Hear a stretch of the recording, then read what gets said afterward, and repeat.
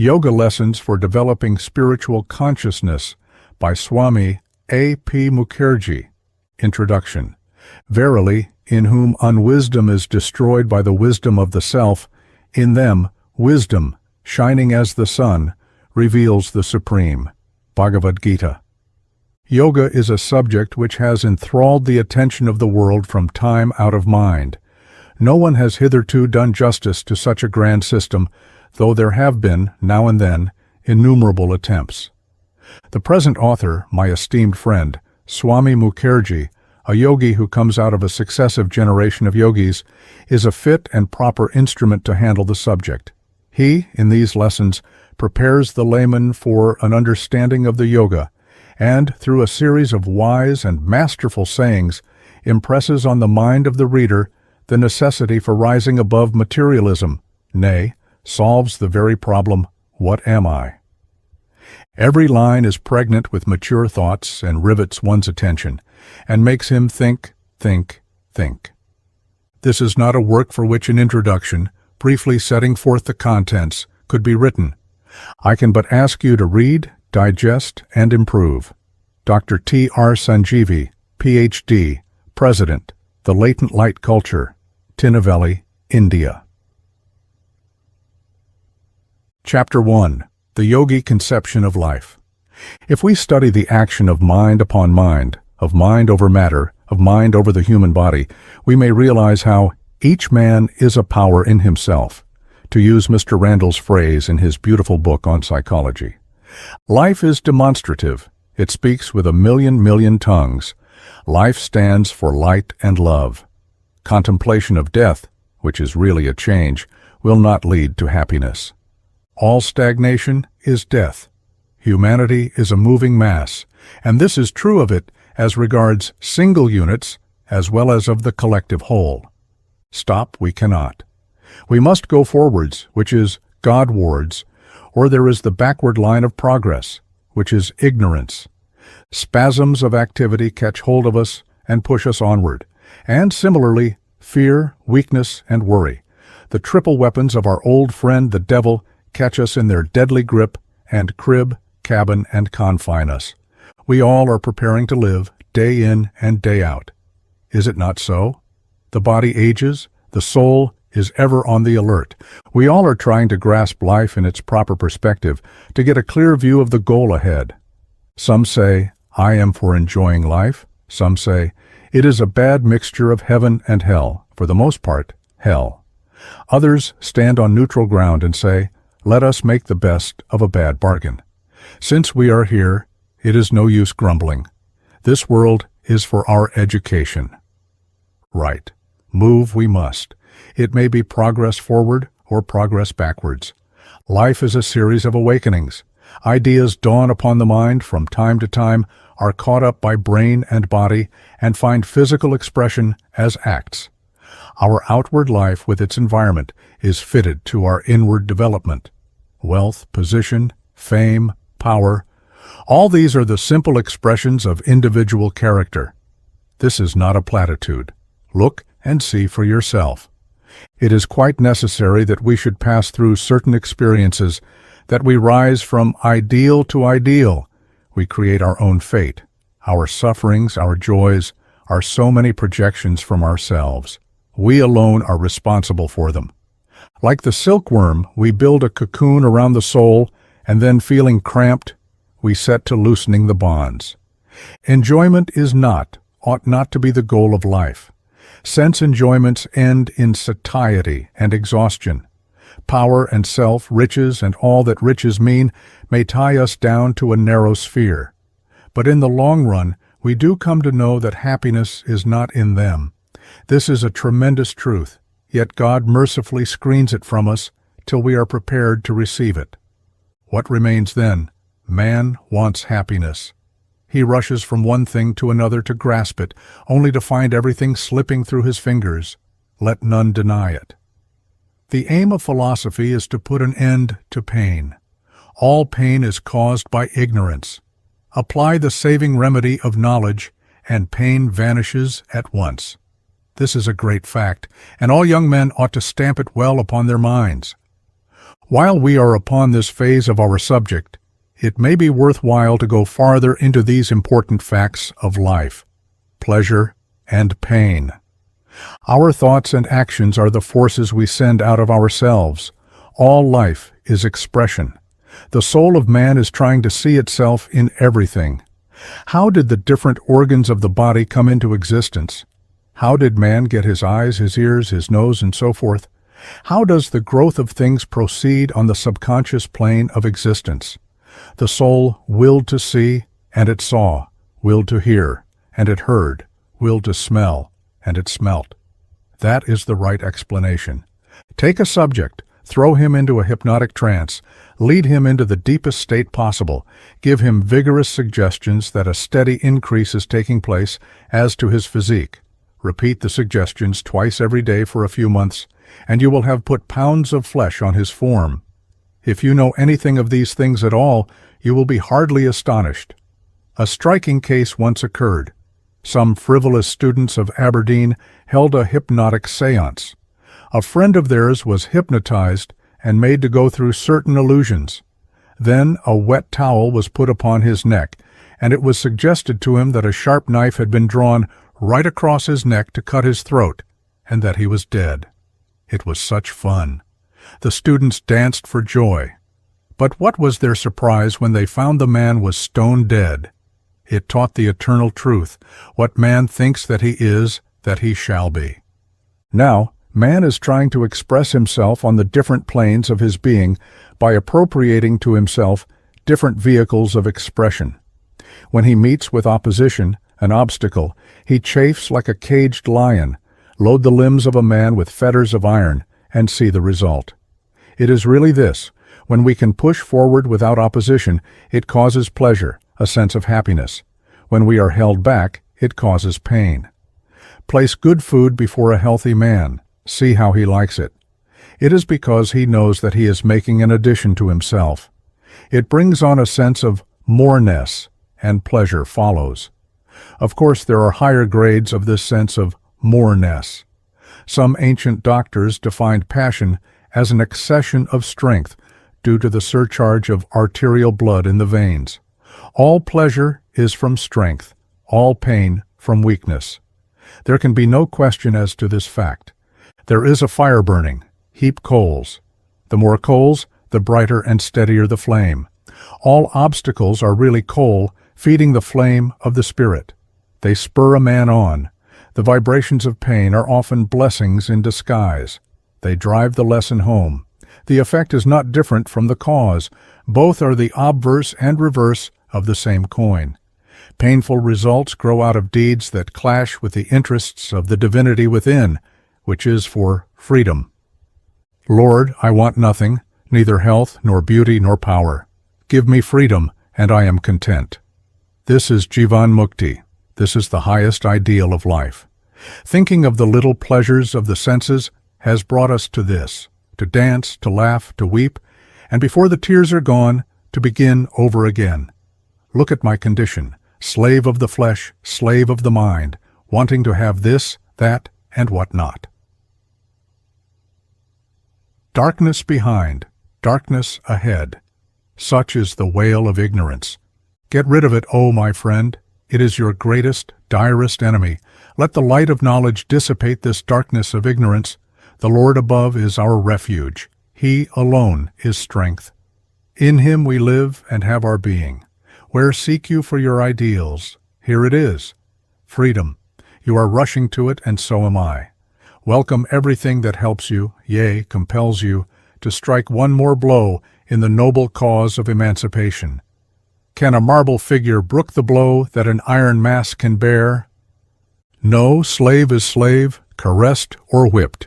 Fetters, though of gold, are not less strong to bind. Thus let us work it out. Let us cut short this show of 5 minutes with death and decay as its sequel.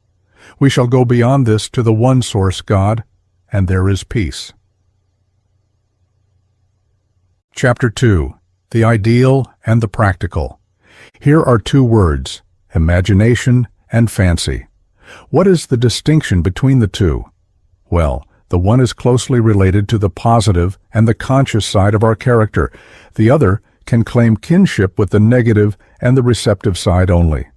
Take a youth starting in life. He has not been born with a silver spoon in his mouth. He is poor and has absolutely none to look to for help of any sort whatsoever. Now, suppose he has spirit, and instead of sitting down and bewailing his lot, he forms a definite plan of conduct, throws his mind forward into the future, and decides to reach a certain state of development.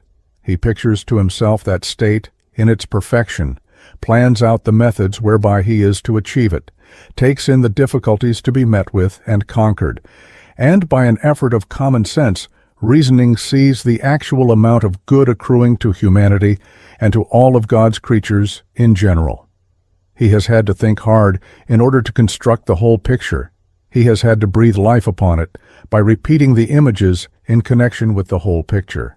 He has had to acquire knowledge, seek the advice of men more experienced than himself, and all the while he has had to keep up a brave and hopeful attitude of mind. And, mark you, he scorns to think of failure. It is for him to try his level best. It is for nature, which is a hard though a just pay mistress, to bring him his reward in its due season. The above is a fair example of the exercise of imagination. Fancy plays us tricks. It is not the man who pulls the strings this time. He simply yields himself to the influence of all sorts of impossible daydreams. His mind is a sieve for thoughts to pass in and out. It is an aimless, idle wandering, and brings ready victims for the pitch-and-toss game of men, whose principle is to do others before the latter can have a turn at them. A man is what his ideals are. If one man with an ideal makes 50 mistakes in a day, the man without an ideal is sure to commit many more. This is a simple truth, yet it will bear repetition here. All muscular actions, whether mental or physical, are simply fragments from the ideal. The life of the ideal is in the practical. It is the ideal that has penetrated the whole of our life, whether we philosophize or perform the hard, everyday duties of life. It is the ideal that has made us what we are and will make us what we are to be. The principle is seldom expressed in the practical, yet the ideal is never lost sight of. Pavhari Baba by Vivekananda. The very fact of the ideal being present in your mind foreshadows its fulfillment. Our thoughts set up a magnetic center within us, like attracts like. Good thoughts draw to themselves corresponding thoughts. This fact is very emphatic. Each tree brings forth fruits of its kind. If we think well, we cannot act ill. The greatness of a man must find its measure in the greatness of his thoughts, and not in the amount of money in his pocket or the bluster on his tongue. Our ideal is the hinge upon which our future turns. We create our own fate. The first essential is to pitch our aims high. Let us look upward and upward alone. Let us pray to God for strength by all means, but let us be prepared to deserve His grace by walking a straight path. If we weave our thoughts around a grand purpose in life, the ideal so formed may take material form any day. Its impulsion may stir up concretions of gross physical matter into activity and may clap spurs to the feet of even a lazy hack. So much for the ideal. If the ideal is to be cherished, it must also be nourished. If you simply sit down and desire to get a thing, you will never get it, and it is good for you that you should not. For the practical side of things must never be neglected. Practice makes perfect. Having set currents of holy desire in motion, we must set to deepen them in intensity and volume. Great actions are only transformed great concentrations. Desire expands the will. Action clinches it into strength.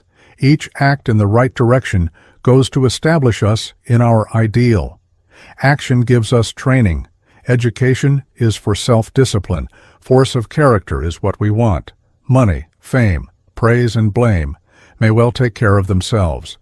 What matters it what the world thinks of me so long as I can think well of myself? Have I a clear conscience? Is my body under my control? Is my mind pure? Do I love Maine? Do I dare to look others straight in the eye? Do I fear anything? The answer to such questions will go to make up the sum of our happiness or misery. A strong will, a steady pulse, a pure mind, these are what we want. But naught comes from naught, ex nihilo nihil fit. Nothing will drop from the skies. See here, my brother, do you want a thing? Is it a good thing? Then take it. Let us deserve what we desire.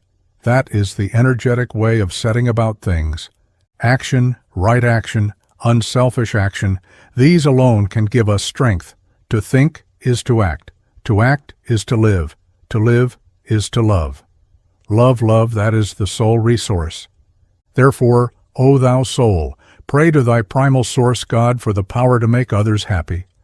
Disease may come, limb after limb may be lopped off, sorrow may strike thee to the core, yet cease not to desire nobly, and to bear thyself in action, yet more nobly. The privacy of your own room, eye of your own mind, is the place where you must play the man. We have long lived under the influence of fear, the firstborn of ignorance. Let knowledge come, and with it its power, courage. This is the supreme lesson we have to learn. Fear leads us from death to death. Courage opens the gate into life, serenity, and joy. Chapter 3. Read and reflect. Whatever is worth doing well. An age-worn saying, but one which cannot be rung too often on human ears. We are mostly selfish, and all blame to us. And this because the light of the Lord within us is so bedimmed by the darkness of the lower nature. Our deeds are accomplished best when we put heart in them, when we see some gain accruing to us. Need I prove this? What is the central pivot we turn upon? Attraction, and its opposite, repulsion. We take an interest in certain things. The former gives us a touch of pleasure, the latter causes pain. Both act diametrically, and the will, unable to assert itself, is unable to draw to itself the happiness-giving objects. Pain racks the soul. The aim of philosophy is to put an end to pain. It does not bring down upon us the gloom of despair, but the sunshine of cheerfulness. Applying this to our actions, we see how philosophy, in the positive sense, is a true helper. It hands us a weapon which cuts through difficulties. The weapon is wisdom. By wisdom I mean a light which is self-luminous. Man has an infinite field of consciousness. This sphere, as it widens out, realizes for us all that we want rightly. Our actions become linked together symmetrically, and at the end of the chain of wise activity is the desired object. It is hence wise to acquire wisdom. How to do it? By unfolding the consciousness. How to unfold? Well, there are many methods, most difficult, but I am going to give you a very easy one, applying which success is as sure as that morning follows night. In the ordinary course of things we walk at a snail's pace, and progress is woefully slow. But we can quicken the pace and climb swiftly by taking ourselves in hand, by training the mind. The mind is a queer storehouse. The schoolboy bakes his brain on a dry course of lessons daily. Why? To train the mind. That is education. Controlling the well-nigh uncontrollable, the ever-moving, ever-vibrating mind. We read a good deal and all to no purpose. Dry learning never brings peace of mind. It never gives control over the mind. It never develops the will, nor does it unfold the consciousness. It simply leads to brain fag, mental cramp. Diffusion of thoughts leads to confusion of results. Now suppose the brain to be a road filled with mud. A carriage rolls down the road. The wheels have left a deep, straight track right along the road. Another carriage passes on and deepens the track. It is exactly so with the brain. One thought passes through it, and a track is made through the gray matter. The intensity of the thought will determine the depth of the track. As we think, nerve tracks are created, and the repetition of the same thought deepens that nerve track. New sets of atoms start into activity. Brain cells are multiplied, and fresh layers of matter cover up these tracks. A similar thought gives them a blow, and they are shaken up, as it were, into new life. Reading conveys suggestions to the brain and induces certain trains of thought. The human will, if it presses a thought with vigor, increases in force, and mental electricity is thus generated. This is thought force in a nutshell. Now, far greater pressure is exerted if we think by ourselves. The fine nerves of the brain put themselves in a state of tension, more life flows into them, and, as this goes on, the inner powers of consciousness, of which the brain is only an instrument, are called forth from their potential into an active, vigorous condition. We should read only those books which yield us fresh, strong thoughts, in a line with our own aims and aspirations in life. People take up a book and start reading page after page with the speed of an express train. The mind is in a state of utter confusion, and but faint impressions are being made. This is most foolish. Haste makes waste, remember? Books contain thoughts.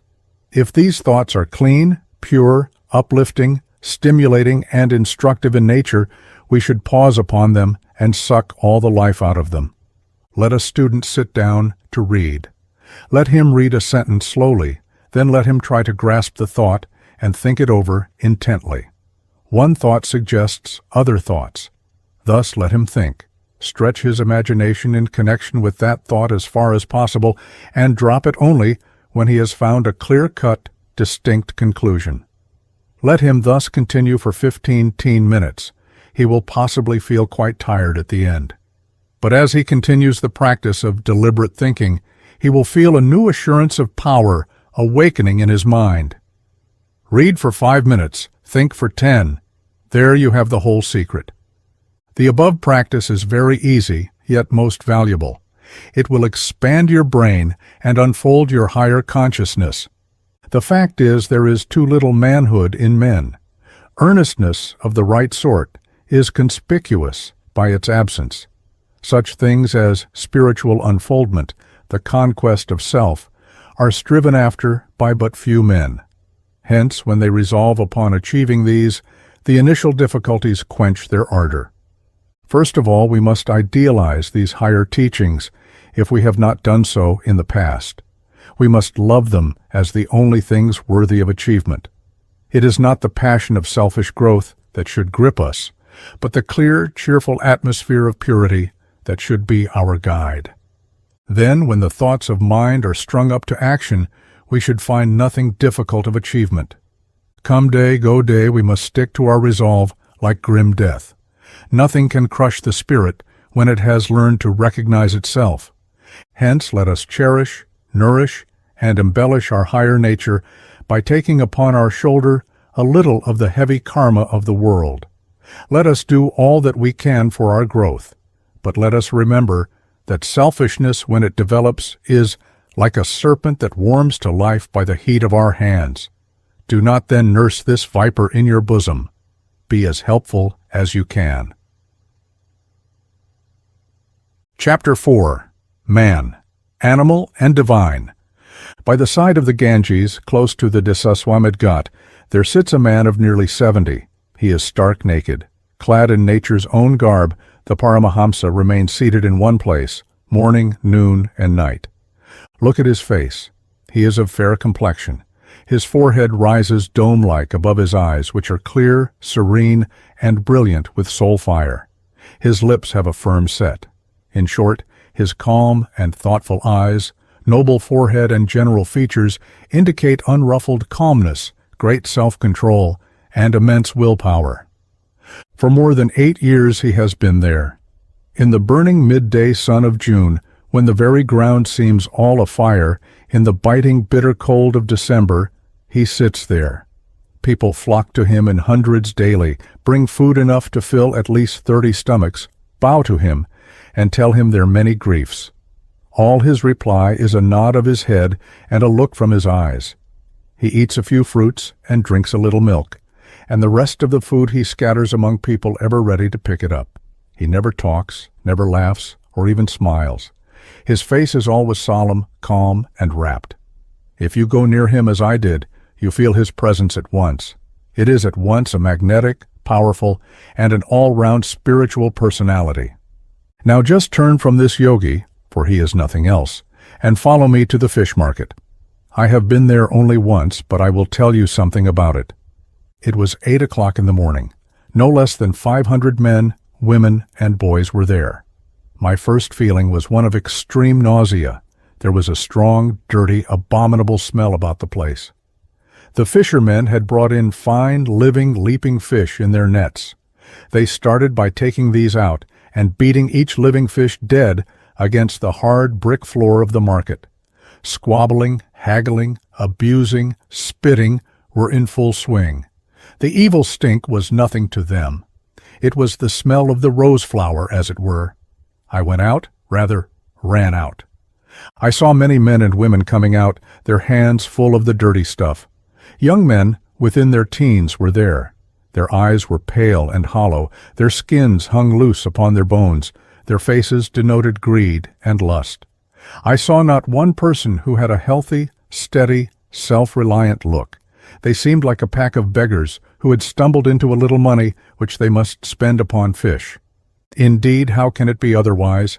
Now, comparing one of these backboneless men with the saint, what conclusion do you draw?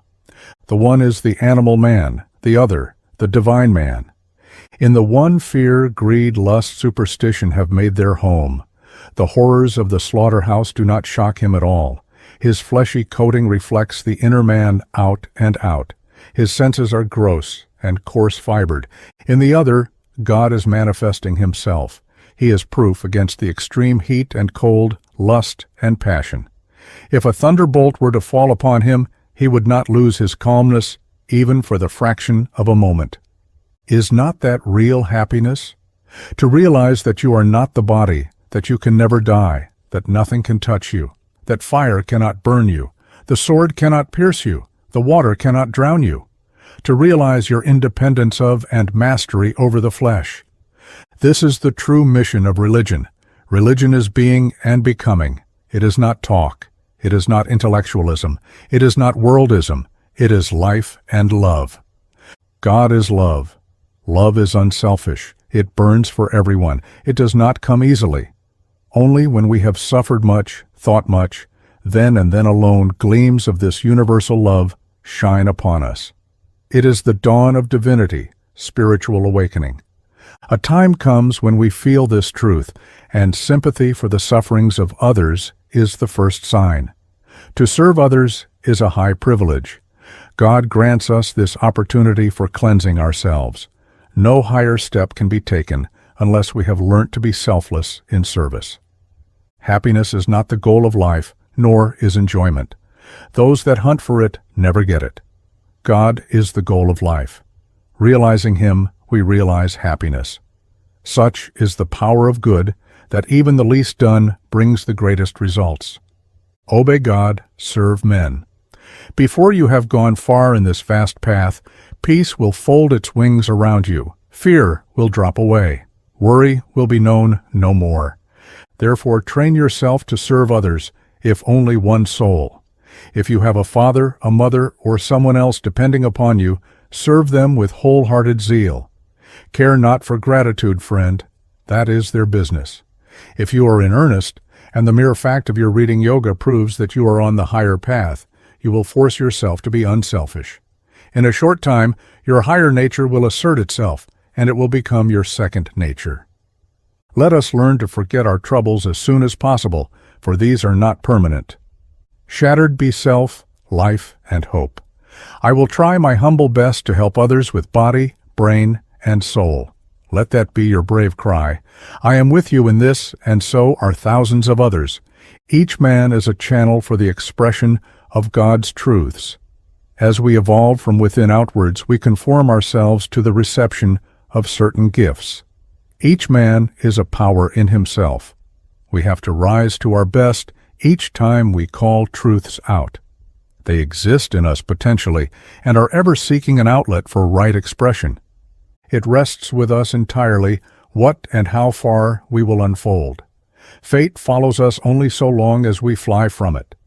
Contact with a stronger mind, a purer heart, is decidedly to our advantage. It acts as a push upwards. You may be poor in riches, but you may be rich in God's greatest gift, purity in word, deed, and thought. You are as great as anyone, mark you. Daily you have to light the lamp of light eternal in the secret chamber of your heart. Right knowledge with its right exercise will wipe out your misery, which is ignorance, the greatest enemy of man. Remember, knowledge is within you and never outside. Let me advise you to read sacred things and then reflect upon them. Study the feelings and thoughts that arise within you. Leave the faults of others alone. Look upwards, but never look down upon your inferiors. If you study and meditate, if you analyze yourself honestly, you shall surely bury all your weakness in the light of knowledge. You will rise to the highest level of godliness in time. Live up to it. If you fail, rise again and again and yet again. Assert yourself, and strength will surely come. Sincere in your wish, strong in your resolve, nothing can stand in your path. Once again I say, look ever upwards and onwards. Chapter 5. Double Consciousness.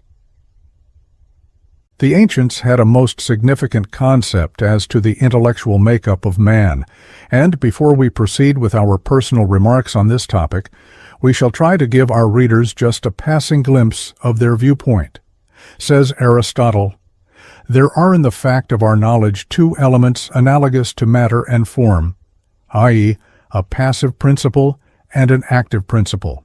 In other words, there are two kinds of intellect, the one material or passive, and the other formal or active, the one capable of becoming all things by thinking on them, the other making things intelligible.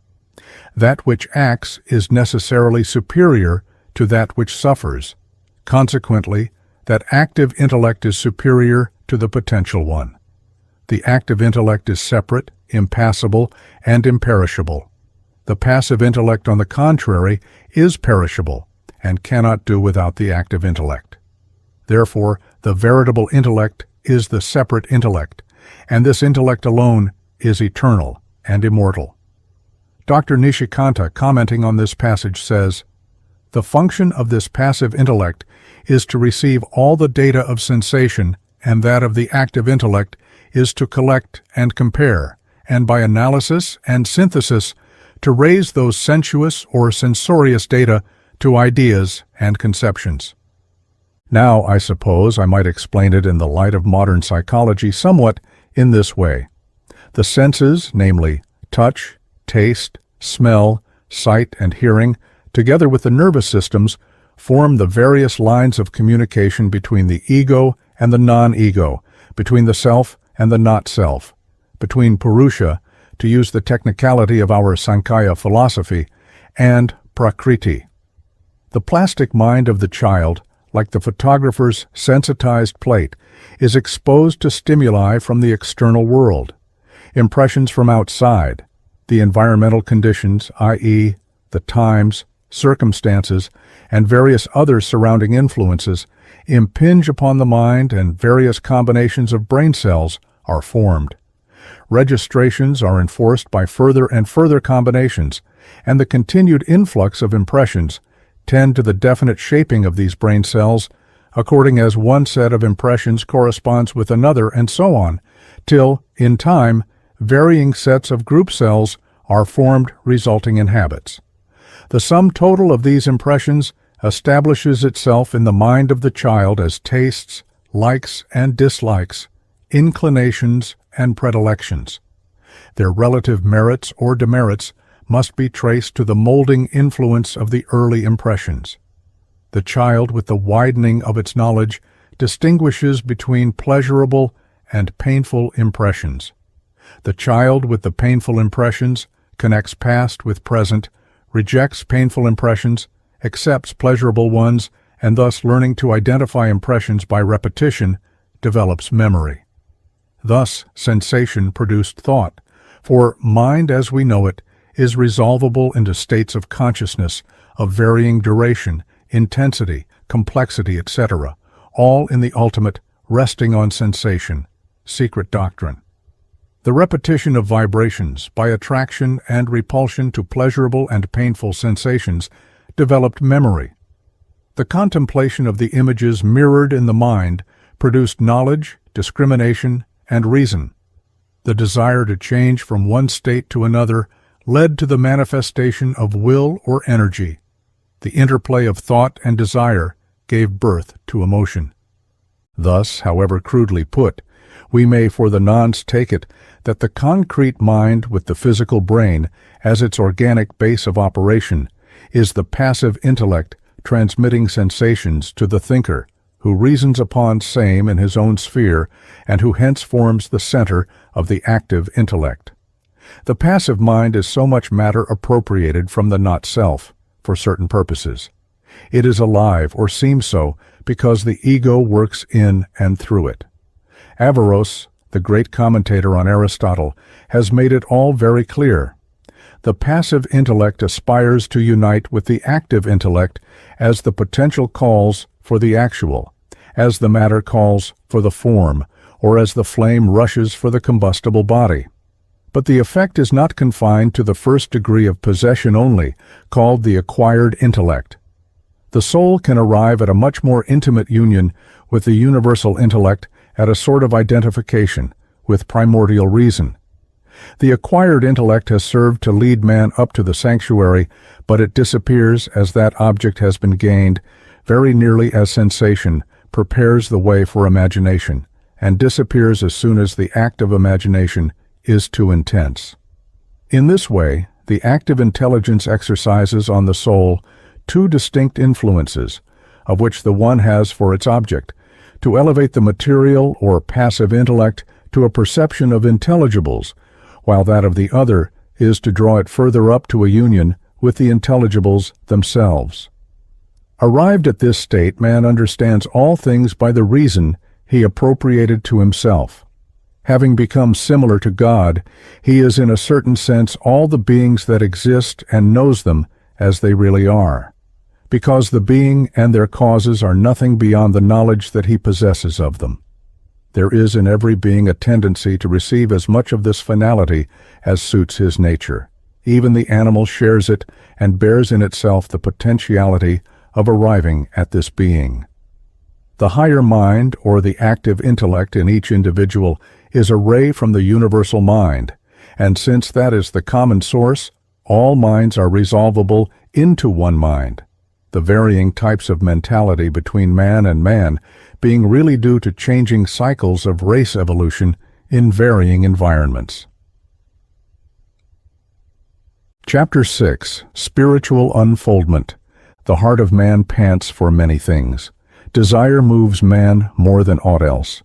Passions may lash up the lake of his mind into 1,000 pulsations. Grief may burn the iron of despair right into his brain, and make him feel as one stranded. All his emotions and feelings may play upon him.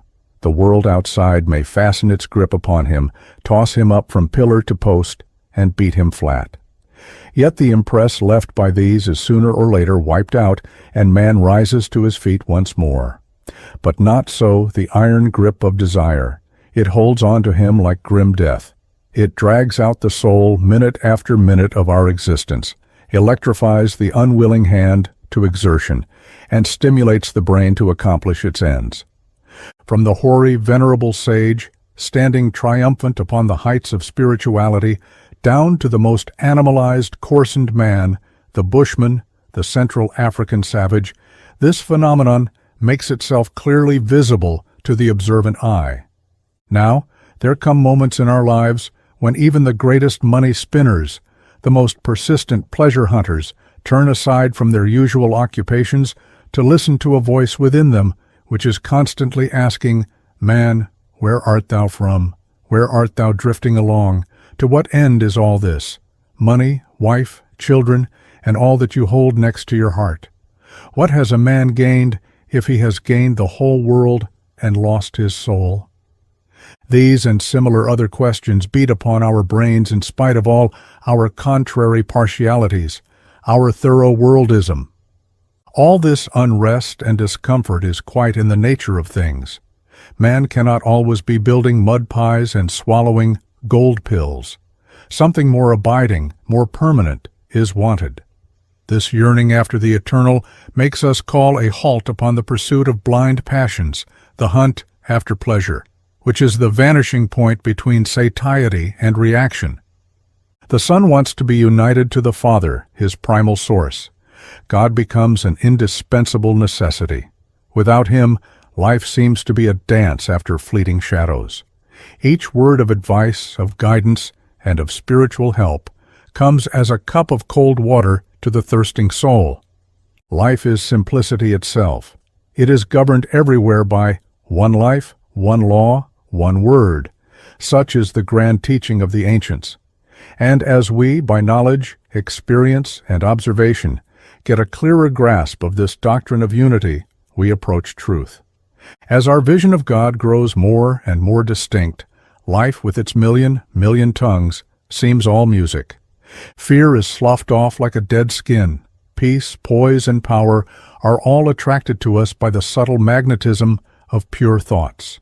Man eyes man with love, compassion, and pity. The fibers of the mind have grown too finely strung to stand the shock of evil thoughts and desires, and these latter fly off from the keenly vibrant mind. Listen to Yogi Ramacharaka.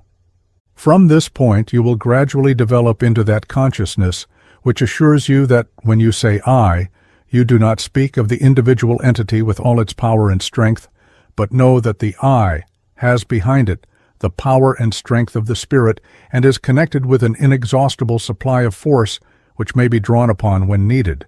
Such an one can never experience fear, for he has risen far above it. Fear is the manifestation of weakness, and so long as we hug it to us and make a bosom friend of it, we will be open to the influence of others. But by casting aside fear, we take several steps upwards in the scale.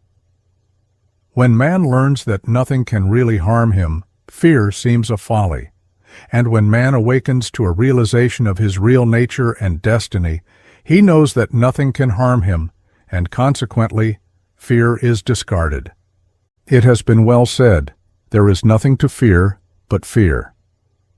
The abolition of fear places in the hands of man a weapon of defense and power, which renders him almost invincible.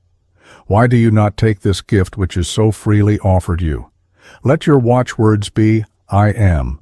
I am fearless and free. The italics are mine. It is a lengthy quotation, but each word will repay perusal. Thus we see that spiritual unfoldment means a gradual stripping off of the dense and subtle sheaths in which man is clothed for the manifestation of the Spirit. What is the Spirit? I can give you but a very poor idea. The Spirit is the highest principle, the most sublime attribute of man.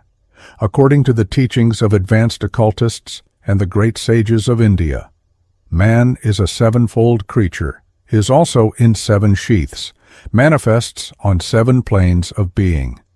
These are according to Yogi Ramacharaka's classification: 7 spirit, 6 spiritual mind, 5 intellect, 4 instinctive mind, 3 prana, vital force, 2 astral body, 1 physical body. Few, almost none of the present race have achieved the 7th principle. The Spirit in man is a spark from the divine flame. It establishes a psychic connection, if I may so put it, between man and the Absolute. The noblest of men, the most wonderful geniuses, the most brilliant masterminds, were the fortunate recipients of a few flashes of the Spirit, which is the invincible controlling power in man.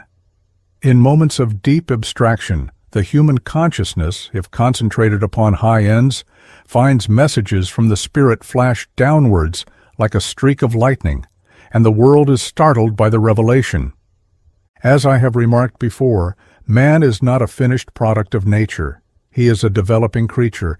He has to master all these sheaths and realize the Spirit within himself. It is a long and serious task. Those that take it up consciously undertake the most trying task of life. Yet we are all going that way. Here are 3 words: instinct, reason, intuition. These are the 3 phases of mind, from the lowest up to the highest. They develop into each other. Instinct dovetails into reason, and reason into intuition. Let us consider them categorically. The instinct is a subconscious intelligence. There is a self-preserving principle of the mind. The animal world illustrates this. One animal fights another, kills another, to maintain its life. The duckling rushes to the water as its natural element. The newly fledged bird wants to be on the wing. The child seeks the mother's breast as its source of nourishment.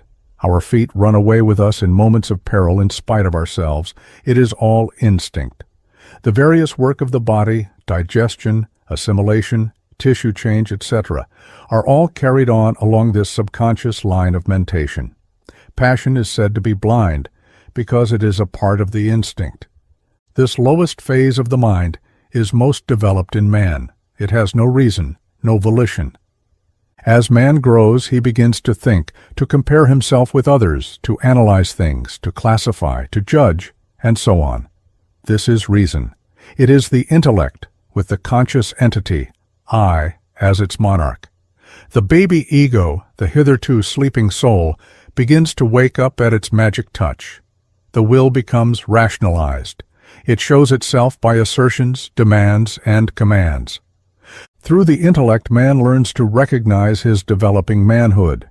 His self-consciousness, the I am consciousness, expands and learns to regard himself as a distinct, living, reasoning being. The intellect controls the instinctive mind. It checks it from picking up suggestions dropped by others. The will, as it develops, swings brain and body, the lust of the flesh, the lust of the eyes, the pride of life, round to its own mandates. The half-developed intellect is a source of misery. It sends fear thoughts, adverse suggestions, into the instinctive mind, which, slave-like, carries out orders blindly. Into the intellect, when it has touched its zenith shades, the spiritual mind, intuition. Intuition passes beyond, transcends the intellect. It is the superconscious mind. All that is considered noble and lofty in the mind comes from the spiritual mind, the brotherhood of man and the fatherhood of God. True religious feelings, kindness, humanity, justice, unselfish love, mercy, sympathy, etc., come to us through slowly unfolding spiritual mind. Intuition is the highest phase of the human mind. It sees truth by direct perception. It is the seat of prophecy, inspiration, and spiritual insight. As the mind becomes calm and controlled, rays of light penetrate it from the realms of the spirit. Prophecy, the intuitive perception of some future event, often shows itself. It is a faculty which belongs to the spiritual side of consciousness.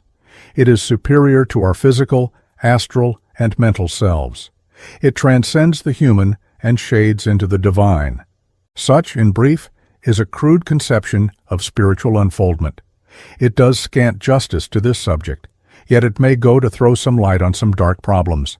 Man is not a sack of flesh, blood, and bones. We are all of us traveling God-wards. We have not been born to dance to the orders of others, nor is enjoyment the aim of life. Some people who have developed a little intellect regard themselves as the crème de la crème of the universe. We are in a higher sphere. Such is the blindness of conceit. Those that cultivate such ideas will find the ground cut from under their feet. Let us pick out our line of action carefully. Let us not go into society and Ishmael with our hand raised against everyone. Selfish, grasping men are the most unhappy of the whole lot of us. Harm watch, harm catch. None of us are spotless. If there is anyone who repels us, let us not hate him. There is nothing to hate but hatred. Wisdom and an understanding of our place in the vast cosmic evolution alone can rob death of its terrors. The warm, living impulses of the heart, if carried out, will surely work for our upliftment. Religion is life. Its mission is to take the animal man out of the divine man and set us free from this cage of flesh. Chapter 7. Cause and Effect. By your great enemy, I mean yourself. If you have the power to face your own soul in the darkness and silence, you will have conquered the physical or animal self that dwells in sensation only. light on the path. The above sentence embodies in a nutshell the very cream of the yoga philosophy. It is the quintessence of occultism. The lips of wisdom are closed, except to the ears of understanding. You who read this will profit thereby only if you are bent upon spiritualizing yourself. The one thing that I want of you is earnestness, not the earnestness of a small pot soon hot style, but one deep, abiding, and constant impulsion that shall compel your being right through life. There is a widespread impression amongst those of the West that the yogi is fit only for the lunatic asylum. But before you so clap them into bedlam, please read, mark, and inwardly digest this lesson and judge it on its merits alone. Never utter these words, "I do not know this thing, therefore it is not true." One must study to know to understand, and understand to judge. The man whose thoughts are matter-bound is treading upon beds of quicksand. He is sitting upon a mine that may explode any moment. The only safe course is the life of the spirit. Those that lead this life seem to live and breathe in quite a different sphere. They are the true yogis, the first fruits of humanity. In matters of self-discipline, they neither spare themselves nor others that would learn at their feet. To those moles that are still burrowing into the mud, their methods, ever drastic, appear far-fetched. But this is emphatically not so. The yogi is thoroughly rational. He has a profound intellect. He is the picture of health. He is full of kindness and pity. He is ever self-sacrificing, ever strong, and as to chastity, he is the very embodiment of it. He simply radiates purity. Wherever the yogi goes, he seems to cleanse the very atmosphere of the place by his mere presence. He is calm, serene, and even-minded. He has almost superhuman self-control. In the moment of action, he is the man of cool nerves, of level head, and great penetrating concentration. One mental scientist in America puts health upon the heights. Why? Simply because there are 50 millions there who are disease-ridden, and many a suffering one is a moriturus, i.e., at the point of death. This is the result of materialism.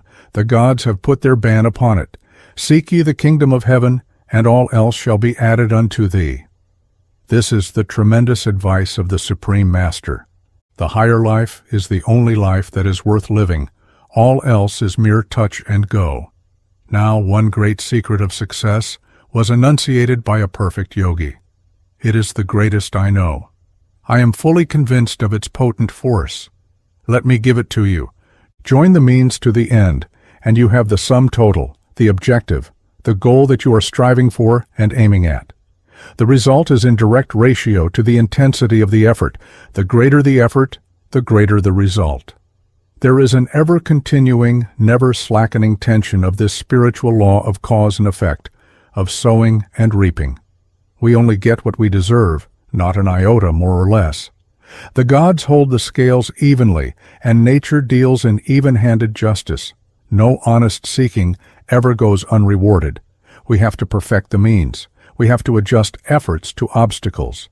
If the action is incoordinate, so shall be the result. Give, and it shall be given unto you. Everything is in a circle. What we do, that we have. In taking all possible care of the means, you are simply starting currents of force into activity.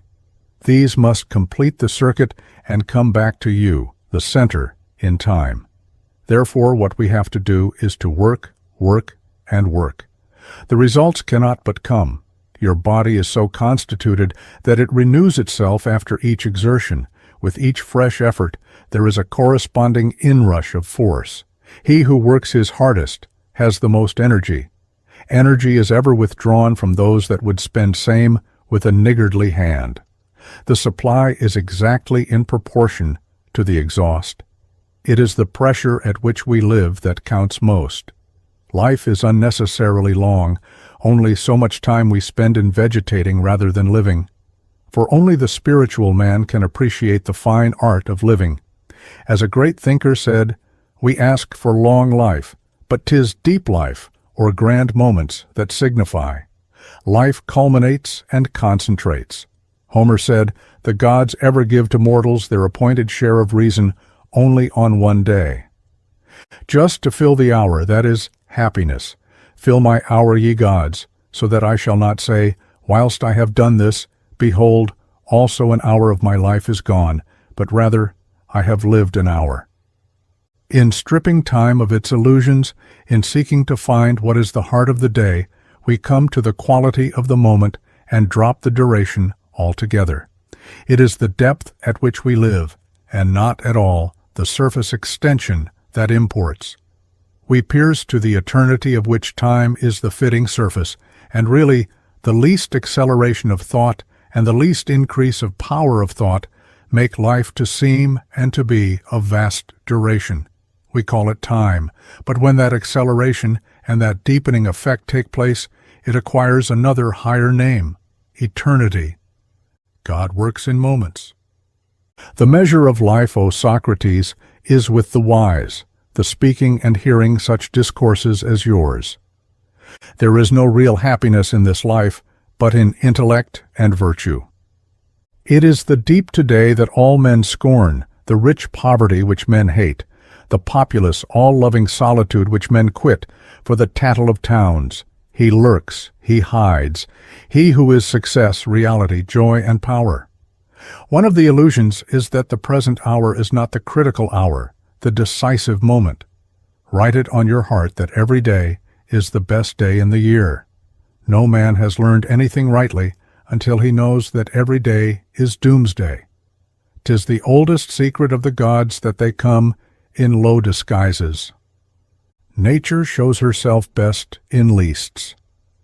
The above are just a few thoughts to convince you that each stroke, each swing of the will, each moment of utter devotion to the means, each hour of day, uncongenial labor, each spell of painful, patient concentration shall count in the eternal summation. Hence pay homage to and worship the means. Honor the present moment. Set up the strong present tense against all else. The present moment is the crystallization of the past. Build into the structure of the past the richest and finest materials, vitalize it with the rich red lifeblood of youth, and surely, most surely, the spirit shall shine out in all its columnar majesty. Your past is laden with the cumulative force of thoughts, desires, and actions.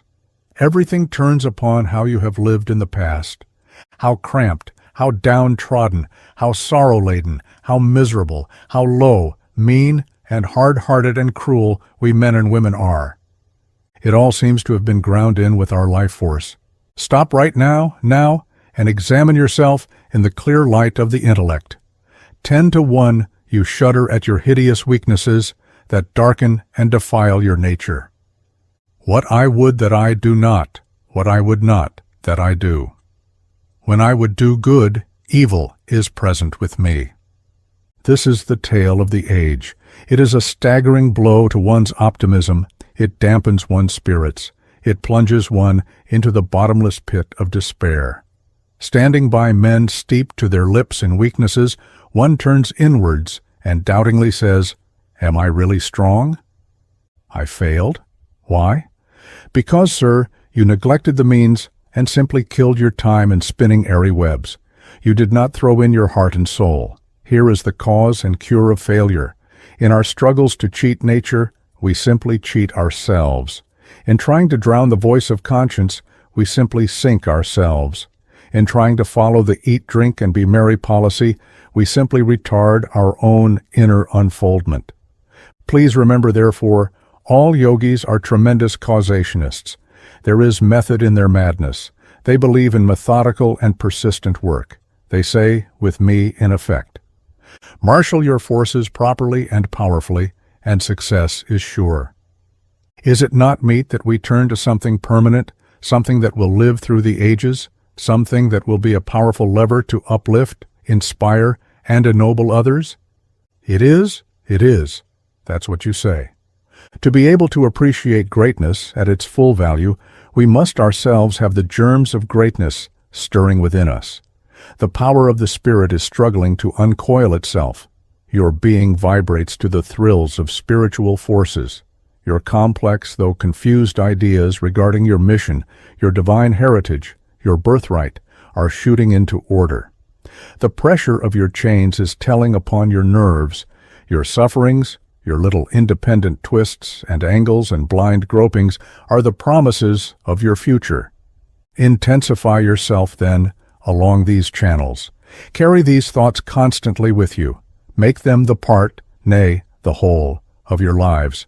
They shall fit in everywhere. Ever they ring true. I hear this complaint from many men. I am deeply impressed when I read these things or when you talk of them to us. I am full of noble resolves. I feel quite different from humdrum humanity. But alas, the impression wears off as soon as the world demands my attention. That shows positively that the latter compels your nature. The superficial glamour of worldism claims you for its own, as Mephistopheles claimed Faust. Your carnal and sex-sensational tendencies occupy the principal seats in your nature. Your talk of the higher life is vapory in the extreme. You are like Clarence Glendon in Lytton's Zanoni. Unsustained aspiration would follow instinct, but is deterred by conventionalism, is overawed by idealism, yet attracted and transiently inspired, but has not steadiness for the initiatory contemplation of the actual. He conjoins its snatched privileges with a besetting sensualism and suffers at once from the horror of the one and the disgust involving the innocent, others, in the fatal conflict of his spirit. Mirror of young manhood. Chapter 8. Man the Master. Men are going up an ascending scale of existence. Some have their feet still planted upon the lowest rungs of the ladder. Others have climbed higher and higher. At the start, the functions of life are all performed upon a semi-conscious plane. The law of life is for progress, struggle, achievement, and realization. The force of this law swings the physical and mental mechanism of man to its own beneficent purpose and propels them to action. Progress at this stage is on the subconscious plane of mentation. The soul is in a comatose condition. Impacts from the physical world, the driving power of the lathe of progress, evolution, and the inherent powers of the soul all combine to push us on. Man's central being is infinite bliss. I am happiness itself. I am unhappy because my eyes have grown blind. Yes, man has forgotten his real, divine nature. Cycle after cycle of activity thus goes on. Man is being worked upon by a divine law whose stern mandate is, awake, arise, and stop not, till the goal is reached. Not all of us hear it thus. The pious Christian devoutly believes, "Oh, there is an evil force, Satan, whose arm strikes me down. Good Lord, thou alone art my refuge." In praying thus, he believes in the infinite power of the Absolute, and since nothing is lost in the economy of nature, he delivers a concentrated suggestion to his soul, which alone is infinite. He believes that his prayer will bear fruit, and it does. In believing, he delivers the right blow, and his belief is fulfilled. It is a very good thing to pray, to believe that Providence is always playing with your destiny, to believe that a mighty Mephistopheles is laying traps for you, to believe that the body dying, the soul does not die, to believe that God alone can save you. The good side of it lies in your repulsion of evil. Fear and at times love of the infinite make you cleave to good. But do not stop there. Your attitude is out and out a negative one. You cannot always stand by your none too well-grounded convictions. Facts go to prove this. In this world you often see a man born in poverty, squalor, and sin. He has not a single chance in life. Then, take a man born to the purple. There is nothing to vex him. Plenty stalks majestically in the land. He has but to wish, and it is fulfilled. Everything that God commands is for the best, you say. Perhaps his father is to blame, someone would say. First, why should I be punished for the sins of my father? Secondly, why should I not be created as my friend is? Why should everyone laugh at my physical, mental, and spiritual endowments? How do I deserve this? God's ways are inexplicable, you say. Very fine indeed. Friend, God does not love mystery-mongering. He can never give us pain without rhyme or reason. My experience tells a different tale. God is love. He acts in open daylight. We go to church and say long prayers for sins committed. We shall commit that same sin again and again, and we shall cease only when repeated blows rub the lesson home. You must cease from this. It has back of it the most painful results. Man is punished not for his sins so much as by them. Nature, with her pitiless ways, cannot claim mercy for herself. Her laws are hard. Be it a sin of commission or of omission, your escape is impossible. This penalty bears a mission peculiar to itself. Ely is a blessing in disguise. It is the merciful knife of the surgeon. If there is loss, pain, suffering, disappointment at one pole, it is all counterpoised by the ripening of experience, wisdom, knowledge at the other. Hence, measured on the scale of compensation, all pain, come it how it may, must be faced with patience. Pain comes in jangled vibrations, seems to asphyxiate the whole man, strikes us down for the needed lesson. In suffering, we pay our debts. The burden is lightened. Sin and suffering are twins, and separation is impossible. How we wish we had been let off scot-free, how like miserable shirkers we wish our bed had no crumpled rose leaves. Yet would you, who weep and lament, be minus the experience and wisdom you have stored up through efforts to brush pain aside. No right have we then to rule off pain as a visitation of a wrathful deity. Rather, we shall see cause and effect, not somewhere and sometimes, but everywhere and always. That is the position of strength. Every sweet has its sour. We shall confront fate with fate, fire with fire, and, standing aside, see the one eat the other. The end of all philosophy is the destruction of pain. Not milksops and lunatics, but men of iron courage are philosophers. Philosophy is thought past and purified through the fire of the living spirit. It is deathless, birthless truth established in the constitution of man. Clay and clay differ, they say, so thought and thought vary in power, tenacity, and texture. Man is a living magnet. He attracts, he repels, he draws in his own, he throws out what is not related to him. As Emerson, the Western child of Eastern thought, sings, "And all that nature made thy own, floating in air or pent in stone, will rive the hills and swim the sea, and, like thy shadow, follow thee." Just that comes to us which is ours by right of thought, just that flies off from us which is not ours. What we seek we shall find, what we flee from will flee from us. As Goethe said, what we wish for in youth comes to us in heaps in old age. Everything on the zone of our mental vibration will be ours. Remember, you who read, thought is a mighty force. It is your friend. It is your enemy. As your ideal in life, along that line will everything flow. You are a spark from the eternal fire, and as is proved in higher mathematics, the parts of infinity are an infinity. You too are infinite. God re-exists in each mortal form. His light shines full upon your consciousness. You wish, you command, you demand, you assent, and you get what you want. Though you go to sleep, your thought, if sufficiently vitalized by concentration, will come to pass. Determine the breadth, the solidity, the soundness of the plank of life you stand upon. You are your master. Knowing and realizing this, you shall step up to the highest and best in life, and with firm hands pluck the fruit you would taste. The sweet, the bitter, or the bittersweet taste is according as you choose. Where and what is fear then?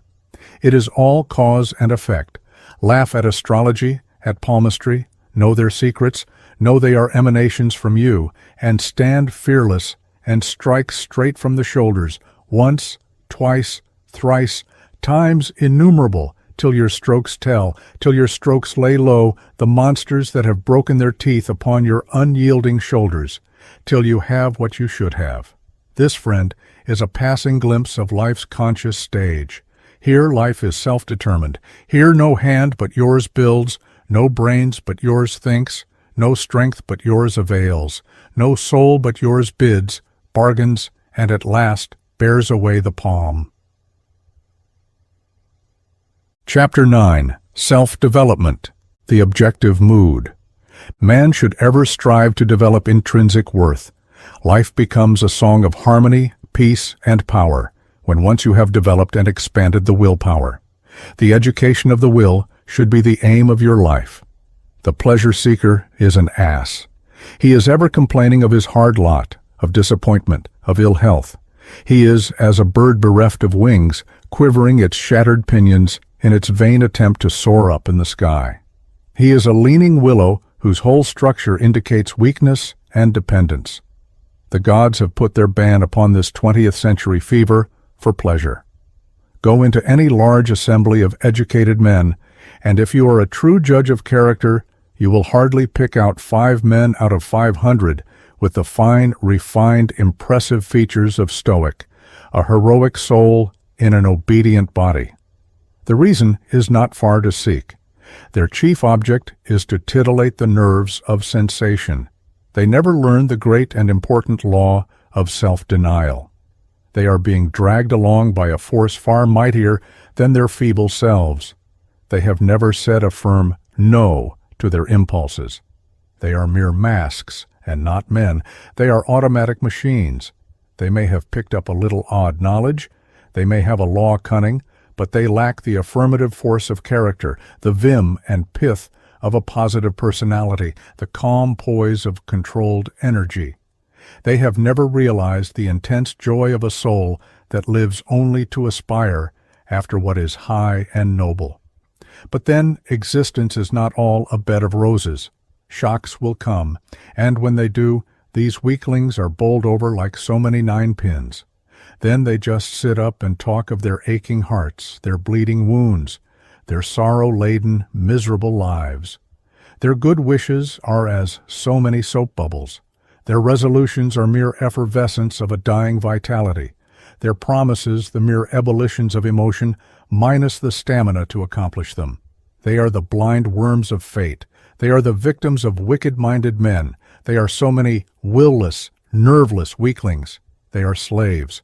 Why? Because they are in the clutches of ignorance.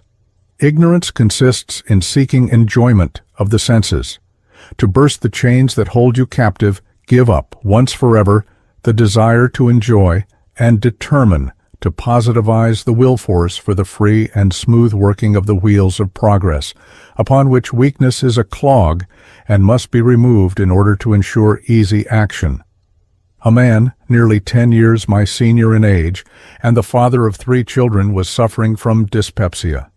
It had become chronic. His was a purely nervous trouble. He was sorely afraid that his stomach had lost all power to digest food. For months he had been ailing. The doctors could give no aid. His fear was always realized. At last, after quite 3 months of painful suffering, he one evening came to me. "Can you do anything for me?" "Not knowing the trouble, I cannot prescribe the cure," I replied. "But what am I to do?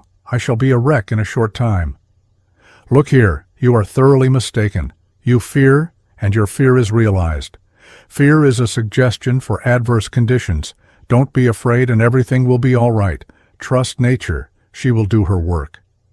"But how can I master this fear? It paralyzes me and my mind." "Very good," I replied energetically. "Will you obey me?" "Yes," he said. "Don't touch any food for 7 days." He promised. He had never gone without food for 7 days. He fasted for just 2 days. On the 3rd day, he felt famishing for food. He must eat. He did eat. The food was digested. It is 6 months since he had this trouble, and from that time till now, he eats freely and digests freely. When the fear comes over me, I just determine to stop eating, and that drives away my fear, he said. The psychological explanation is simple. His determination to stop eating was an antidote to his fear. The former was a positive denial of the power of the latter to overcome this man and it scattered the force of fear. By evident analogy, you can conclude that the mere determination to kill out the desire for enjoyment will bring about a tremendous change of thought habit and crush your weakness. If thy right eye offend thee, pluck it out. However keen your suffering, you must determinedly pluck out of your nature everything that weakens you. Rest assured, this step, desperate as it is, shall ever strengthen you, and, although for the moment you may suffer the torments of hell, your path shall open out freely. Do not yield. Do not care for life. Die, if need be, but die a strong man that refused utterly to yield to illness. Your flesh may not be able to stand the strain of such action, but your spirit shall live and grow stronger. However, except in extremely desperate cases, the flesh ever helps the spirit when the latter is strong, and the body and the life forces at once become the best possible cooperators with their master. Hence, determine to stand guard by your high nature. Draw the line between your animal and your divine nature. Cleave to the latter, happen what may. Remember, my readers, doing alone teaches doing. Therefore, determine to perform your duties according to the dictates of your inner nature, your conscience, your intuitive nature. This is the objective mood, doing, and not dreaming. You shall be at the top of your condition if you ever obey the suggestions of your soul, for your heart shall never tell a lie, although your tongue may. Determine to be master of your mind, and work at this concentration exercise daily with earnest and hopeful steadfastness. Sit up at night in perfect silence. Hold yourself steady bodily and mentally. Then begin to tense your will. Feel and say, I am this very moment mastering my mind, now, this moment, now. Insist on immediate mastery. Do not say tomorrow, but say this moment. Set up the strong present tense against all else. Do not give up till you are quite exhausted mentally. Do it with perseverance. It will set up strong vibrations that will destroy the weak atoms of your brain and thoroughly establish a vigorous tone of thought activity. Practice will bring light. Inspiration comes on the vibratory wires of strong thought and strong action. Action, muscular exertion, will tune your mind to a responsive condition, will clinch your intentions into strength and motive power to your entire nature. Learn to tense your will. Learn to be positive to evil suggestions, either from your own nature or from that of others. Have a spirit of your own. Determine to do a thing and do not desist while there is even a breath left in the body. Greatness could never be a prize for cowards. Only the brave, the pure, the strong, the determined can reach the goal. None else, none else. Chapter 10. Developing the Spiritual Consciousness. The mind which follows the rambling senses makes the soul as helpless as the boat which the wind leads astray upon the waters. Bhagavad Gita. Man is man by virtue of willing, not by virtue of knowing and understanding. As he is, so he sees. His hopes and aspirations are in exact proportion to the depth and power of his will. For, says Emerson, the height of the pinnacle is measured by the breadth of the base. He is the microcosm of the macrocosm, the little world of the big world. The universe exists for the self. Such is the dictum of the sages.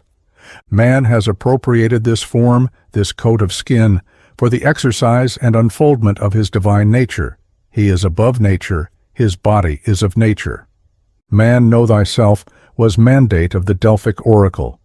All your efforts, your joys and sorrows, your ups and downs, are to this end. You now grasp this thing, soon you drop it. Then you grasp that thing, soon you drop it. Not this, not that, you say. This is the speech of negation. Neti, neti, not this, not this. You who are infinite in essence drank deep of the waters of Lethe, and falling under the magic spell of Maya, forgot yourself. You have ever since then been identifying yourself with nature, with your form, the not-self. You do not see that this body, this brittle casket of clay, is for disintegration, for dissolution. You love it to infatuation. You draw the cruel, merciless knife across the neck of poor, defenseless animals to gratify your lower nature. This body must live, though I eat burnt flesh, rotten flesh, to keep it alive. Man would eat man if his digestion did not get upset thereby. Do not say, no, you animalized, ignorant soul. You swallow camels, and yet you strain at gnats. Thus, through extreme attachment to your form, have you contracted your soul, hypnotized yourself into a finite being. You alone can strip off your limitations and stand in your native splendor once again. To realize this is to realize divinity, is to transcend nature. As you learn to control nature within you, so will you control things outside of yourself. So shall your great, all-potent will shine out to the universe. Man's will is God's will. What is of God is God. The infinite exists in full stature in each living, breathing form. Hence, to know yourself is to know God. You are bliss eternal. You, the infinite, became confined in sheaths of matter. Your real, immortal self shines aloft. But what little was caught up by the physical mechanism of consciousness fell senseless under the hypnotic suggestions of Maya. Yet an impulsion from within is pushing you on. This is the desire to achieve happiness, which is a distorted reflection on the physical plane of your own blissful self that is on the spiritual. It is the natural magnetism of your real self that is drawing you up. Ends ascend as nature descends, said Swedenborg the mystic. All things are in a scale, and begin where we will, ascend and ascend. All things are symbolical, and what we call results are beginnings. Emerson, on Plato, the philosopher. So long as you are flung about under the influence of passions, your progress will be clogged. The soul is under the thrall of matter, just as a muscular pair of wrists may be loaded with fetters. It is trying to burst the shackles that chain it down. It is passing through a transition stage. Its continued effort to free itself thoroughly and entirely is the promise of the future. Conquest comes. Yes, conquest comes. I have not read these 2 words. I do not repeat them to you like a parrot. It has been given to me to feel the fact. Do not say, I cannot. It is beyond me. Say, I can. It is in me. So will you conquer. This ascension of the soul is the development of the spiritual consciousness.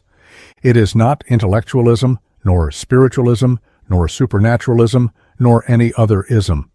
It is the quickening of your evolution on the spiritual plane by the upkeep of a systematized line of thought activity, plus the self-determined exercise of volition. It is the polarization of the human life force up to a high pitch of concentrated exercise of the willpower in man. The task is not easy of accomplishment. You can achieve it only by dedicating a whole lifetime to it. It is worth your while. Aim at thoroughness. Take up the suggestions I pass on, dream them out, think them out, act them out. Your aim is the subjugation of the animal soul. Have no other aim. When one becomes freed from the bondage of the senses, he transcends all material relations, and realizing the inward light, regains his knowledge of himself. This, a realization of the truth. It dwells beyond mortality and fear. One thing at a time, and that with your entire heart and soul. The ideal you have set up for yourself must absorb the best and the richest forces in you. Introduce the thin end of the wedge. Each stroke shall drive it deeper. Do not scatter your energy. Do not burn your candle at both ends. The secret of success is concentration. A man may be an omnivorous reader. He is a walking encyclopedia. His brain is a Bodleian library. Yet he has no worth, no intrinsic qualities that can give him that breadth and depth of dignity that go out of a man possessing inner force of character. Remember, you are deathless, birthless. You live in the eternal. One lifespan can be but a short one at best. Therefore, arrange your forces so that they shall flow in one even continuous stream along one line. The man who has thus lived upon 5 ideas in one life will command more than your jack of all trades but master of none man ever can. You must stand body and soul for your ideas, taking up each and quietly working them out in life. This will avoid much friction and ever ensure a clear and steady brain.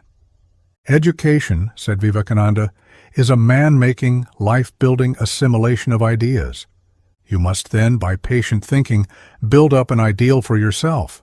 This done, give up all dreaming, all castle building, and start in for the work.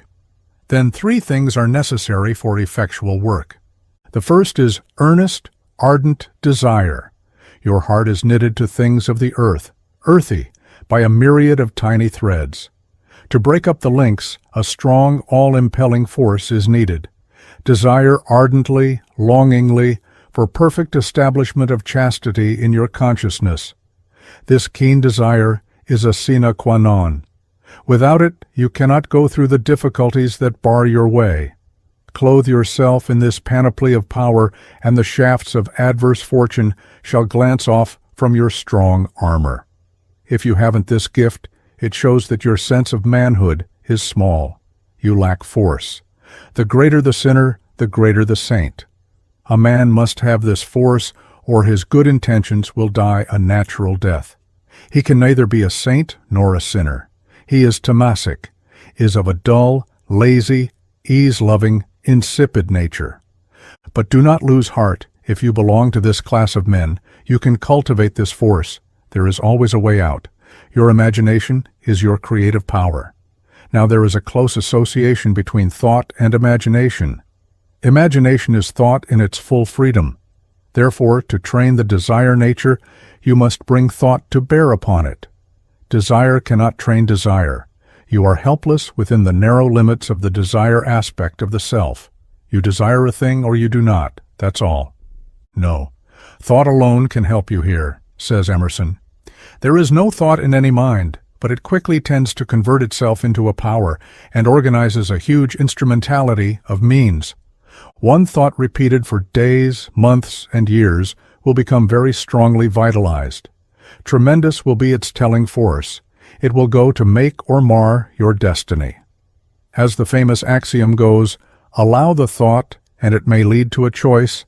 Carry out the choice, and it will be the act. Repeat the act, and it forms the habit. Allow the habit, and it shapes the character. Continue the character, and it fixes the destiny. Thought, then, is the fine cause. Stamp it well upon your mind. It is a tremendous fact.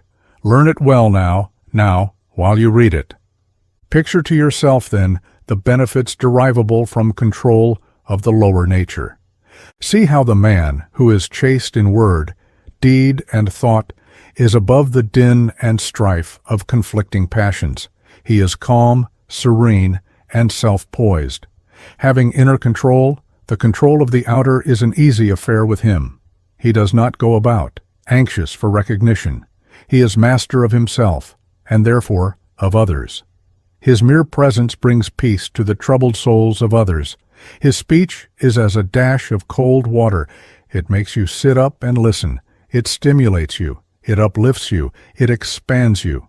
Nothing is impossible to you. You seem or feel as if you were another being. The chaste man has communicated himself to you in all his fullness and breadth of nature. He has stirred up forces in you of which perhaps you were never before conscious. See how the chaste man seems to purify the very air he breathes. See how dauntless is the courage that bubbles up from within him. See how he is idolized by humanity. The mere sight of him puts new life and vigor in others. His power of doing good seems to have an inexhaustible reservoir behind it. Thus go on picturing to yourself the all-inclusive uses of chastity. This is the positive process of visualization, mental photography. Now, if your case is desperate, one of long standing, take up the negative process.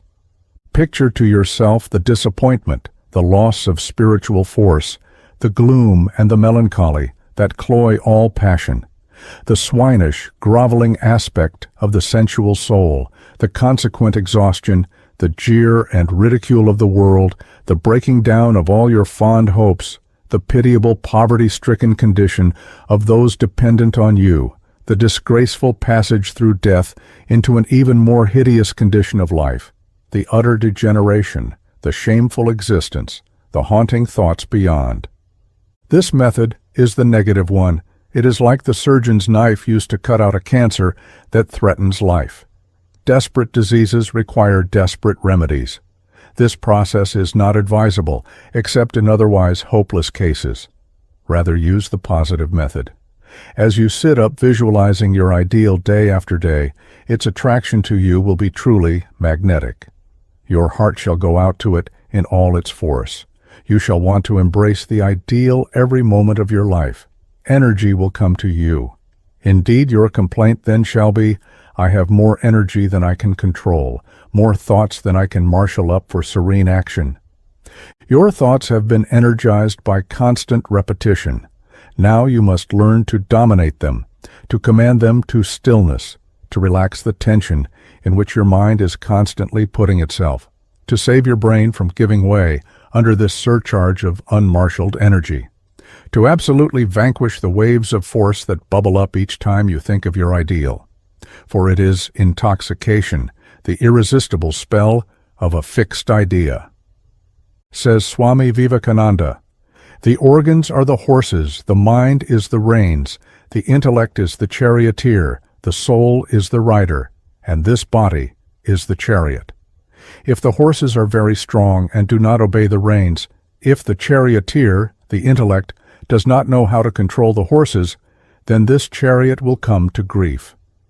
But if the horses, i.e., the organs, are well controlled, if the reins, i.e., the mind, are well held in the hands of the charioteer, i.e., the intellect, the chariot reaches the goal. This, then, is the line of action. Developing the will force, the second of the three requisites I spoke of. What is the principle of development? Exercise. How did Ram Murti develop his splendid physique, that today is the wonder of the world? Exercise.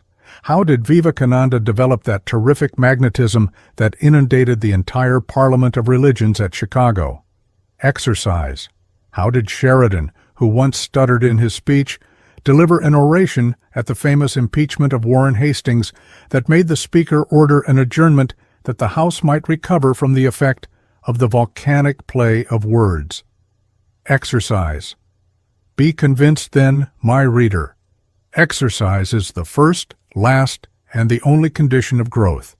The human will is the grandest culmination of all the complex workings in the realm of consciousness. Schopenhauer, the philosopher, puts, will atop of all else in nature. It is a grand thing, this human will. Its influence over man is one of compelling, forcing, driving, impelling, overpowering, commanding, demanding. This force is essentially masculine.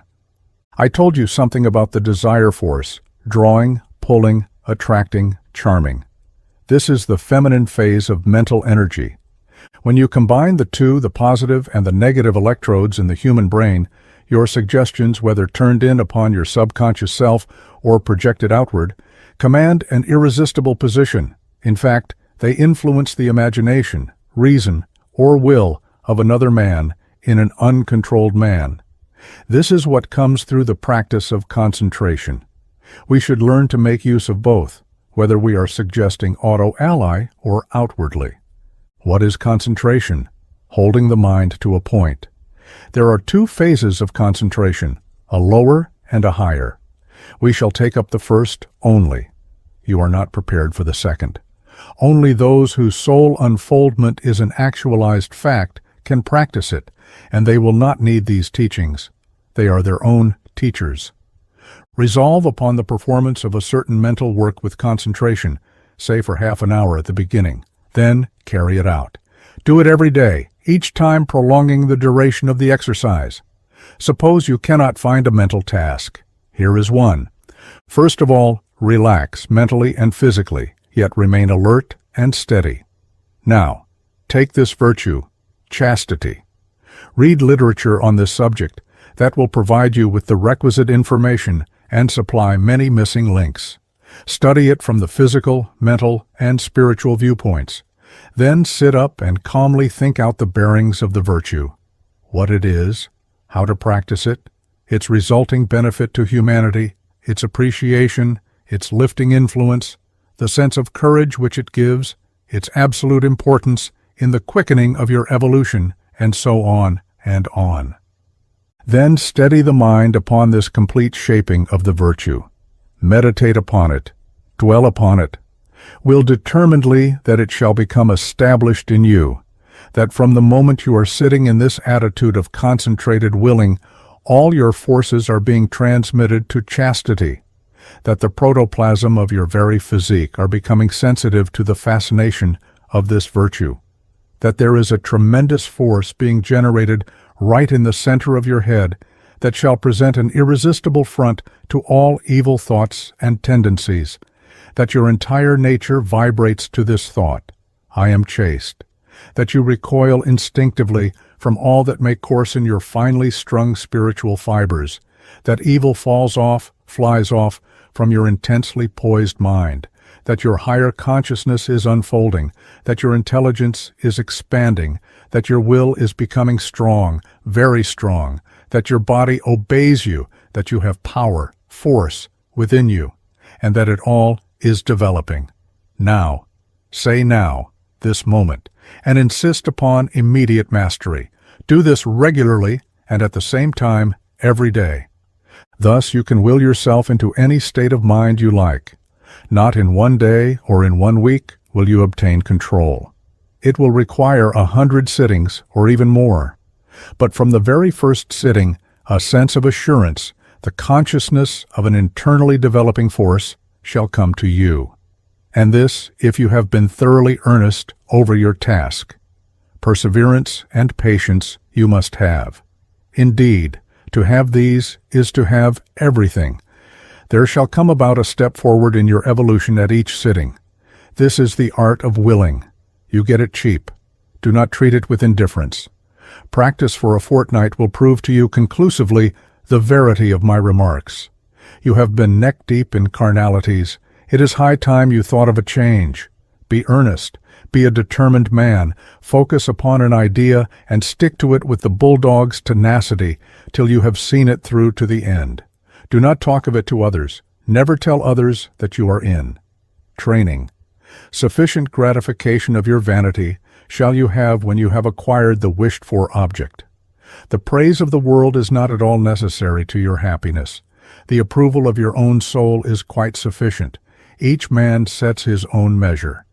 If you believe that you are uniquely fitted to be a virtuous, pure-hearted man, so will the world also. Stick to your own. Do not be a busybody, for then you shall be nobody. Be an earnest, thoughtful man. Stand rigidly by your ideal. Do not force it upon others. But do not be forced out of it. Simply be earnest. To your own self be true, and it must follow, as the night the day, thou canst not then be false to any man. The third requisite is a keen and broad intelligence. You must not go and buy a pig in a poke. You must not drive a nail where it won't go. By steady and much thinking, you shall be able to expand this faculty. Learn to study in the manner taught in Chapter 3. Read and reflect. There you have instructions that you may well utilize. You will be amply repaid for the trouble of rereading it. Books supply missing links and give you the loose end of suggestions which you can work out at leisure. Read little, think much.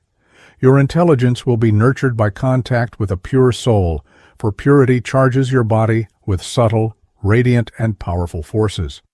Socrates declares that if some have grown wise by associating with him, no thanks are due to him, but simply, whilst they were with him, they grew wise, and not because of him. This is the secret. The vibrations of a stronger mind impinge upon your receptive consciousness, shake up some of its grossness, and implant seeds that, fructifying in the long run, work for your spiritual upliftment. Associate with good men. Let their thought magnetism encircle you and exercise its subtle, mysteriously spiritualizing influence upon you. The mere contact will act as a living force and awaken your latent powers. It will shed benediction by its mere touch. Spirituality is not intellectual gymnastics. It is the life, and life alone can convey life.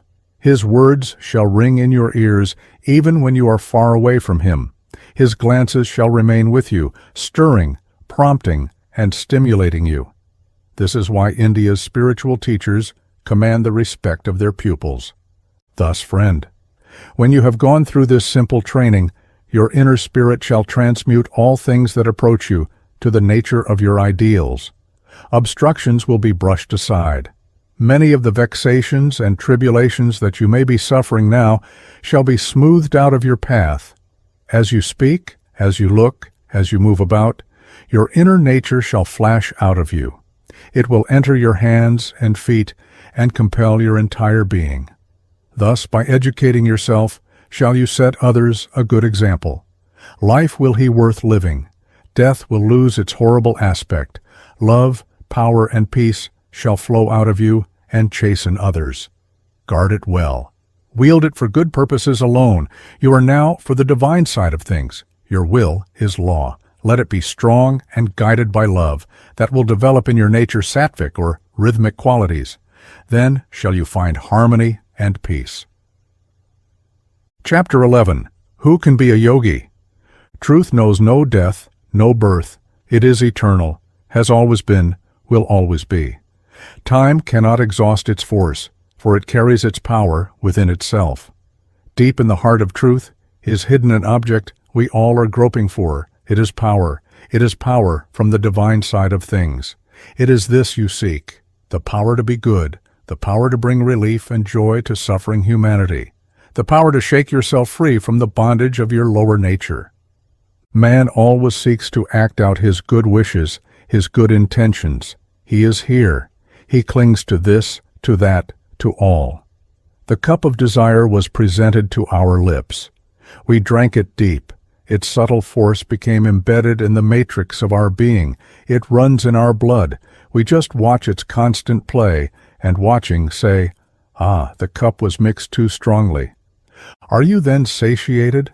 Are you tired of being tossed about, of being manipulated for the accomplishment of impermanent ends, of being in the grip of death, despot, and devil, of being ridden over roughshod by the forces of evil, of being a slave to fear, a subject to wear and tear, of being the blind worm of fate, the puppet of adverse conditions, conditions that cut up your opportunities in life into tiny bits and scatter same to the winds of heaven, of being hungry for the flesh pots of gold and greed, of being in the thrall of fear, of worry, of animalism, of worldism, the most shallow and painful.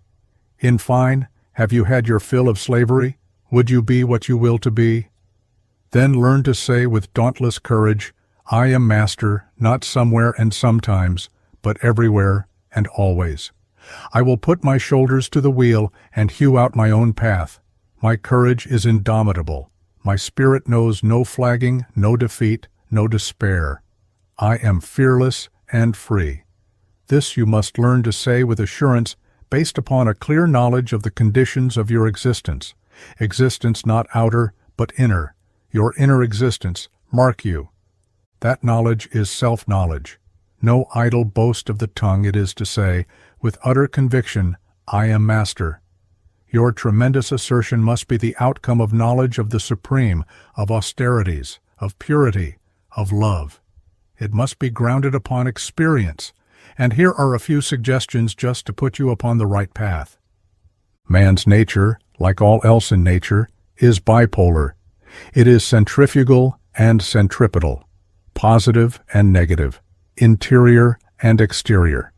He is a living, breathing, powerful magnet.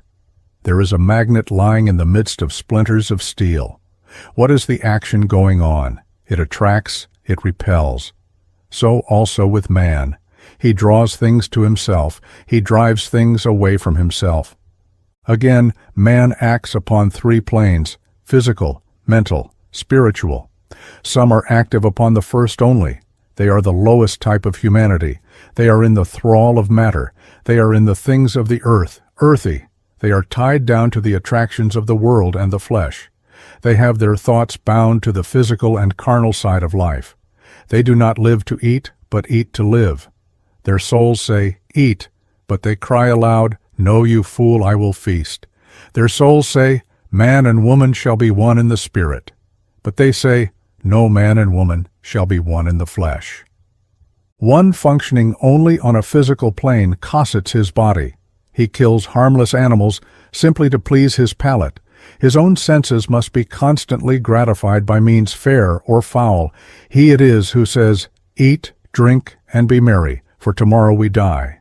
Ye gods, I have dined today, tomorrow do thy worst. The physical man is the lowest man, the blind worm of fate, the slave of his desire nature. He is the domestic tyrant, the cruel Shylock insisting upon his pound of flesh, the oppressive ruler, the coarse-fibered beef and beer-bread eater of burnt flesh. The physical man cares little for God, except when the wolf is growling at the door. But when pain batters his brow, when his child, whom alone he perhaps loves, is writhing in pain, he thinks of God, goes to church, and prays for the pardon of sins he will commit again and again and again. How woeful is this state of mind! Yet it is not necessary. We have all been through this experience. So if we come across one such, we must not shun him, but rather we should try our best to give him a lift. He is the object of our compassion and not of hatred. Remember always, those who hate others for being evil are themselves evil. The face of another man is the mirror in which I dress my own. If I am evil, I shall see others as such. To the jaundiced eye, everything appears yellow. My eyes act blinded by my own evil tendencies. Perhaps I am beginning to fight evil in myself. Hence, when I see another worse than myself, I see evil in a magnified form. I therefore feel my indignation rise up against it, and I hate the evil man, for is he not the embodiment of what he appears to be? This repulsion is in me, because I myself am struggling with evil. The man who is subject to fits of righteous indignation is really himself very imperfect. He instinctively clings to stern rejection of an evil as the only way to escape it. But when your conquest has risen to a height of assurance, you do not hate. You pity, you help. Now, man not being by any means a finished product of nature, but only a developing creature, full of immense potentialities, cannot, even if he would, remain a permanent fixture in the narrow sphere of the physical senses. Impacts from without, the slings and arrows of adversity, the ups and downs of life, are dashing up against his sleeping consciousness. They are so many blows to open up his mental horizon. It is sufferings that drive lessons home and propel the dormant consciousness along the endless track of spiritual evolution. Extremes meet. What is the state of the zoophyte or of the stone? Complete absence of thought. Perhaps a faint, imperceptible vibration. Now tell me what is the state of the highest man, the adept, in the superconscious stage, in nirvana, complete suspension of thought, complete quietude of the otherwise intensely active life forces. Then is the adept in samadhi the same as the zoophyte? No, no, no. The difference is wide as the ocean. The first is one of intense bliss, the last is one of total inertia. From this viewpoint, we can continue the parallel. Man's physical equipment is played upon by three special forces, sattva, rajas, and tamas: rhythm, mobility, inertia. Taking the last first, we see that tamas is inertia. The tamasic man is lazy, dull, inactive, weighed down by his own sensual thoughts. He has no control over himself. He is lifeless. Digestion and sex absorb his vital forces. His formulae of life are eating, drinking, and breeding. Having no strength, no inner force of character, resistance of evil is an utter impossibility to him. He plays today to the rich for the loaves and fishes of office. He higgles, he cringes, he weeps, he whines. He goes about trying to please everybody, and thus he pleases nobody. The smile of the rich is his sunshine. The empty praise of fools is his crowning victory. When evil presses him down, he cries aloud, "What can I do? I am so weak, such a sinner." He is thus condemning himself, unable to resist evil, for he does not resist but simply sits down and wrings his hands and beats his breast. He hates himself. It is all kismet, is his wail. Ah, this superstition, how vice-like is its grip on the Tamasic man. Once upon a time there lived a Persian king who commanded the angelic as well as the human worlds. Paris and houris of transcendent charm, slaves, djinns, gods, animals, all obeyed him. This powerful monarch had a very wise physician at his court. This physician was master of all occult knowledge. Vast was his learning, deep his erudition. The finer forces of this tremendous universe had no secrets for him. The king, in one of his odd moments, sent for him. Great master of the mysterious in nature, solve me the riddle of birth and death, solve me the riddle of fate. Thus spoke the monarch. Gracious king, replied the physician, fate wears an inscrutable face. It sways all. Prove it, challenged the king. The physician then had a jar brought up to him. He prepared certain combinations of herbs, known only to the ancient Kabbalists, and put them into the jar. He then had the jar hermetically sealed and handed it to the king. King, I have gratified your whim. My lifespan covers 24 hours more. 6 months after you shall open this jar in the presence of all your courtiers. Out of the jar shall emerge a bird of royal plumage. Let the bravest man be ready to ride after this bird. Let his steed be of the fleetest and the best in your stud. This bird shall fly over 600 miles. The horseman must follow it alone. It will at last perch itself on a tree of great height. It will then begin to pluck its splendid feathers one by one and eat them up. It will next begin to tear up its legs and eat them up. It will then plunge its beak into its own stomach and, drawing forth the entrails, eat them up too. Let the horseman stand beneath the tree and watch the bird closely. As soon as the bird has eaten up its whole body except the neck and the head, let him ask it 3 questions, and the answers shall be quite correct. 24 hours later, this great occultist breathed his last. The king had everything arranged, and the physician's son, a young warrior of great prowess, consented to follow the bird. 6 months after the jar was opened before the whole court. Up flew a bird of wondrous beauty. Light flashed from its body. With an ear-piercing cry, the bird winged its way through space, the youth riding after him. At last the bird alighted on a tall, stately palm tree and began to eat itself up voraciously. Now the moment approaches, said the brave youth exultingly. But hardly had he uttered these words than a terrible, acute, unbearable pain shot through his brain. It was toothache. Whilst the youth was thus writhing in exquisite suffering, the bird spoke, "Brave warrior, be quick, my head and neck remain. Quick, put the questions, or I eat up my neck also." But the youth was crawling in pain. His senses had fled. Yet making an effort, he asked, "What is the remedy for toothache?" "Zambour, the instrument for extracting teeth," came the ringing reply. "What is the remedy for toothache?" "Zambour!" cried the bird again. "What is the remedy for toothache?" "Zambour!" sang out the bird for the 3rd time, and vanished from sight. The king, when he heard it, felt deeply chagrined. But what could he say to the youth? "I would have done the same thing," exclaimed the just monarch sadly. "Who can triumph over fate? Therefore conquer the flesh before you question the mysteries of life." It would be the turning point in the life of the Tamasic man if he could say, "I will resist evil." His non-resistance is due to weakness and weakness alone. Then comes the Rajasic man, full of activity, his brain toned up to a tremendous pitch of energy. "Nothing shall stand in my way," is his determined cry. "I will resist." He does not sit down and bemoan his lot. He does not talk of destiny, his evil star, his guardian angel, his fate.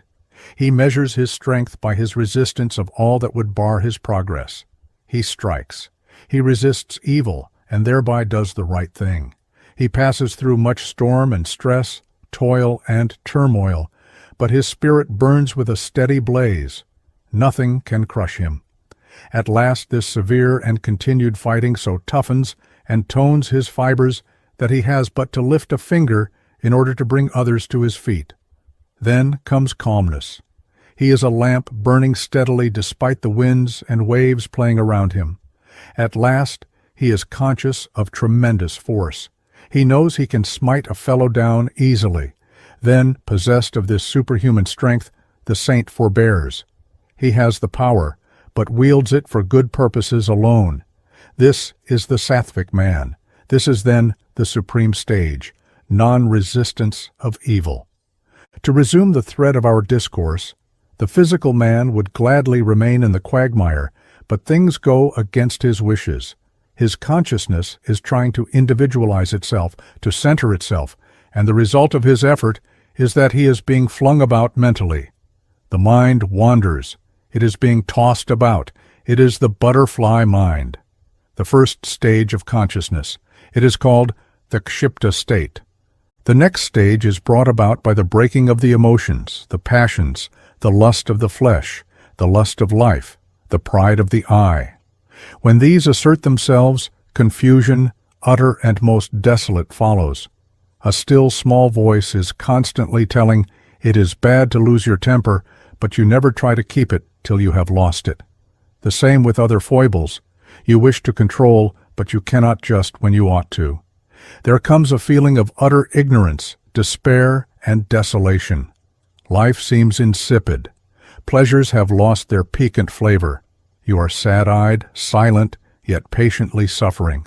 The crucifixion nails are being driven in. The pain is acute. This is the mudha state.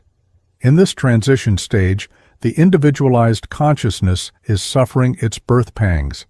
It has yet to cut its wisdom teeth. The gold is being put into a furnace of fire that the dross may be burnt off and the pure metal come out in all its shining splendor. But consciousness is a series of sudden awakenings with a sure belief in its actual existence. Thus, at last, the man who has been willing earnestly to achieve self-control draws help to himself. Men superior to him mentally and spiritually, books rich with useful information, thoughts laden with force, all are drawn to him.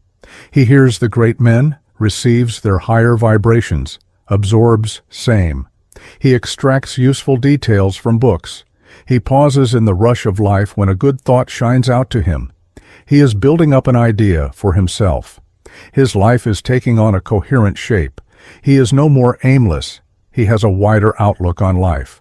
Blissful visions of the perfect man that he is to be one day float before his eyes. Peace comes and folds its wings around his once pain-stricken life for a few moments. No achievement has yet come to him.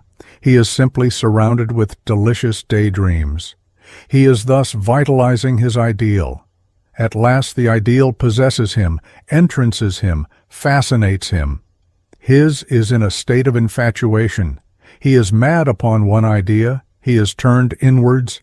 Externality is no more his bane. Thus perhaps he goes through life dominated by one idea. This is the third stage, vikshipta, the state of preoccupation through love, ambition, etc. Genius is madness, they say. So it is. This man is approaching yoga. He is under the magic spell of a fixed idea. He may, under its influence, reel off into monomania, or he may suffer martyrdom. Maniac or martyr, he stands for an idea. This man, who instead of being possessed by one single idea, possesses it and controls it, touches the higher consciousness. In the third stage, this eternal traveler learns viveka, discrimination between the real and the unreal, between the outer and the inner. In the fourth, he learns ekagrata, one-pointedness. He carved out a statuesque ideal of himself. He has to actualize it, to vitalize it, to realize it. Now comes the state of practice, of training, of discipline, of asceticism, of austerities, of vairagya, dispassion, of solitude, of utter devotion to his ideal. He is unattached. The world is no longer for him. His whole mind is concentrated, focused upon his ideal. He is a stoic of stoics. He is above pleasure and pain, praise and blame, virtue and vice, and all the other dualities. He knows that he cannot have the one without the other. No longer does he tremble. There can be no fall now, he says. I live in the eternal. I can never die. My ideal is mine already mentally. I shall bring it down to the physical through continued exertion. I have started the fine causes. I have introduced the thin end of the wedge, and each stroke shall drive it deeper. This stage is the fifth stage. Niruddha, self-controlled, takes or does not take, chooses as he wills according to the illumined will. This man can effectively practice yoga. This stage corresponds to activity on the spiritual plane. Further, Patanjali tells in that these stages of mind are on every plane. Now, my reader, if you are undergoing training, think well over what I have said. It is but little at the best, yet it will help teach you to realize your own state. In the first and second stages, yoga is impossible. In these, you are in the womb of pain. But take heart, thou brave one. Pain is to be accepted. It will chasten, toughen, and strengthen you. Hence, flinch not. If in the third, you are nearly ready for the treading of the higher path. Short indeed is the transition from the third to the fourth, from thence to the fifth, and thence to samadhi. The last you need hardly aim at. So difficult indeed is its achievement that the mere contemplation of it will dash your spirits. Effort, intensity of the will to achieve, earnestness, purity, devotion, tenacity of purpose will bridge the distance of time for you. The light shining upon us is but a fitful glimmer. We shall strengthen it so that it shall burn steadily, calmly, evenly, right on through life. Do you hear this call? It is not a call to arms, to bloodshed, to manslaughter, to worldism, to sham supernaturalism, to present-day spiritualism. It is a call to asceticism, stern, self-imposed, and severe, to self-sacrifice, to chastity, to manhood, to continence, to mercy, to brotherhood, to life, keener, harder, fuller, more sensitive, to love, pure and simple. Here you touch the apex of bliss. Here you drink God's sweet soothing elixir at the pure fount of life. Here you realize all that you have been hungering for. Here learn to say with the dear blessed Swami, each soul is potentially divine. The goal is to manifest this divinity within by controlling nature, external and internal. Do this either by work or worship or psychic control or philosophy, by one or more or all of these, and be free. This is the whole of religion. Doctrines or dogmas or rituals or books or temples or forms are but secondary details. Vivekananda.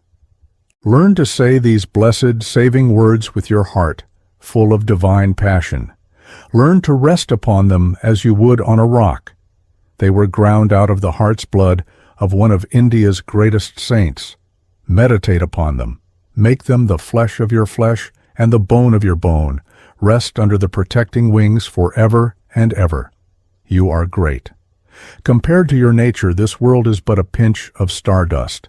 Lightning can but smite your body at worst, not you.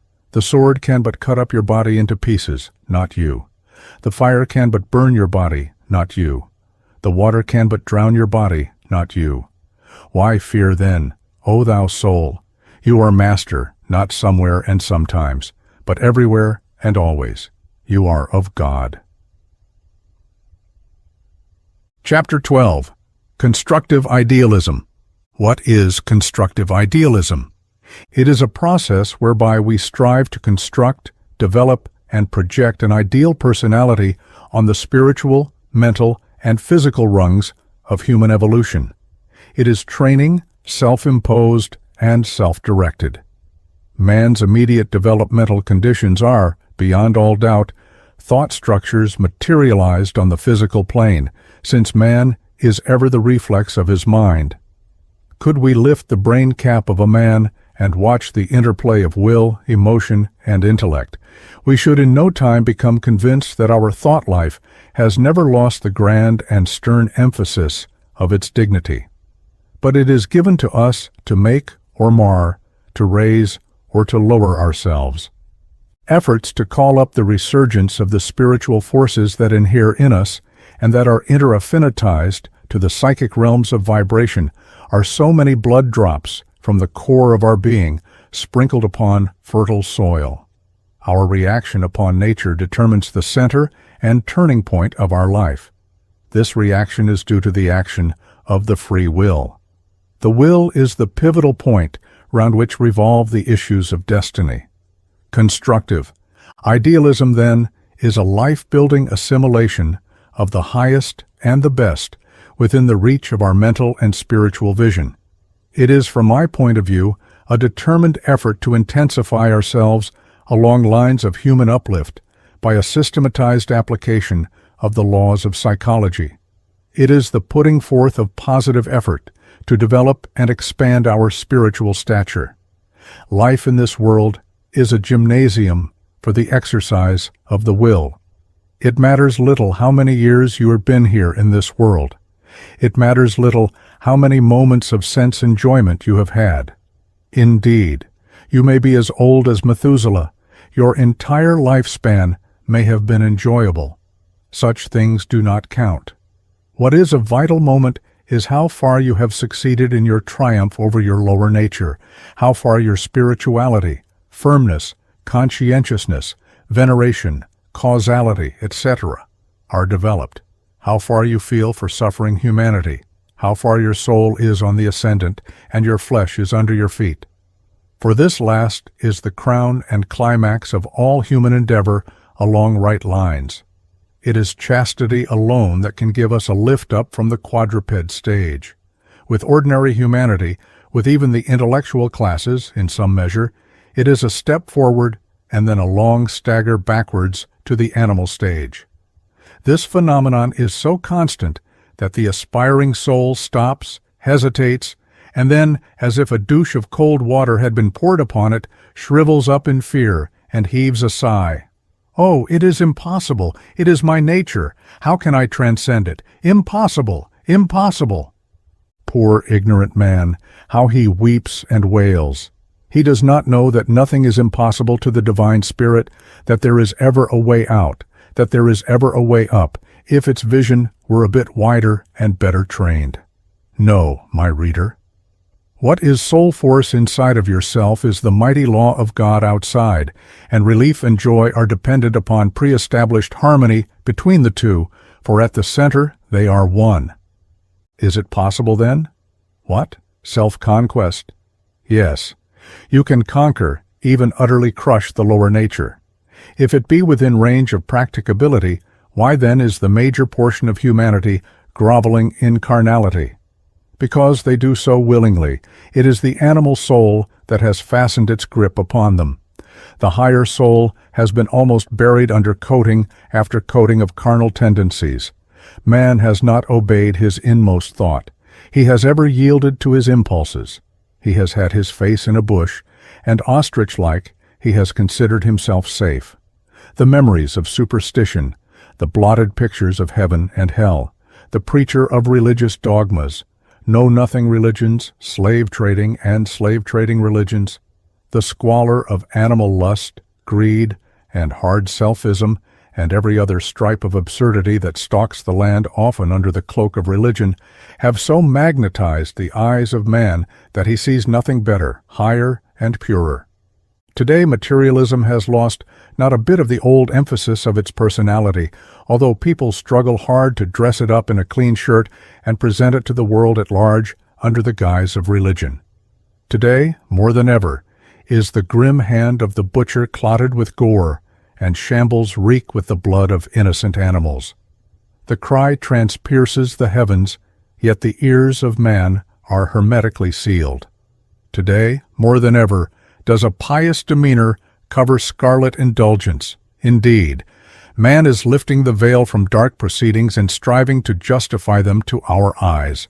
Hence, more misery, more pain. Is it possible then to go beyond the lower nature?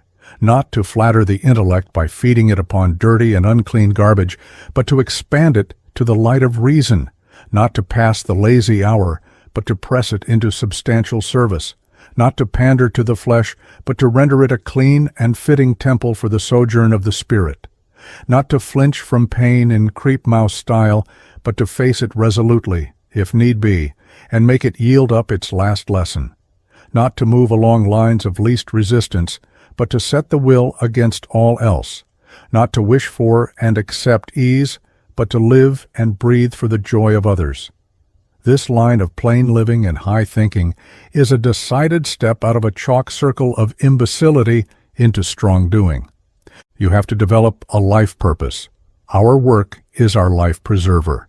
Remember, life only avails, not the having lived.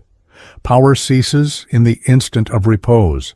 It resides in the moment of transition, from a past state into a new state, in the shooting of the gulf, in the darting to an aim. You must reach out to the highest and the best within the sphere of your vision.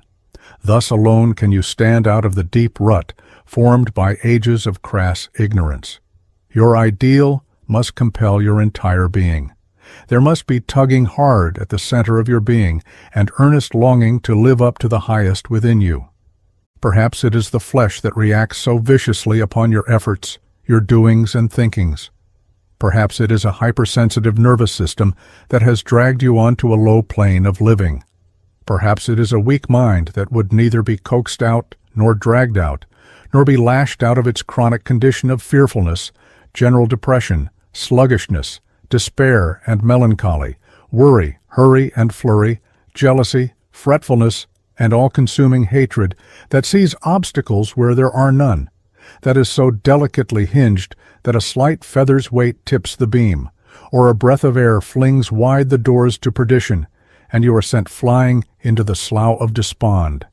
Perhaps anxious thoughts loom large, threaten, and then destroy repose. What a catalogue of weaknesses in human nature! Yet, is it not all fact? Morbid thoughts, impure desires, self-pity, painful introspection, continual anticipation of perpetual loss, constant dwelling on a lazy ideal, pessimism, causeless apprehensions, all these and many more are the pitiless enemies and lifelong associates of a negative, resistless, nerveless, will-less cast of mind. A mind void of stamina, a character out of joint with the laws of right living and right thinking.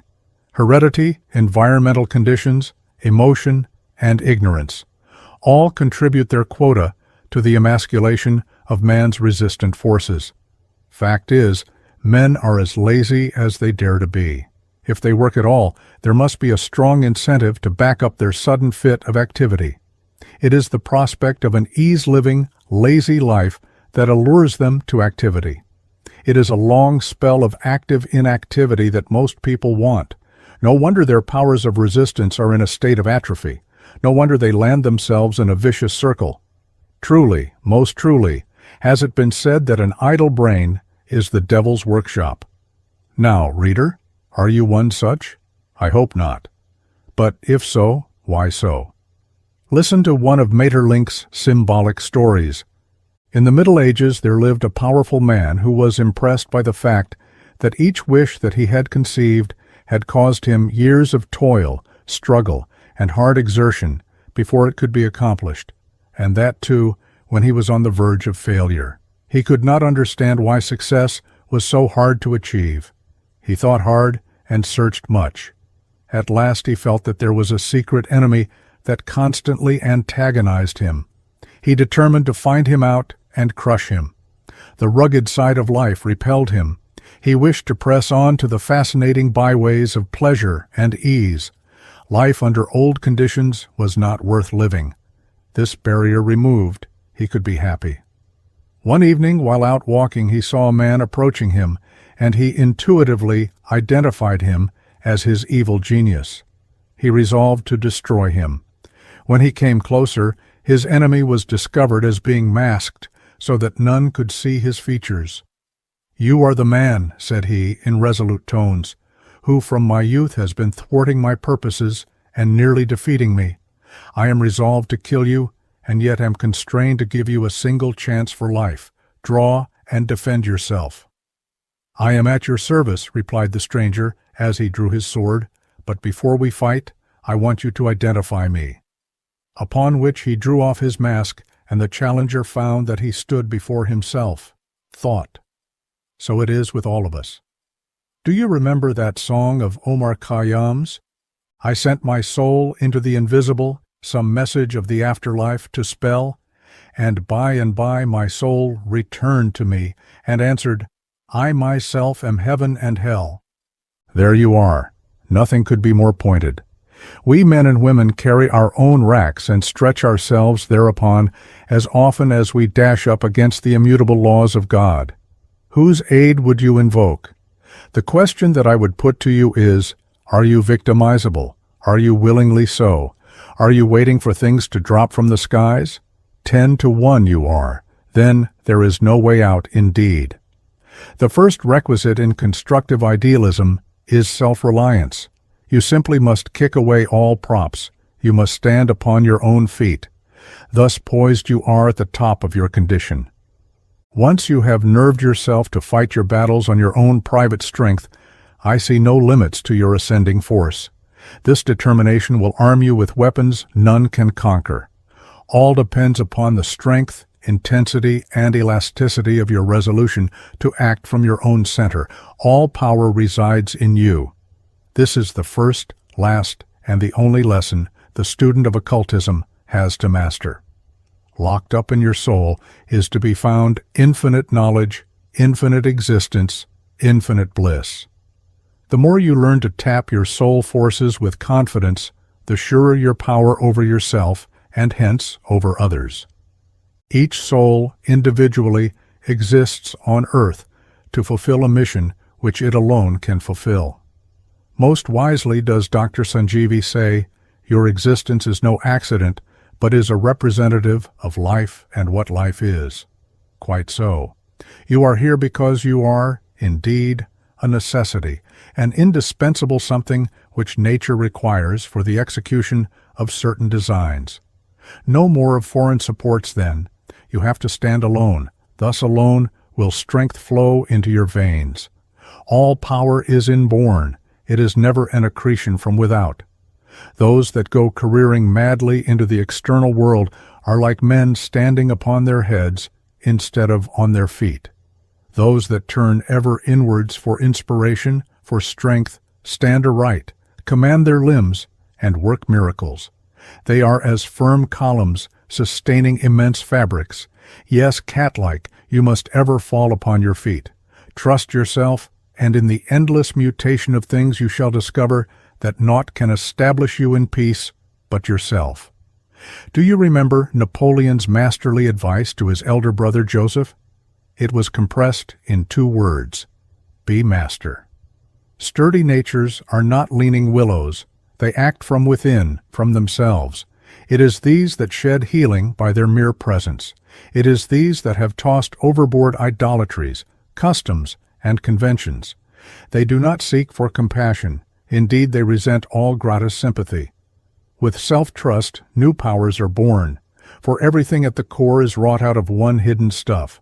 We read in our scriptures how Uddalaka taught his son this truth by salt dissolved in water.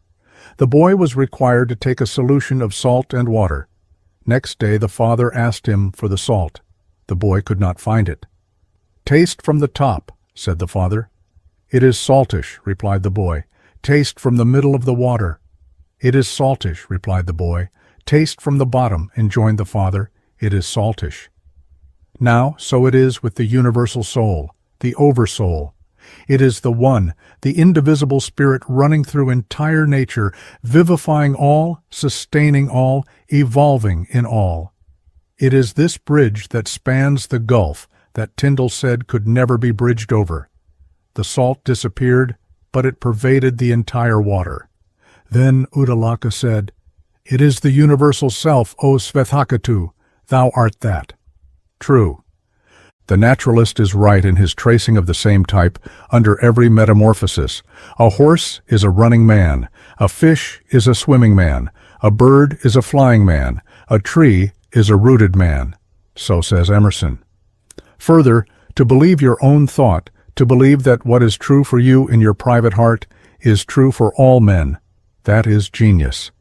Is it not high time then that you resolve to take yourself for better, for worse?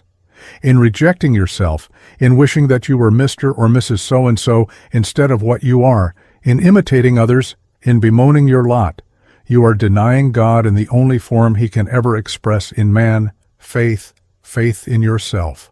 Said Vivekananda, have that tremendous faith in yourself which I had when I was a child, and I have been working it out in my life.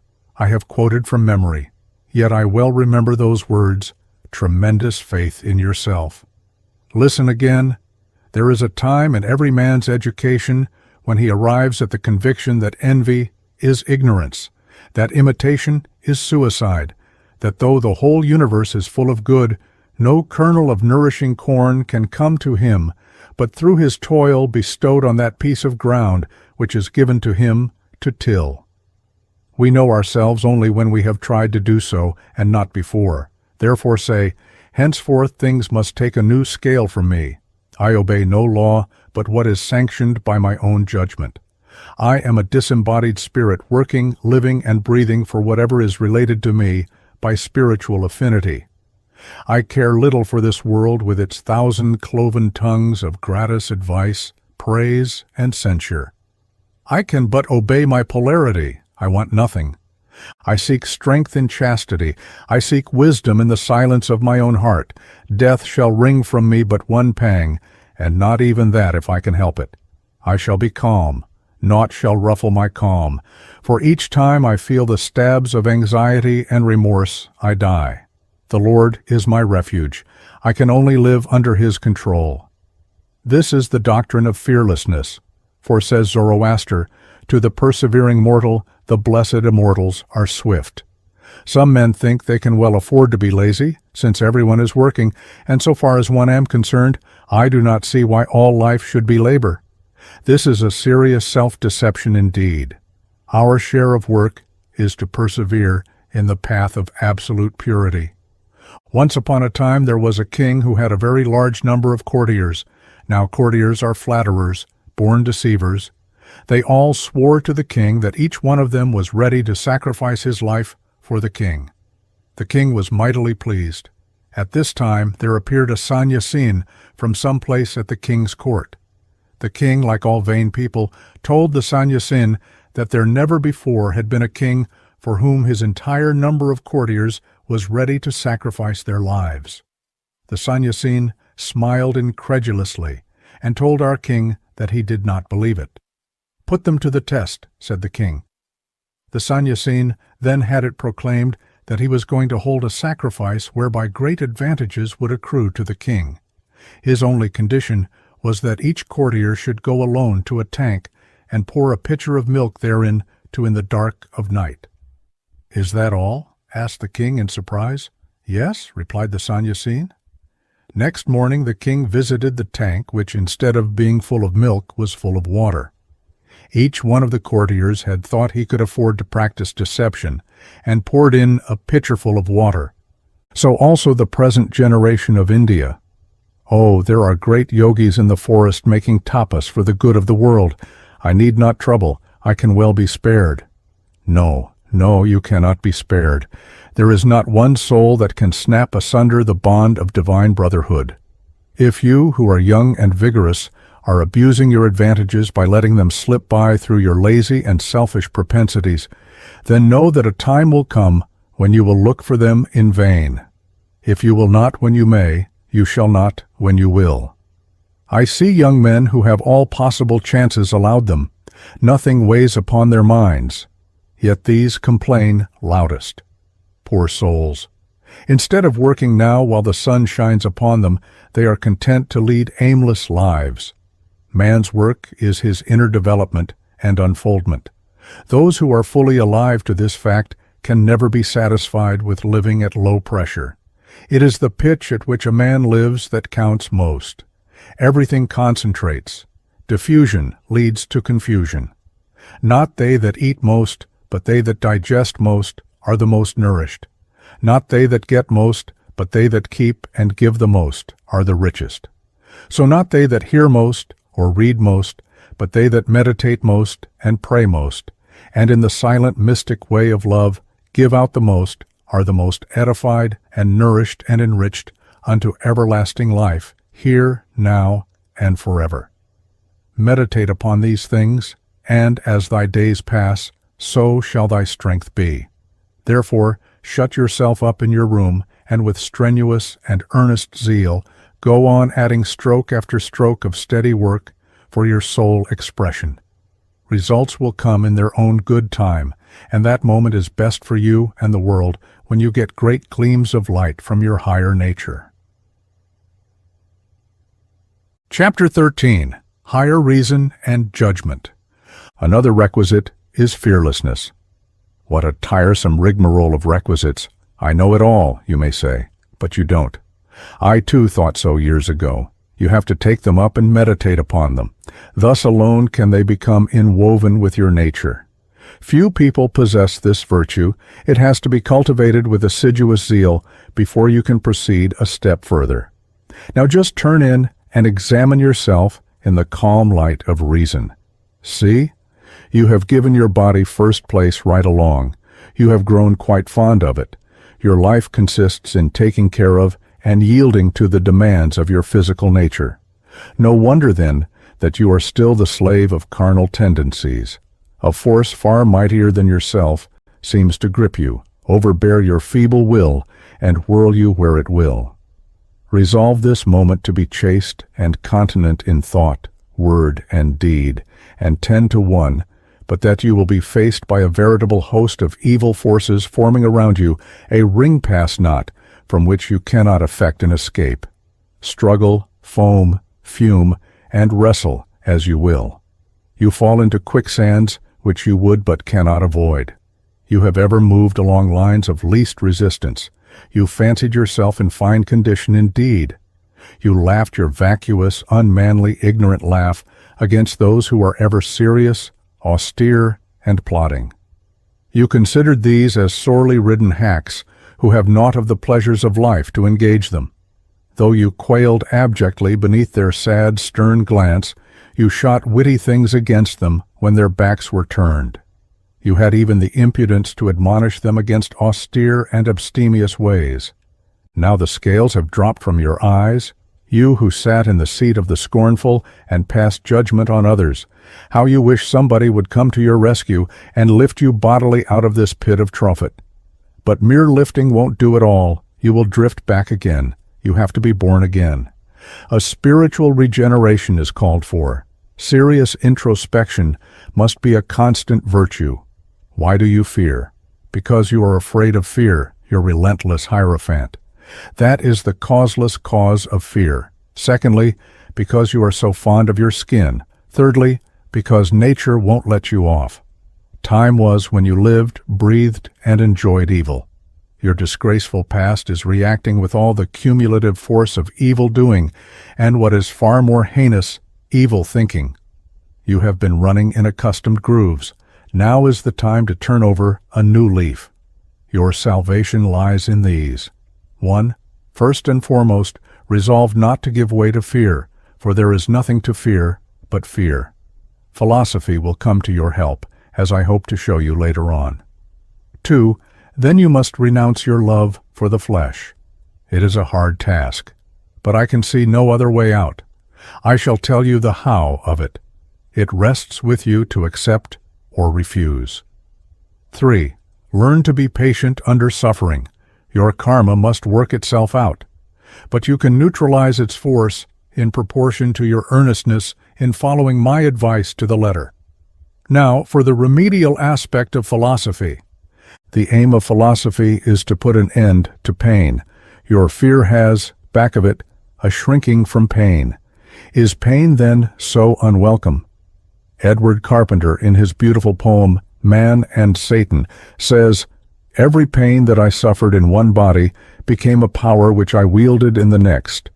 The functions of pain are fivefold. The nature of the Atman, the individualized self-incarnation, is all blissfulness. Time is an excrescence. It is not self. The law of evolution is manifestation. There are two paths. The one is pravritti. It signifies revolving towards. The other is nivritti, revolving away. The vast mass of humanity are treading the former. The powers of the soul must be turned outwards, focused upon the external world, in order that it may acquire a knowledge of it. The soul is embosomed in rapture. It is ever inward turned, in order that it may wake up from its latent condition and find expression physically. It must be impinged upon by pain. If there be a continued influx of streams of bliss, no power would manifest. When water is allowed its free course, it flows on smoothly. But just put a bar across its onflow. How it struggles, hisses, and fumes in order to get rid of the barrier. Now you understand why the will arms itself with sudden force when the lash of disgrace and contumely stirs it up. The greater the stirring and the more continued the spasm of pain, the deeper the impression left upon the memory, the fiercer the output of soul energy. When it is a gentle twinge only, the soul turns over like the proverbial sleepy boy and forgets it instantly. You repeat your folly. Now our psychology fixes itself ever on the ultimate analysis of fact. Hence Vyasa, in his commentary on Patanjali, gives pain the first seat as an important factor that goes to build up the causal body, the Karana Sharira, or the receptacle in which lie all the seeds of actions, the proper development of which blazes the way to self-realization. The first and most important function of pain is to call out the activity aspect of the soul. Remember, it has no permanent place. Take your cue and learn to love exertion, and pain shall not come. The next function of pain is to establish rhythmic conditions in the physical form. It organizes the body aright. I have told you in my paper on man's divine heritage how the transition to peace must always be through struggle and painful fighting. Says the Lord Sri Krishna in the Bhagavad Gita, 1. That is like poison at first, but nectar at the end. That happiness is declared sattvic, born of the translucence of the intellect due to self-realization. 2. That which arises from the contact of object with sense, at first like nectar, but at the end like poison. That happiness is declared to be rajasic. 3. That happiness which begins and ends in self-delusion, arising from sleep, indolence, and miscomprehension, that is declared to be tamasic. 4. There is no entity on earth or again in heaven among the devas that is devoid of these three gunas, born of prakriti. 5. Control of mind and senses, austerity, purity, forbearance, and also uprightness, knowledge, realization, belief in the hereafter. These are the ways of the sattvic. Thus you see that the putting forth of positive effort, spoken of already, will go to effectively shake out the grosser and coarsened forms of vibrations in the body. Exertion will organize your brain, develop and unfold its powers. The grind of intellectual training means pain in its exquisite form for the tamasic man. Austere living is just what man hates. Sense pleasures he eagerly seeks. Just as exercise in the physical sense is painful to begin with, so it causes more life to flow into your muscles, nerves, and fibers, and development results. Nothing has seemed to you more painful than the deliberate development of the will. It is most painful at first, yet, if you have done it, or if you ever do it, you shall know that the harmonic poise of the willpower is the mightiest aspect of power in man. Well then, this is the third function of pain. It develops power. Power is pain transmuted. Read the life of Napoleon. There you see the finest manifestation of power. This man, small and insignificant of build, commanded the rugged soldiers as if they were infants. They were as wax in his hands. He could mold them as he wished. Take this single instance. Napoleon, hearing that the Bourbons were misgoverning his country, returned from his exile at Elba. He had to give the guards the slip. He returned with no forces. He was alone in the midst of his bitterest enemies, the Bourbons. Troops were drawn up to fight him. The entire army had been commanded to fire at his breast. They were standing, the Bourbon soldiers, with their muskets leveled at his breast, ready for the command, aim. Napoleon on foot, alone, undefended and unarmed, marched deliberately towards the troops with measured tread, gazing directly into their eyes. The command to fire was shouted out. A single shot would have killed him. A fortune would have awaited the man who fired it. If the army had obeyed the order, no less than 40,000 bullets would have entered Napoleon's breast. But this man flinched not. He undid the buttons, bared his breast, and stood within a few yards facing them. The whole army wavered. How could they shoot this man? Fire! Fire! But how could they fire? They were under this man's fascination. They were spellbound. They couldn't fire. Not one man obeyed the order. Not one, mark you, out of these thousands.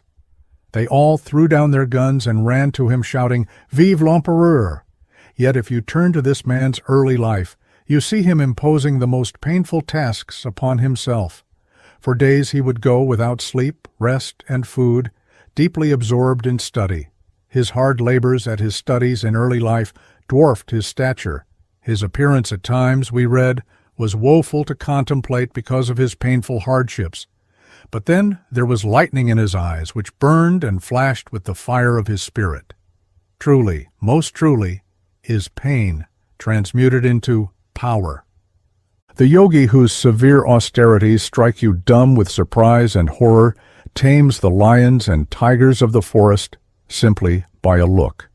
In point of fact, all advanced yogis have this and thousands of other such wonderful powers. The fourth function is that pain purifies. Slowly and resolutely, as a fly cleans its legs of the honey in which it has been caught, so remove thou, if it be only for a time, every particle which sullies the brightness of thy mind. Return into thyself content to give, but asking no one, asking nothing. Now this cleansing process you set about only under the crucifixion of pain. Human nature is obdurate. For ages the animal propensities have been developed. Unless drastic methods be employed, they are impossible of subjugation. There is nothing like pain as a teacher. Because first, it is a purifier. Once your nature has been passed through the fire of suffering, it will have known the serious side of life. It will represent sterner stuff than the mere gibbering, imitative tendencies of the ape. Next, pain is a discipliner of mind and body. Now, if you remember all this, you will be patient under suffering. You will not tug and pull, gnash your teeth and break down. You will be indifferent alike to pain and pleasure. For as you study and meditate, as wisdom opens out to your vision, you shall see that there is ever a cause behind. You shall go on calmly working for higher ends, not waiting for release as a condition of work. Then there are other reasons why you should not give way to fear. Says Professor James, there is no sort of consciousness whatever, be it sensation, feeling, or idea, which does not directly and of itself discharge into some motor effect. Says Tichner, it is a rule without exception that every mental process has in its condition a bodily process, some change in the central nervous system, and more particularly in the cerebral cortex. No psychosis without neurosis.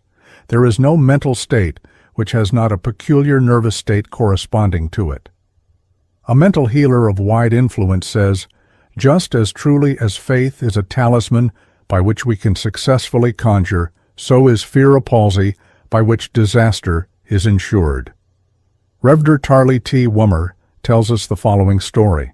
It is said that a certain man tried to kill his wife by throwing her from a boat while they were crossing a river. The woman kept herself from sinking by holding onto the side of the boat. In his furious rage, the man struck her with an axe and severed 2 of her fingers. But somehow she was rescued, and later on a reconciliation was effected, and they lived together happily. But for several succeeding generations, every male child that was born to the family had 2 fingers missing. Your thoughts affect your body just as they shape your destiny. Fear thoughts, worrisome, and melancholy thoughts destroy brain cells and smash down the tissue walls, take the light out of your eyes, poison your blood, lower your vitality, and write, "O coward, coward," on your forehead. Whereas the positive will is a strong shield from which all destructive forces glance off like so many wisps of straw. So long as we cling to this body, we give the spirit but small chance of asserting itself. Our thoughts are bound to the physical and carnal side of life. Our eyes have the mud of materialism in them. but just register a vow that you will ever contemplate and stand by the Spirit and try ever to realize it, and the heavens will clear out for you. Life, though serious and stern, shall reflect power, shall shed healing and flash with the light of the Spirit. If not, why not? Because, sir, you are still not earnest, still animalized. I say, it is possible, perfectly possible. I have a right to say it. I have seen it with my own eyes. Others do it. Why can't you? Nature's laws are rigid and uniform in their working. What one man can do, others must be able to do. Instead of one man, thousands of the children of India are doing it.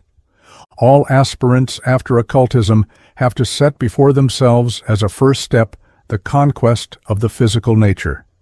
The sannyasin is not permitted to remain under the same roof for more than a day, at the most 3 days. He has given up his body. He knows it is the mortal, the grosser side of his nature.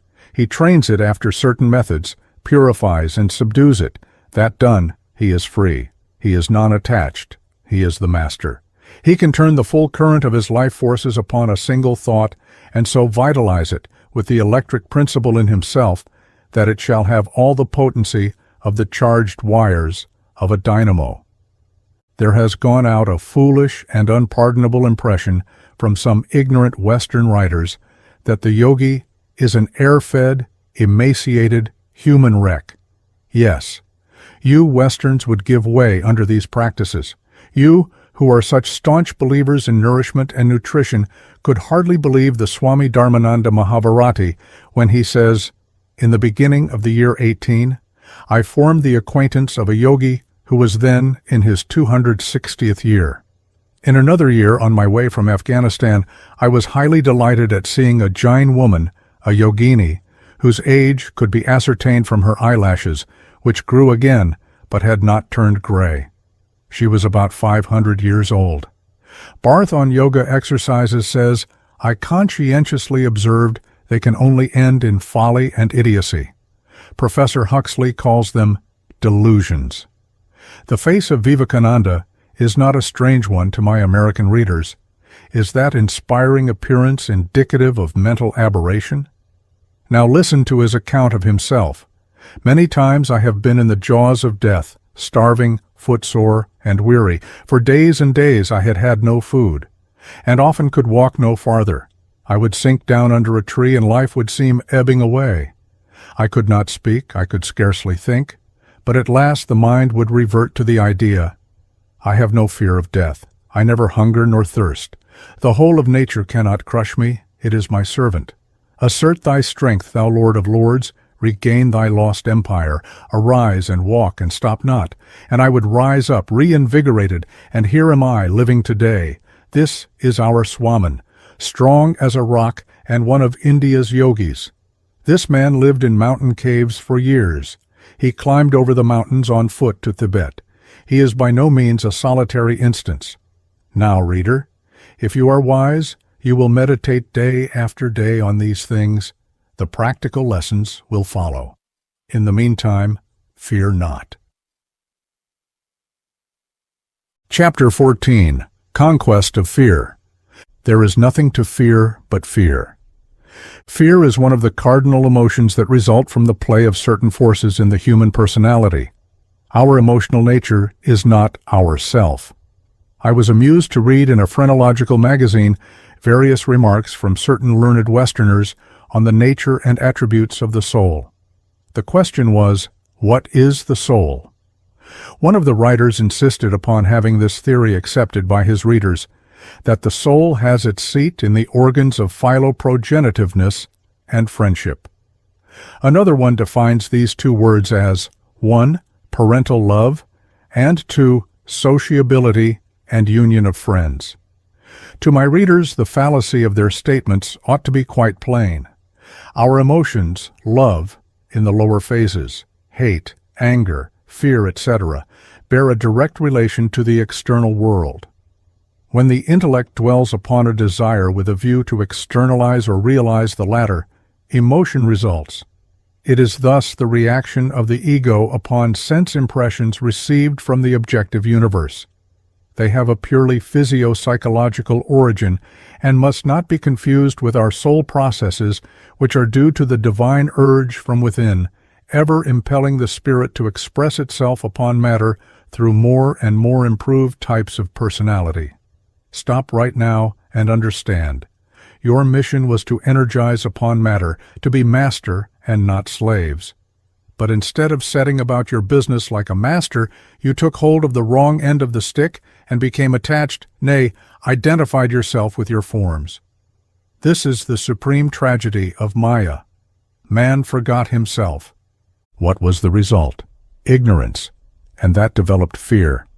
Just view yourself from a physical standpoint. What are you? Are you any more than a geometrical point, a mere human atom in a sea of tremendous forces that could crush you, the form of flesh, in no time? There are monsters, seismic disturbances, cataclysms, earthquakes, famines, gravity, lightning, and whatnot.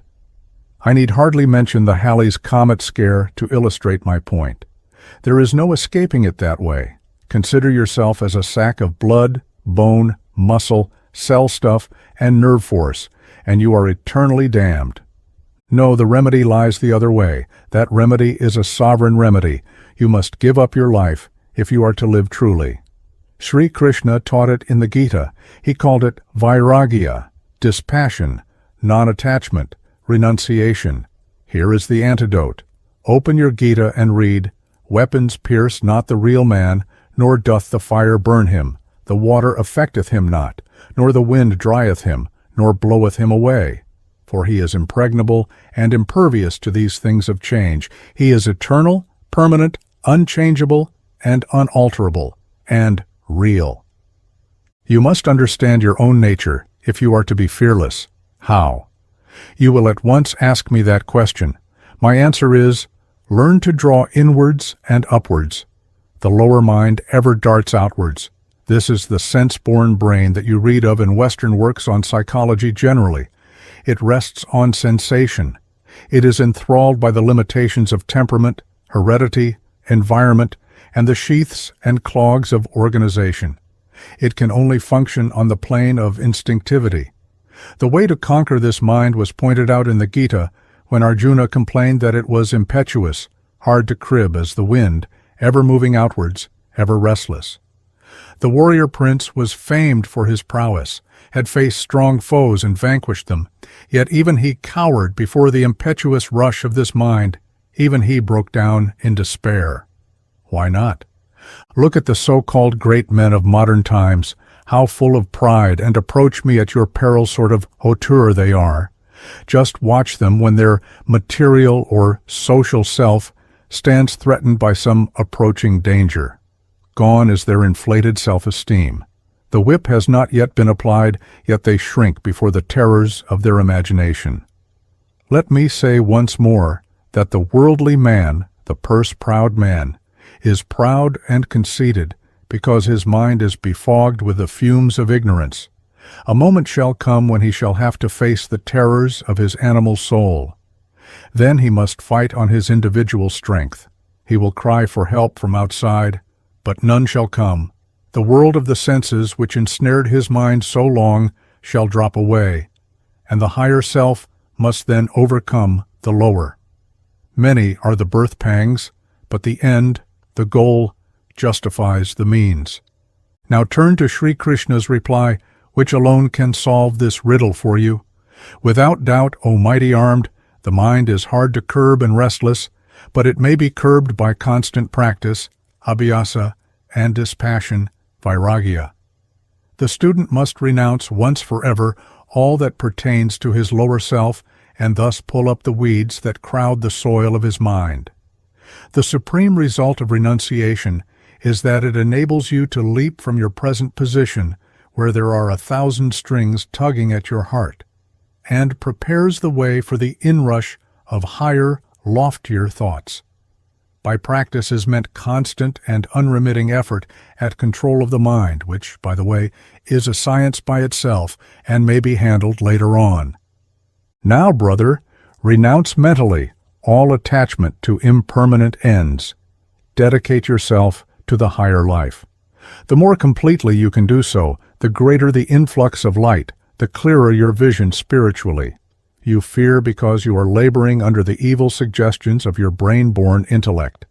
As you succeed in giving up, your soul shall expand and burst asunder the clinging chains of the senses, which breed fear through ignorance. Resolve to be perfectly fearless, and so shall you be according to the strength of your resolution. Chapter 15. The Role of Prayer. O Lord, purify us with water, purify us with solar rays, purify us with medicinal herbs, and above all, purify us with wisdom, i.e., endow us with powers of mind by enlightening our intellects. Rig Veda. How exquisitely painful are the effects of ignorance. Many are the victims, many the bondslaves of their lower selves. Many are the wrecks awaiting an early grave and looking forward to the time when death shall come as a welcome relief. Many walk the earth with an uneasy conscience, starting with sudden fright at their own shadows, and conscious all the while as if the brand of Cain had burnt its mark on their brows. Many are even now undergoing the tortures of hell in the fierce conflicts raging in their souls. Many close their eyes when the cold hands of death have seized upon them with this saddening cry, "To what end have I lived? Alas, I die as ignorant as I was born. All my fond wishes have vanished into thin vapor.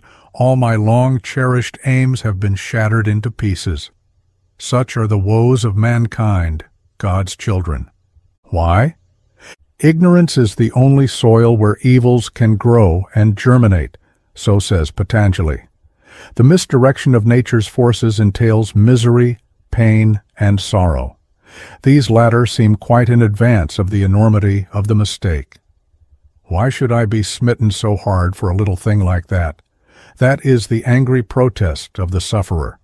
I shall take it that you have aspired after noble heights of spiritual development and the peace consequent thereupon.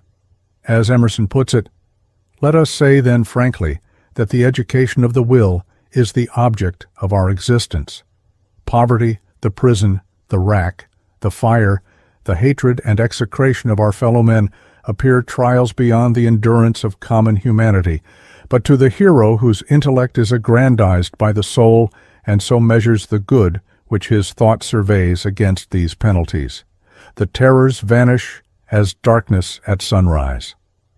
Have you ever caught a glimpse of the peace that passeth all understanding? Let us listen attentively to what a noble thinker says. There are moments, supreme and rare moments, that come to the life of the pure and the spiritual, when every sheath, the material coatings in and through which the spirit impresses its will upon the objective universe, is still and harmonious. When the senses are tranquil, quiet, insensitive, when the mind is serene, calm, and unchanging, when fixed in meditation, the whole being is steady, and nothing that is without may avail to disturb. When love has permeated every fiber, when devotion has illuminated, so that the whole nature is translucent. There is a silence, and in the silence is a sudden change. No words may tell it, no syllable may utter it. But the change is there. All limitations have fallen away. Every limit of every kind has vanished. As stars swing in boundless space, the self is in limitless life and knows no limits and realizes no bounds. There is light in wisdom, consciousness of perfect light that knows no shadow and therefore knows not itself a slight. The thinker has become the knower, all reason has vanished, and all wisdom has taken its place. Who shall say what it is, save that it is bliss?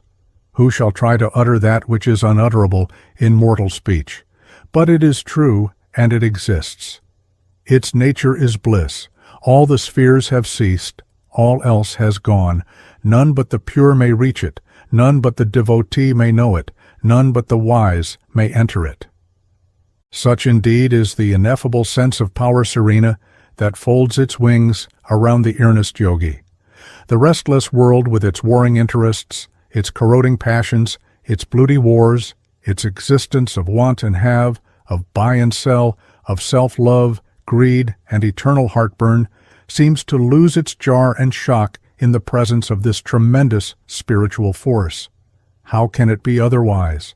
I take it that your gaze is fixed with earnest longing upon the eternal, that your intellect has expanded to the light of the spiritual illumination, yet I cannot help feeling it so imperfectly that my aim is, in these short papers, to point out to you the how rather than the why, since, from my point of view, the former alone solves the latter. Realization alone vanquishes the weapons of skepticism and doubt. Steadfastly by truth, by austerity, by perfect wisdom, by brahmacharya practice, perfect chastity, is this Atma attained. In the midst of the body, clad in light, he whom the sinless and the subdued behold is pure. Mundakopanishad. Feel convinced, student, that the emotion which impels to lofty aspiration and noble achievement is powerless in itself, unless the clear light of expanded intellect irradiates the soul and shines full along your path. The intellect, said Sextus the Pythagorean, is a chorus of divinities. From the plane of pure intellection all life, both subjective and objective, both inner and outer, appears embosomed in beauty, but viewed from the platform of action, life is a struggle where the stakes are life and death, and in which the joys of conquest are the joys of man. In the supreme struggle for self-perfection, for you must aim at nothing short of that, the joys of the final triumph constitute the greatest joy of man. Nowadays it is the way with some to run down the intellect and to give emotions the first place. Again, there are others who ask you to kill out the heart, the seat of emotion, and to give the head, the seat of reason, the first place. Both schools are dogmatic, and their reasoning is shallow, very shallow. The fact is, neither can be suppressed and crushed out. Steady reflection will prove that each is great in its own place, that the heart and the head, the feelings and the intelligence, complement themselves, and both are ultimately resolvable into infinity, which is unity, pure and simple. Nature aims at human development on all planes, and you must unfold on all sides, otherwise you run the great risk of being top-heavy, one-sided, fanatical, narrow, and short-sighted. Indeed, you cannot infringe upon the eternal law of all-round development without bringing pain upon yourself. Try to realize this supreme truth. Nature is conquered by obedience. Nature's laws are invariable, and their very uniformity is your safeguard. Knowledge invests you with the power to control. Nature's forces are at your disposal, and you must learn how to manipulate them. If you put the same question to nature rightly, the same answers shall be invariably returned. When the scientist in the laboratory fails to perfect an experiment, he examines his methods and always finds somewhere something wrong in his own processes. Hence, if you plead ignorance as the cause of your blunders, all blame to you, and do not be surprised if dire punishment overtakes you for pulling the strings of fate the wrong way. This is at the root of all human miseries. Now, there are those who pretend to laugh at the efficacy of the intellect to promote spiritual development. They laugh at yoga and austere living and say, "Oh, everything comes from devotion and worship. God will give me everything." Quite so, perfectly so. But friend, how is it that after you have had your tear, relief from your little, emotionally worded prayer, you seem to forget everything but your personal concerns? You seem thoroughly steeped in animalism, self-love, and hatred. You seem quite upset at the loss of your trifling worldly things. You seem swayed to and fro by others' opinions, by your own passions. Come, are you not a slave? Would you dare to part with your fleshy tenement at a moment's notice? Are you not far removed from God? Then, how dare you cry down the yogi and his efforts to master himself? I say, how dare you? You profess to follow the dictates of the heart, and yet your eggshell existence of narrow selfism has quite dried up the fountain of love within you. No, so long as you are a slave, you cannot love and worship the infinite. The intellect must be developed along spiritual lines. The will force must have vanquished the animal cravings which are ever exerting a pull downwards. The torch of wisdom must be lighted in the secret chamber of your heart. The soul must contemplate the glories of the infinite intelligence. Then the love force, the all-consuming fire, shall inundate your heart. It will make your whole being vibrate in tune with the infinite. The student of yoga is taught to meditate upon the supreme ruler of the universe, Omkara. Why? Because to meditate thus is the highest worship. But that I have no power to teach. What is worship? There is the worship of ignorance, avidya.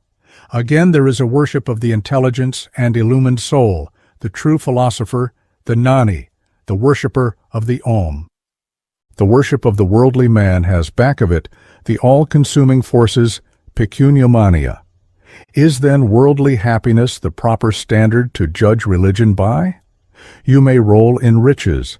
You may dine off the most succulent viands and the most richly prepared dishes. You may wear the costliest raiments. You may drive in the smartest equipages. You may live in palatial buildings adorned with the most beautiful appointments. You may have all the physical comforts such as the rich mines of Golconda or the artifices of modern civilization could procure you. The world may call you blessed by the Lord, and you may lose your mental poise under the subtle influence of their fulsome flattery and indulge in heroics, may even consider yourself God's beloved. But stop. You are a pleasure seeker, and the pleasure seeker is an ass, and so are they that pander to his vanity. If you think sense gratification the summum bonum of existence, please stop reading this. It is not meant for you. I just now mentioned a peculiar word, pecuniomania. Now what is the significance of this word? Why, my friend, it is a disease. It is very infectious. It is a force that plays off man against man. Why does one fly at the throat of another? Why should be this blinding clash of human wills? Why should one man be so phlegmatic, so indifferent to the actual needs of another? Why should there be a constant feeling of hungry stomach, a parched throat, and a feverish brain?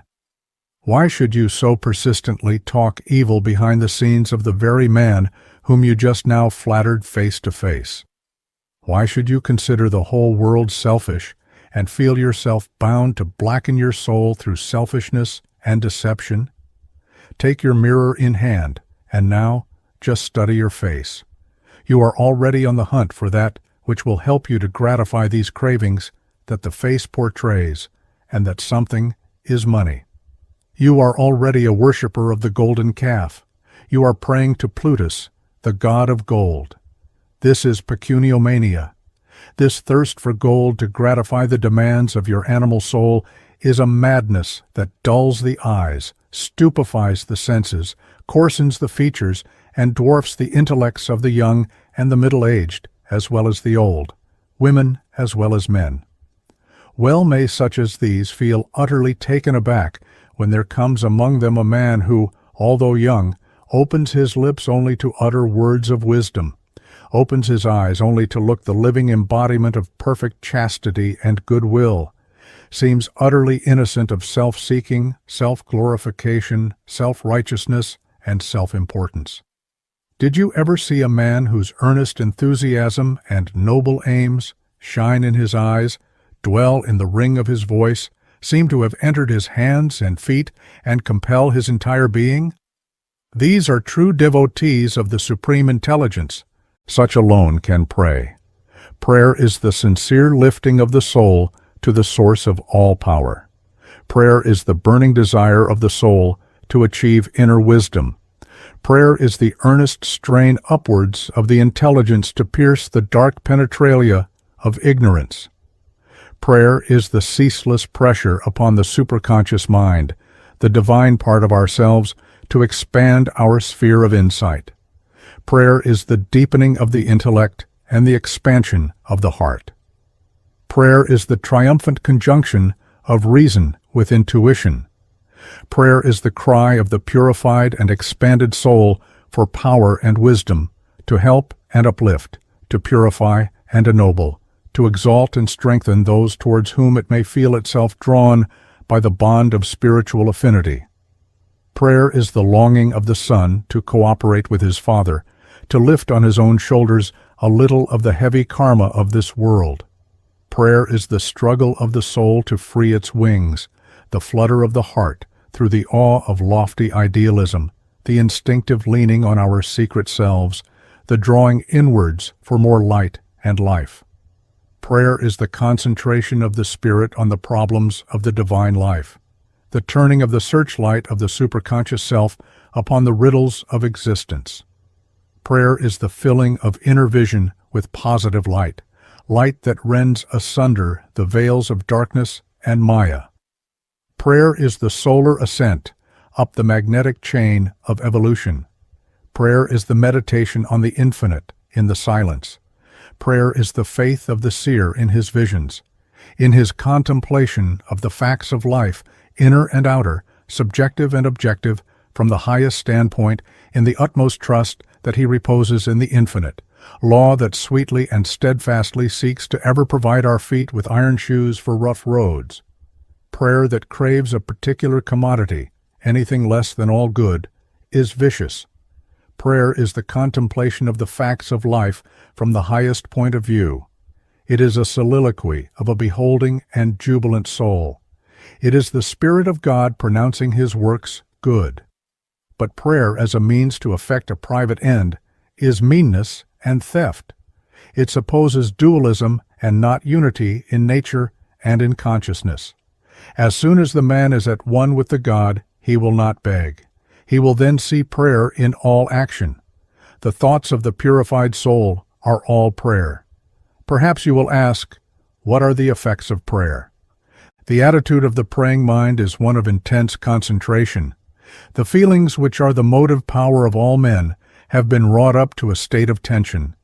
The nerve currents are all being carried up to the brain, and they're converted into thought power. With each exertion, whether mental or emotional, there is an outgoing current of magnetism. There sets up a stress in the ether. The entire organism is subject to self-magnetization. The psychic atmosphere around the praying soul is throbbing with his thought forces. The aura, the photosphere round each form, is bathed in living light, sending forth waves of golden yellow color and scintillating with unimaginable splendor. The finer forces of the superphysical planes have been attracted to you. Your mind is open to the influx of divine help. Receive it. It is yours for the asking. The question of how to pray need not trouble us much. Professor James, in his well-known work on psychology, makes the following most truthful remarks. We hear in these days of scientific enlightenment about the efficacy of prayer, and many reasons are given us why we should not pray, while others are given us why we should. But in all this very little is said of the reason why we do pray, which is simply that we cannot help praying. It seems probable that in spite of all that science may do to the contrary, men will continue to pray to the end of time, unless their mental nature changes in a manner which nothing we know should lead us to expect. Quite so. It is your nature to pray. You eat twice, and there are some who eat every 3 hours in the day, lest your body should starve. But in the meantime, you are starving your soul. The moment you feel the need for a higher plane of development, you will pray. Plato advised those who prayed to remain silent in the presence of the divine ones, till they removed the cloud from the eyes, and enabled them to see by the light which issued from themselves. Apollonius always isolated himself from men during the conversation he held with God, and whenever he felt the necessity for divine contemplation and prayer, he wrapped himself head and all in the drapery of his white woolen mantle. Isis unveiled P.I. When thou prayest, enter into thy closet, and when thou hast shut thy door, pray to thy Father in secret, says the Nazarene. Professor Hiram Erastus Butler, one of the noblest amongst the modern American Christian thinkers, says in his beautiful book, The 7 Creative Principles, when heavenly desire is active, then man prays, but not without it can he pray effectually. Then the prayer of that soul which looks out upon the human family and the world and sees the fallen condition we are in today reaches out with that pure thought which they should have. Oh, for wisdom and power, that I might work under thy guidance for the elevation of my brethren, of those under my care. Oh, that I might become an instrument in the hands of that infinite power to work that I may alleviate, elevate, and strengthen, that I may bring my fellows into the consciousness of that glorified life. Now, reader, understand, once forever, prayer is willing. It leads to the accomplishment of your aims on the spot. The righteous and pure soul expresses its will force in prayer. Thereby it is exalted into the spiritual realm. In this sphere, will is the basal power of influence. It draws all your finer forces into a focus towards the thing willed for. The result is that the thing is done. The astonished and grateful recipient attributes his success to a special providence, and he is justified in doing so. The great law operates always and everywhere. The prayer simply attunes himself thereto by taking intelligent advantage of nature's forces. By prayer, you come into rapport with the spiritually conscious side of yourself. You are as a needle pointing to the magnet, the more faith, and faith comes from knowledge and chastity. You put into the task, the sooner will you adjust your forces, the quicker shall be the response, the more lasting and powerful the reaction. Here, then, you have all the switches and levers of energy and inspiration. Therefore, pray ever and believe that your prayer shall ripen to fruition. Build up faith in the unseen and the invisible. The self in you is your guide, philosopher, and friend. It is the rock of the ages, the eternal among the transient, the source of all power, wisdom, and activity. Lean on it, for it is strength, invincible strength. Chapter 16. Thought, Creative and Exhaustive. The right exercise of thought power is an act of creation. Each thought is a soul, says Lytton. What you think that you are, what you shall think that you shall be, are the words of Buddha. We live in that state of development our thoughts create for us. A drop of ink makes millions think, and one might pile one saying above another to the same effect. The action of thought manifests itself continually. The power of suggestion and autosuggestion reigns supreme here, there, and everywhere. Nations are caught up by an idea, and their destiny is shaped thereby. A thought becomes the ruling passion of a man's life, and monomania, or perfection in a certain direction, is the natural sequence. One man meets another, and the latter's inner consciousness rises in response to the idea held in the former's mind, and vice versa. No words have yet passed between them, and yet the thought of each is known to the other. Hide your thoughts, says Emerson. You may as well try to hide the suns and the stars. Everyone who watches his thoughts realizes that ideas as they enter our minds are accompanied by corresponding forces in their train. As soon as a thought comes in, there is an inrush of force in correspondence with it. This may be due to the calling up of other mental images lying dormant within the deeps of our mind, but which wake up as soon as they recognize an associate and hasten to combine with it. Different waves are thus stirred up in the mind. A peaceful thought is akin to the fragrant breeze of fresh air. A hateful thought is loaded with corroding influences. Let us illustrate the point. My soul is filled with love or compassion for someone, man or beast, and my whole heart goes out there too. I quite forget myself.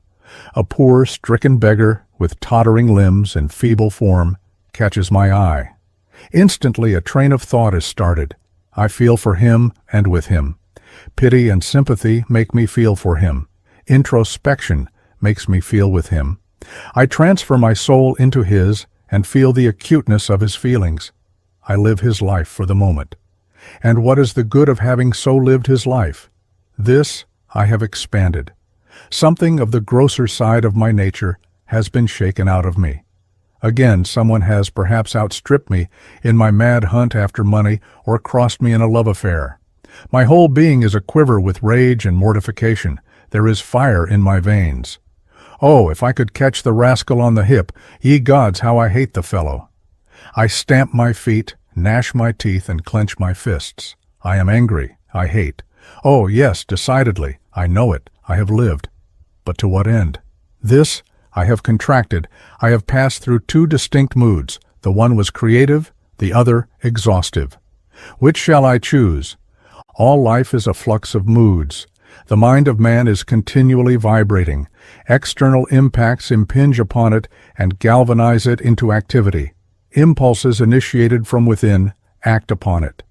This ceaseless activity of the mind, if controlled and toned up to an exalted level, will at last lead us to that by knowing which man knows everything. If left alone, will knock us about here and there, from pillar to post, till, weakened and exhausted, we fall within the iron grips of King Death, to be taught perhaps harder lessons hereafter.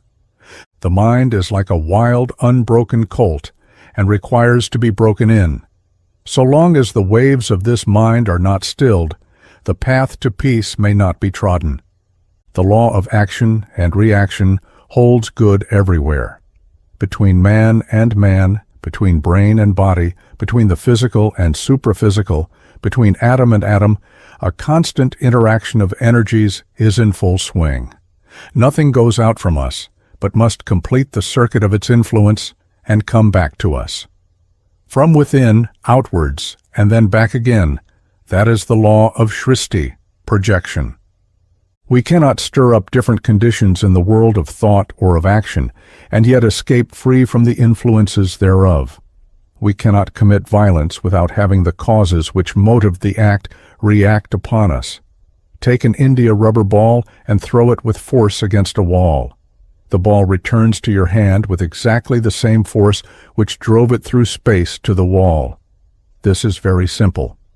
The human brain may fitly be compared to a galvanic battery, generating currents of electric force, weak or strong, according to the nature of its structure and power. We generate a thought current, bring it up to a high pitch of vibration, project it over our nerves, and then off at the extremities into physical manifestation, an act, a word, or something else. That is how I understand it. The brain, which is a concentration of fine nerve matter, commanding an area of upwards of 300 square inches, when stimulated by a thought, generates force in the brain cells, which number about 50,000 to the square inch, and currents of this force run down the nerves, which in turn are attached to these cells, the brain battery cells, we may well call them. Indeed, physiology teaches us that attached to each cell are nerves, never less than 2 in number, and sometimes as many as 4. Minute nerve fibers proceed in bundles and cords from the microscopical centers, the cells, all over the physique. These fibers are very fine, I may say, superfine, in structure, since their ultimate ends are not perceptible even under the lenses of a microscope. You may imagine how fine they are when I tell you that the smallest part of them, the microscopically visible part, is calculated to measure in size not more than 1/15,000th part of an inch, and it is considered by advanced physiologists that even these minute nerves may after all be bundles of fine nerves. Now you may well conceive of the effects produced by an intense emotion, a powerful suggestion from outside, or a strong thought vibrated upon from within, upon the nerves which concentrate themselves mostly in the intricacies of the nervous system, and generally all over the system. The nervo-vital force, the psychoplasm, as some have wisely termed it, is in a state of exchange between the brain and the body. Each thought is of atomic origin, otherwise its transmission through the ether would be quite impossible. Each atom draws upon another atom for momentum, and therefore the energy of thought atoms is vibrant in its nature. The finer the atoms which go to compose a thought, the more tremendous the rapidity with which they are whirled into action from within outside and reaction from outside within. The nobler and more intense the thought, the greater its vibrant fineness and the wider its field of activity. A calm ascension of the mind is perfectly compatible with a strong, sensitive, and glandular organization capable of standing immense strain and registering on its sensitive nerve wires the feelings and thoughts of those who come into contact with it. It can exercise the projective functions of the mind with a serene power. It can repolarize the minds of weak, worried, suffering mortals by its mere presence. It can receive beams of spiritual light that flash downwards into it in the form of intuition, genius, and inspirational messages from the unseen. Remember, please, all this means everything and nothing for us, just as we watch and control each mental tremor and quiver caused within us by our thoughts, or drift along aimlessly, cycle after cycle of our existence. The human body is a channel for the influx and efflux of various forces, and the degree of its purification shall determine whether much shall manifest in it or little. We live in the state of development achieved by the mind and the body, not muscular development necessarily. The body, which is built up of the gross constituents of animal flesh and alcohol, is hardly fit for employment in lofty thought and the spiritual evocator.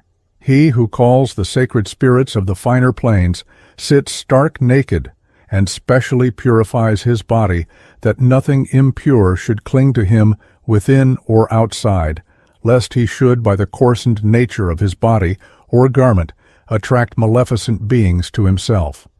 The mind cannot be tampered with without injury to the body, and vice versa.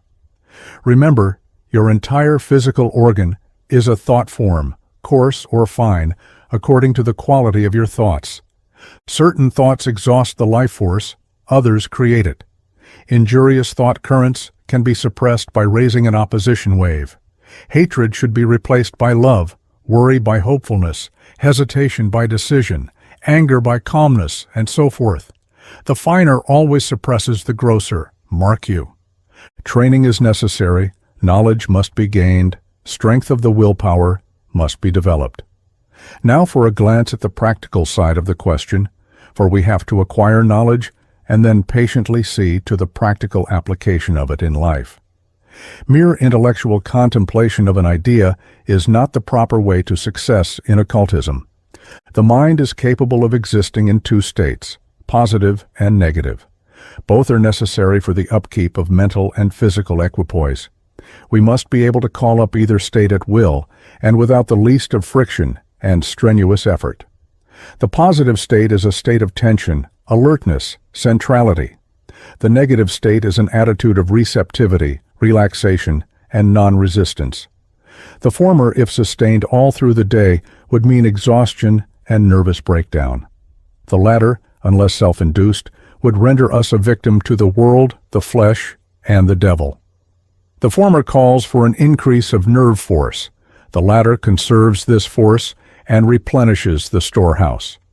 We must attune ourselves to both these states. Thought is the fine cause of action.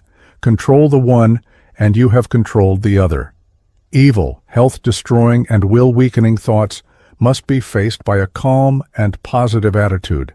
A position of strength should be taken up. I am strong, I am pure. I have naught to do with evil thoughts and practices. I command my brain, my body is my slave. I am master within my own house. No thought here remains without my permission. No thought grips me and holds me its slave. I am master. By a calm, positive attitude, I mean that you should not allow yourself to be flurried and disturbed when faced by an evil thought, but should face it as if already sure of conquest. Simultaneously with these autosuggestions, the attention should be turned to something lofty and noble. We must go on encouraging the inflow of noble ideas till, at last, the evil thought is cut off from our mental vision and drops off altogether. The mind can think of one thing at a time, think nobly and loftily, and the evil thoughts will soon take the hint and cease to disturb you. Whilst we repeat mental suggestions, we must feel their action. We must take long, caressing breaths and breathe life upon them. Thus they will become permanent in our constitution. With each successful effort, automatism will be hastened, till at last, in a very short time, we shall become so strongly grounded in our principles that bad thoughts will be thrown off automatically, and nothing evil shall touch us. Express the good, the pure, the powerful in yourself, and you can easily repress the evil, the impure, and the weak. How easy to be good and pure after all. Yet we spend years in fighting an evil and exhausting thought, when healthy mental occupation would throw its own blissful mantle of peace upon us. It is the only lesson I have learnt. Would you have peace? Then spiritualize yourself, and I give it to you with all the love in my heart. The more spiritually developed we are, the stronger and hence calmer we shall be. There is no doubt of this. The negative mental attitude is absorbent of energy only when it is given free play deliberately. When seated at the feet of one, pure-hearted and loving, when studying the inspiring words of some great teacher, when under the influence of calm thought, after a strong and continued exercise of willpower, we ought to relax and receive the transmissions of energy from such sources and breathe them in with a prayerful heart.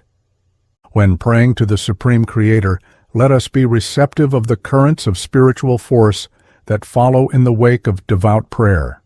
The sun shines upon the dunghill as well as the beautiful rose. The saint as well as the sinner can open themselves out for an inflow of divine energy by simple, earnest prayer. He who says otherwise is born blind. Science must repair the evil science has done by recognizing the efficacy of prayer. The negative state must be accompanied by an interior balance of mind. The most important factor in the training and development of mind, in the expansion, or rather the unfoldment of the soul, is concentration. Now, concentration means the power of holding the mind to center, to a focal point, without allowing any other thoughts to touch you. Concentration is perfect attention. All, yes, all possess this power of attention. We all pay attention to what we like. But the secret of strength lies in concentrating our minds upon what we do not care for.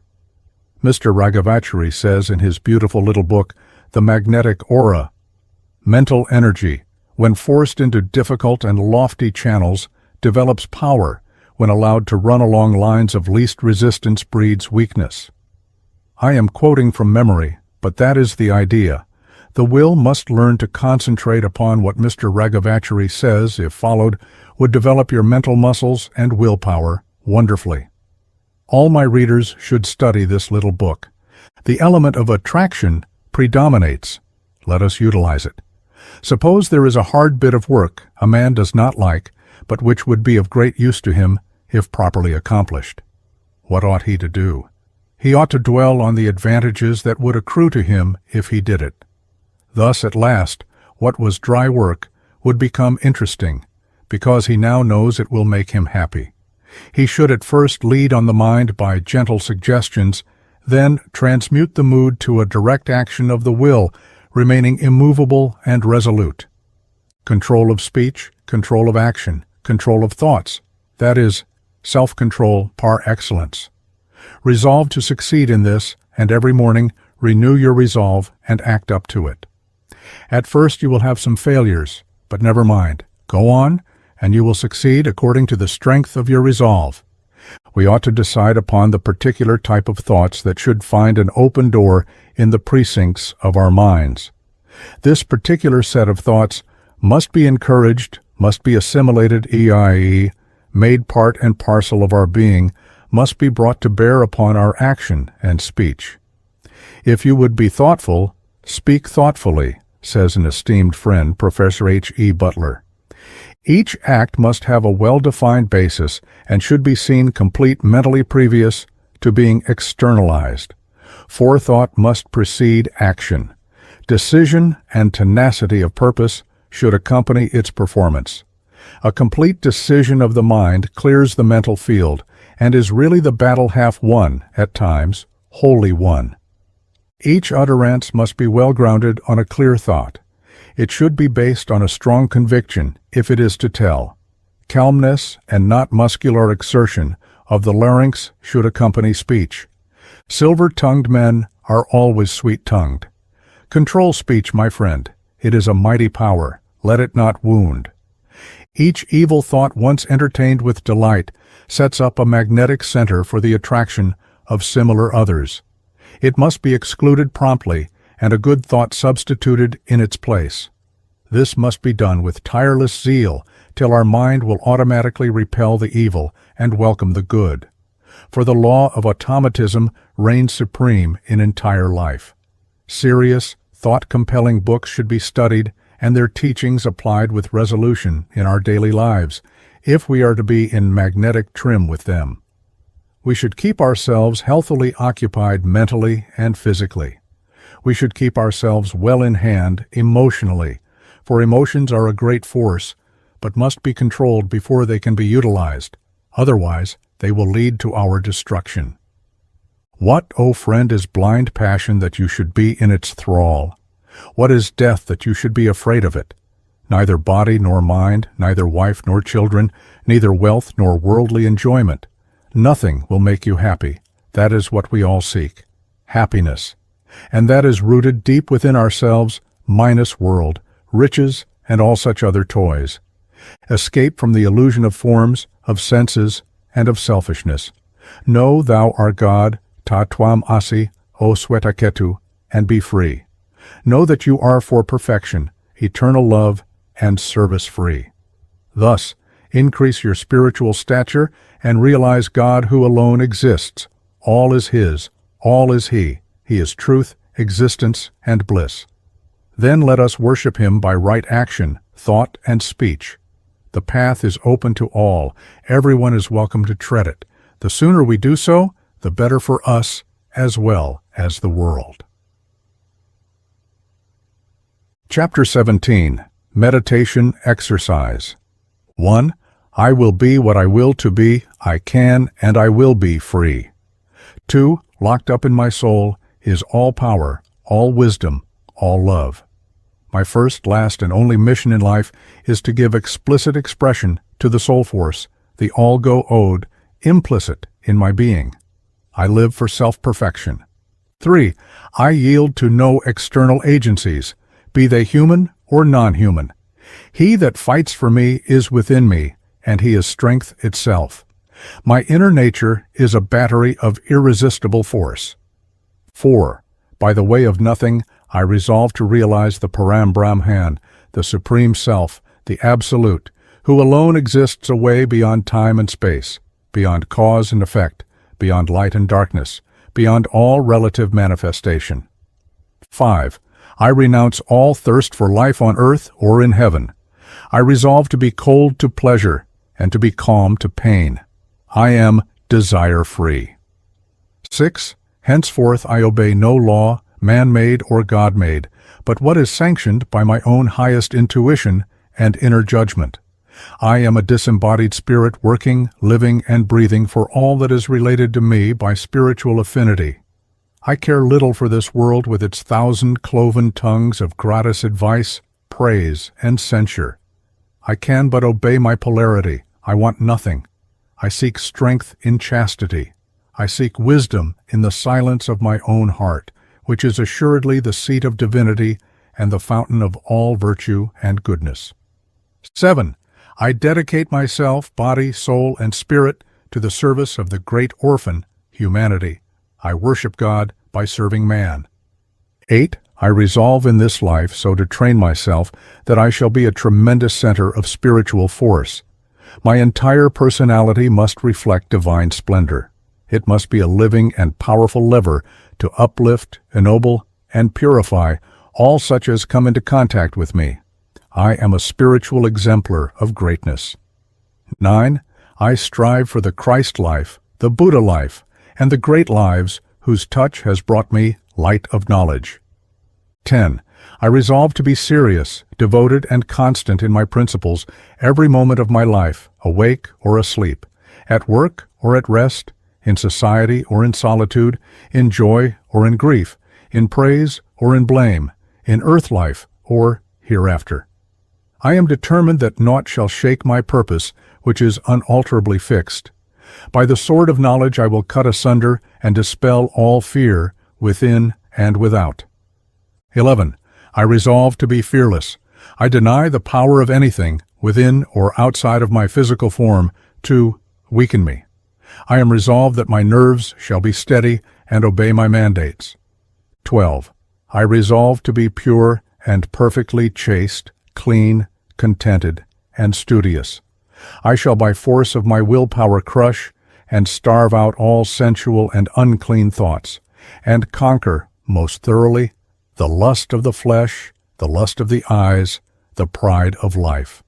I am the embodiment of continence. 13. I resolve to live above the animal stage, above the merely human stage, above all, as far as possible, that pertains to either or both. I resolve to live the divine life, which is not only superhuman, but is above it. 14. I resolve to master my mind and body. The education of the will and the expansion of my spiritual stature is the aim of my existence, since what appear to be trials beyond the endurance of common humanity can have no terrors for the expanded intellect of the yogi. The dawn of spiritual greatness heralds the death of pain. Pain fructifies in the soil of ignorance. 15.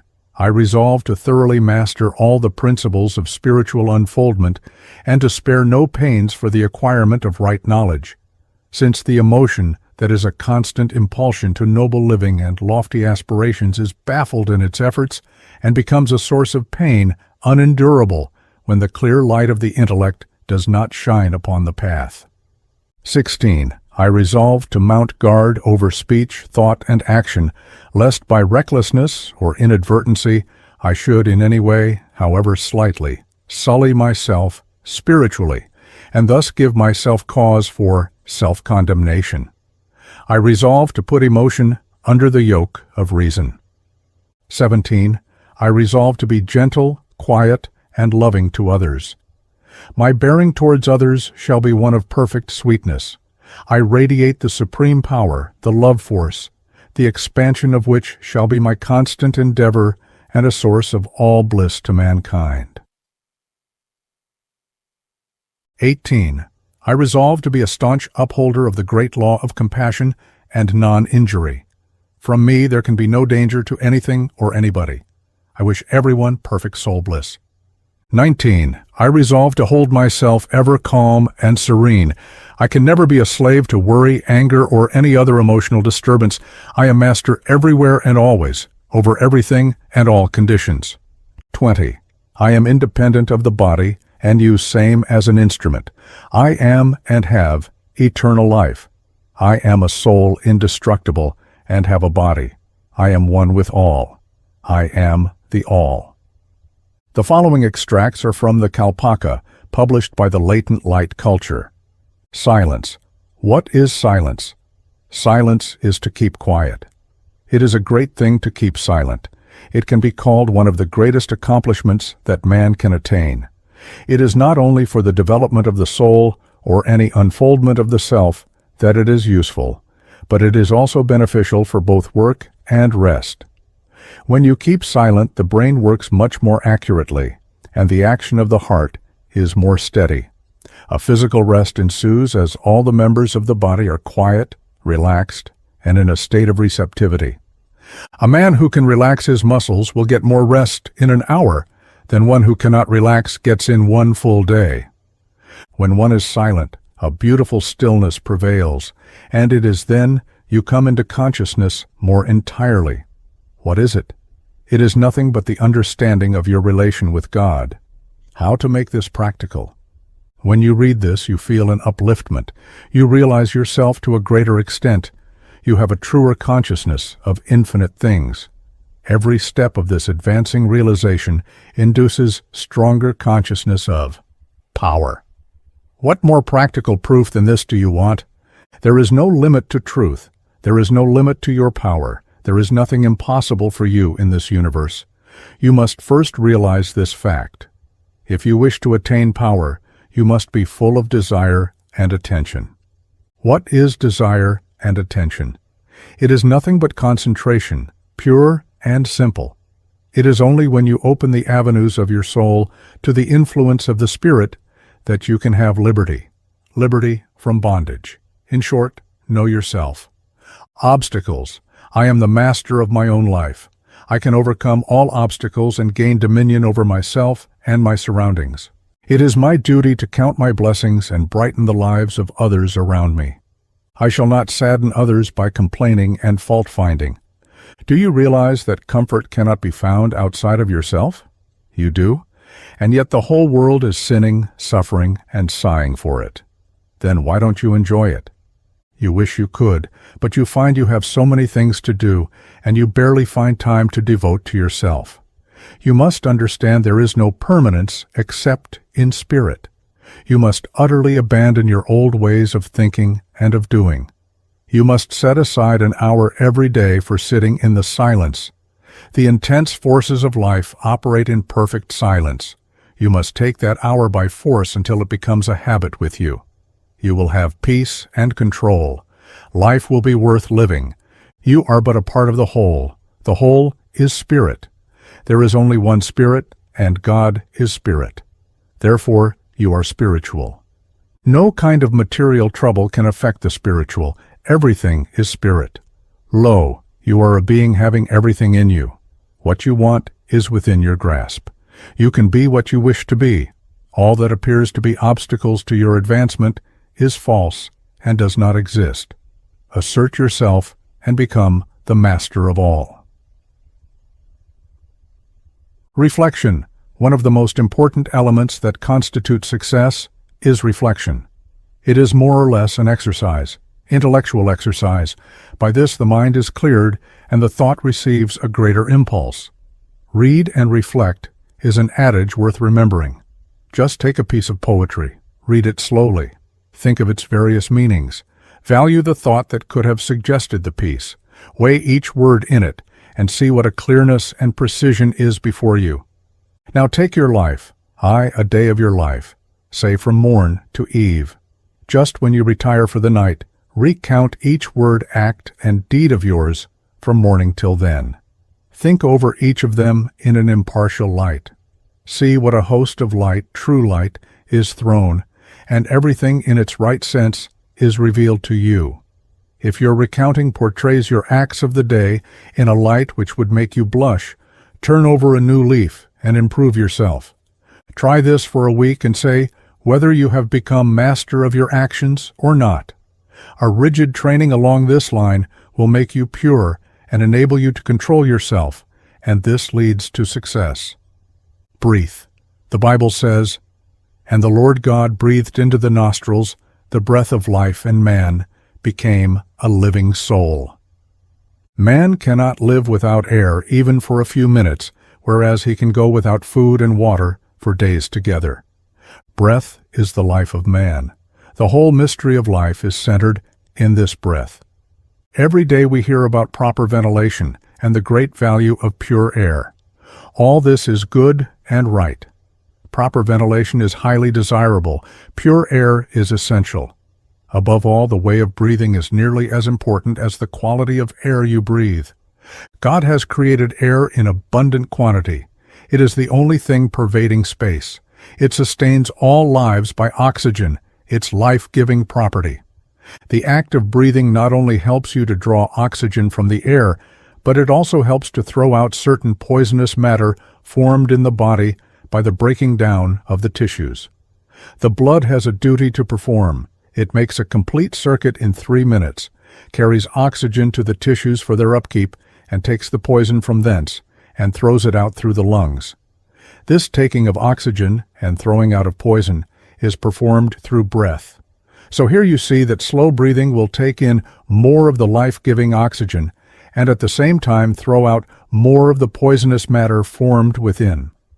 It is estimated that 1/3 of the poison formed in the body is thus thrown out of the lungs, and the remainder through the bowels, skin, and kidneys. Has it ever occurred to you, dear reader, that breath plays an important act in your everyday life? Just try this when a crisis is forced upon you, or when petty cares of life seem to assume abnormal proportions, by sitting quietly and breathing deeply for at least 3 minutes. You will see what a comfort flows to you and what a balanced head you have to solve all this. All the greatest statesmen, the greatest generals, the greatest orators, and the greatest thinkers have been the deepest breathers. Deep breathing promotes vitality and greatness. Ambition and aspiration, both materially and spiritually, are fulfilled only by breathing in the proper way. It has been accepted that there is something else in the air than oxygen, a life-giving, vitalizing property which the chemists have not been able to detect or analyze. It is prana. You see that plants around you, the whole vegetable and mineral kingdoms, draw their life out of this air and live upon it. You know that vegetables and minerals have life. What is this life? It is nothing but prana. Science has proved that men can subsist on air without food and water.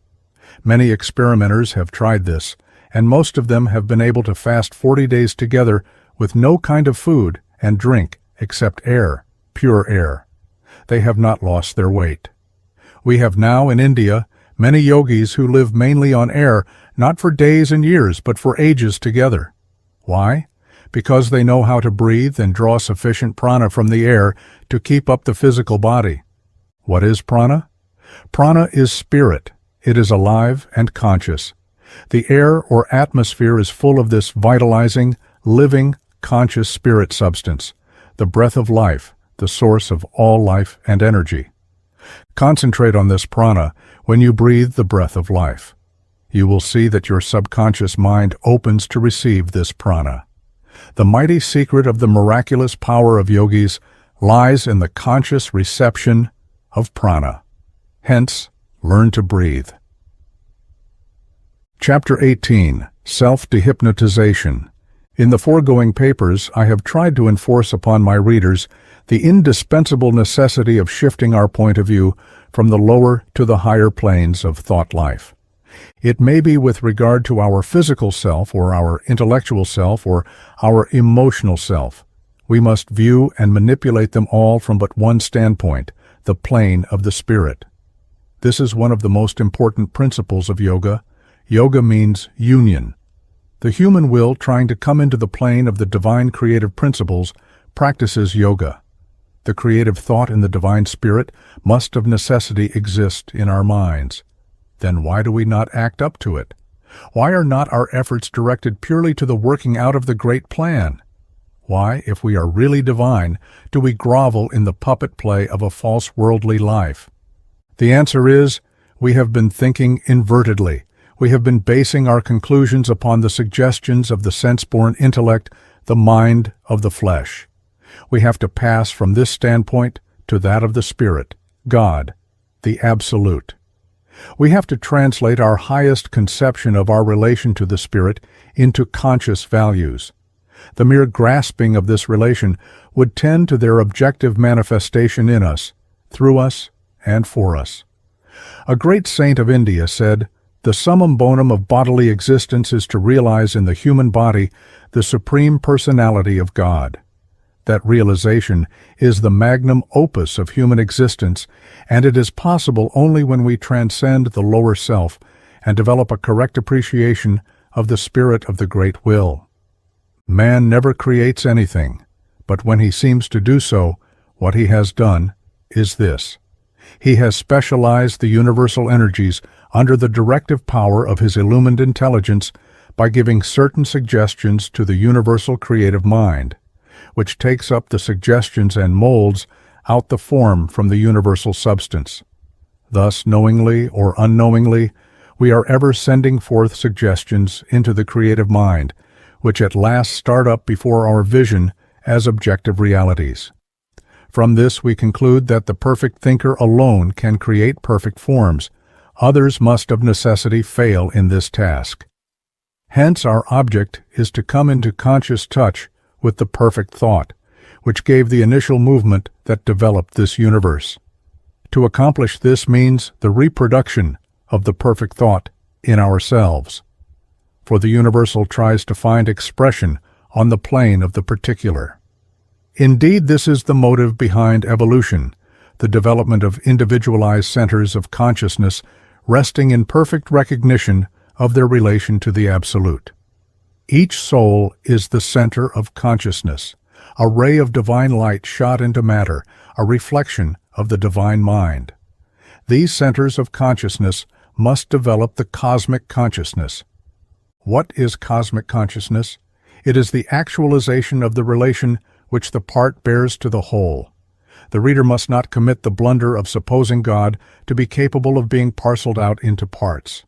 So we are not thinking of material things along lines of physical observation, but of that which is behind matter, I mean spirit, which is the life that ensouls material forms, and of which those fawns are simply so many projections. Suppose we place two mirrors facing each other, a large one and a small one. Suppose further that the word life is engraved on the former, then by the law of reflection, the same word shall appear in the latter. That illustrates the relation between the human and the divine minds. Another illustration given by a mental scientist is that of a self-influencing dynamo, where the magnetism generates a current which intensifies the magnetism, thus leading to the generation of a still stronger current, till at last the saturation point is reached.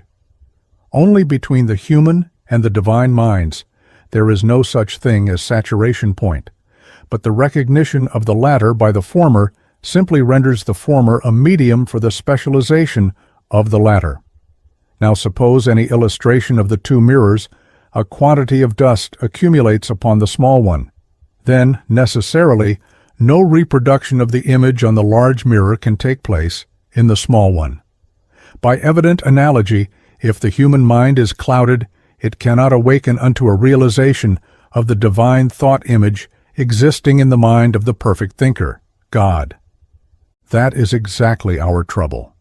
We are laboring under the hypnotic spell of thoughts, not in consonance with the true spiritual laws of the universe, as well as our true self.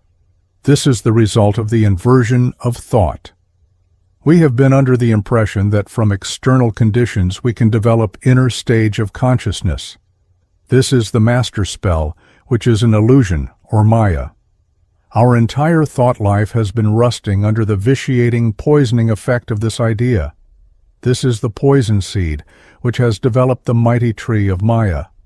To pluck it out, we must draw inwards and realize that inner states of consciousness wield an ever-molding influence upon matter and hew out ever-varying forms, just as the image projected upon the specular screen of a magic lantern is really determined by the slide in the lantern. Change the slide images, and you have other images on the screen. Change the thought in your mind, and you change the form materialized thereby. Influence the lower self from this standpoint, and your thought life shall take on newer, more beautiful forms, which in reality form the grand and noble stuff composing the life of every highly evolved soul. The self has dehypnotized itself from the illusion of forms. It has found its place in life, sees itself as the principle of life, and is free and immortal. Chapter 19. Self-de-Hypnotisation 2. The way is long, yet despair not, awake, arise and stop, not until the goal is reached. Katha Upanishads. Life is a constant accumulation of knowledge. The vast majority of humanity are the pushed, and a few are the pushers. The latter class have learned to grip the good in everything and turn it to account. Some have lived to purpose in the world of matter, some in that of spirit. They do not seek, but are sought after, do not weep, but are wept for, do not want, but are wanted. They have gripped this lesson. Knowledge is power, and power moves the world. They have acquired knowledge by inner concentration upon certain problems, and then applied the same with a cautious, a straight aim, and they have hit the mark. Such indeed is the result of the right exercise of knowledge. Now knowledge has many aspects. Some strive for the material side of things, some for the spiritual. 99% of the former to one of the latter. No blame is attached to either class. We must all of us follow our own bent. We are for the spiritual and will therefore see how we can live the positive life from the Spirit's viewpoint. We are like so many pearls strung upon a band of gold. The band of gold is the great universal spirit, and each pearl is a point, a center of consciousness in and through which the spirit is trying to realize itself. We are half devil, half divine.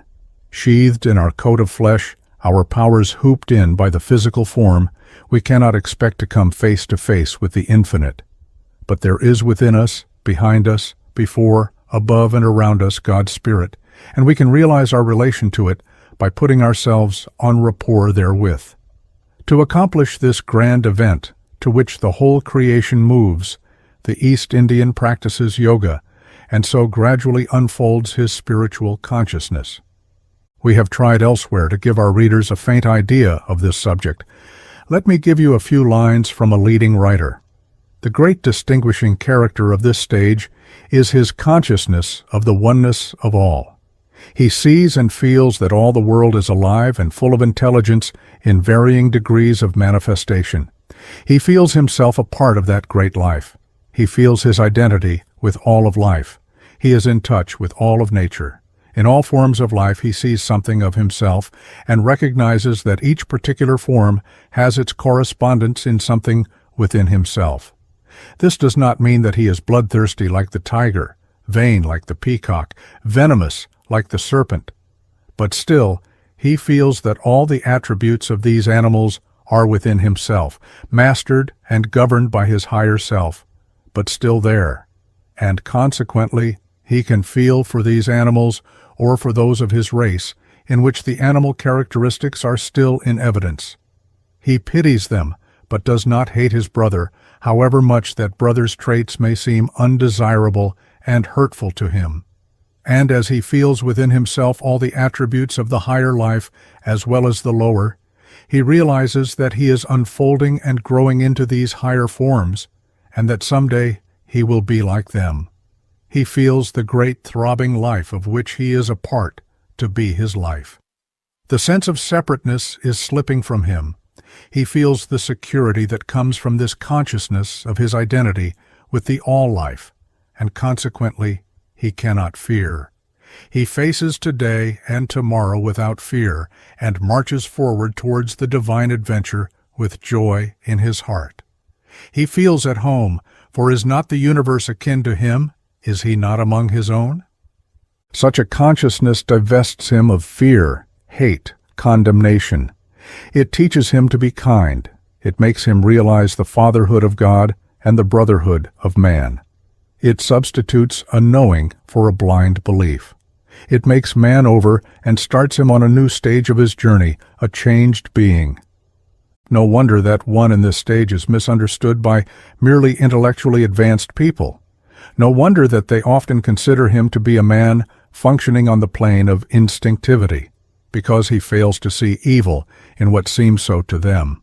No wonder that they marvel at his seeing good in things that do not appear so to them. He is like a stranger in a strange land, and must not complain if he be misjudged and misunderstood. But there are more and more of these people every year. They are coming in great numbers, and when they reach a sufficient number, this old earth will undergo a peaceful revolution. In that day man no longer will be content to enjoy luxury while his brother starves. He will not be able to oppress and exploit his own kind. He will not be able to endure much that today is passed over without thought or feeling by the majority of people. And why will he not be able to do these things? May be asked by some. Simply because the man who has experienced this new consciousness has broken down the old feeling of separateness, and his brother's pain is felt by him. His brother's joys are experienced by him. He is in touch with others. From whence comes this uneasiness that causes men to erect hospitals and other charitable institutions? From whence comes this feeling of discomfort at the sight of suffering? From the spiritual mind that is causing the feeling of nearness to all of life to awaken in the mind of men, and thus renders it more and more painful for them to see and be aware of the pain of others, because they begin to feel it, and it renders them uncomfortable, and they make at least some effort to relieve it. The world is growing kinder by reason of this dawning consciousness, although it is still in a barbarous state as compared to its future condition. The race today confronts great changes. The 1,000 straws floating through the air show from which direction the wind is coming and whither it is blowing. The breeze is just beginning to be felt. Soon it will grow stronger, and then the gale will come, which will sweep before it much that man destined for the ages. And after the storm, man will build better things, things that will endure. Have you noticed the signs? Have you not felt the breeze? But mark you this, the final change will come not from hate, revenge, or other unworthy motives. It will come as the result of great and growing love, a feeling that will convince men that they are akin, that the hurt of one is the hurt of all, that the joy of one is the joy of all, that all are one. Thus will come the dawn of the Golden Age. Ramacharaka's advanced course in Yogi philosophy. This, then, the spiritual consciousness and the unfoldment thereof, is the motive prompting to the practice of yoga. Some start in for practice before they have realized this aim. They have seen, heard of, read of someone possessed of psychic powers, and their morbid tendency to sensationalism has fired their imagination. They are anxious to possess these powers and rule their brother man. They are anxious to make others tremble before them. They are anxious to strike terror to the hearts of others. These men do not know that they are taking a blind leap into the dark and terrible chasm of black magic. They do not know that any thought or action which consciously or unconsciously intensifies the sense of separation, causes friction between man and man, causes pain to the souls of others, and lights the hate flame of anger and impotent fear in their brains, is a retarding force and exerts a tremendous pull downwards upon their evolution. Such a motive has in it the germs of selfishness and the dark powers of black passion. Such a motive will bring untold pain, suffering, and ignominy. It is the result of a rajasic nature where the intellectual powers are strong and the glow of passions arising from the desire to rule is fierce and destructive. These are the followers of the left-hand path. Their wills are strong as iron, their natures intense and implacable, their hearts cruel and devoid of gentle feeling, their passions seething and persistent.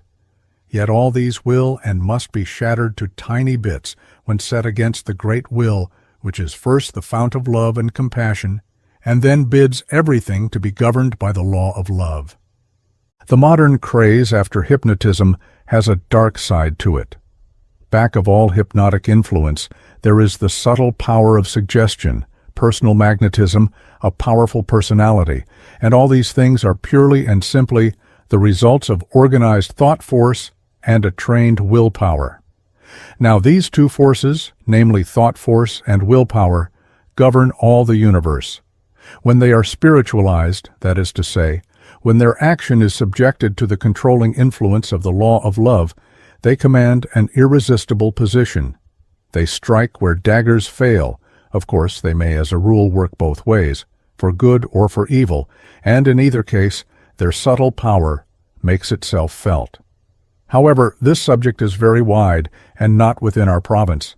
I simply want to call attention to the pitfalls of hypnotic power and warn you against making use of or allowing yourself to be controlled by any such malign and insidious influence.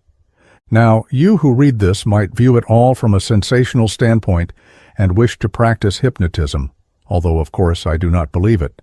For if you desire such power, your character must be dwarfed, and yoga is a path bristling with thorns for a selfish man. But student, sternly curb and kill out, by determined and scientific training, all such propensities.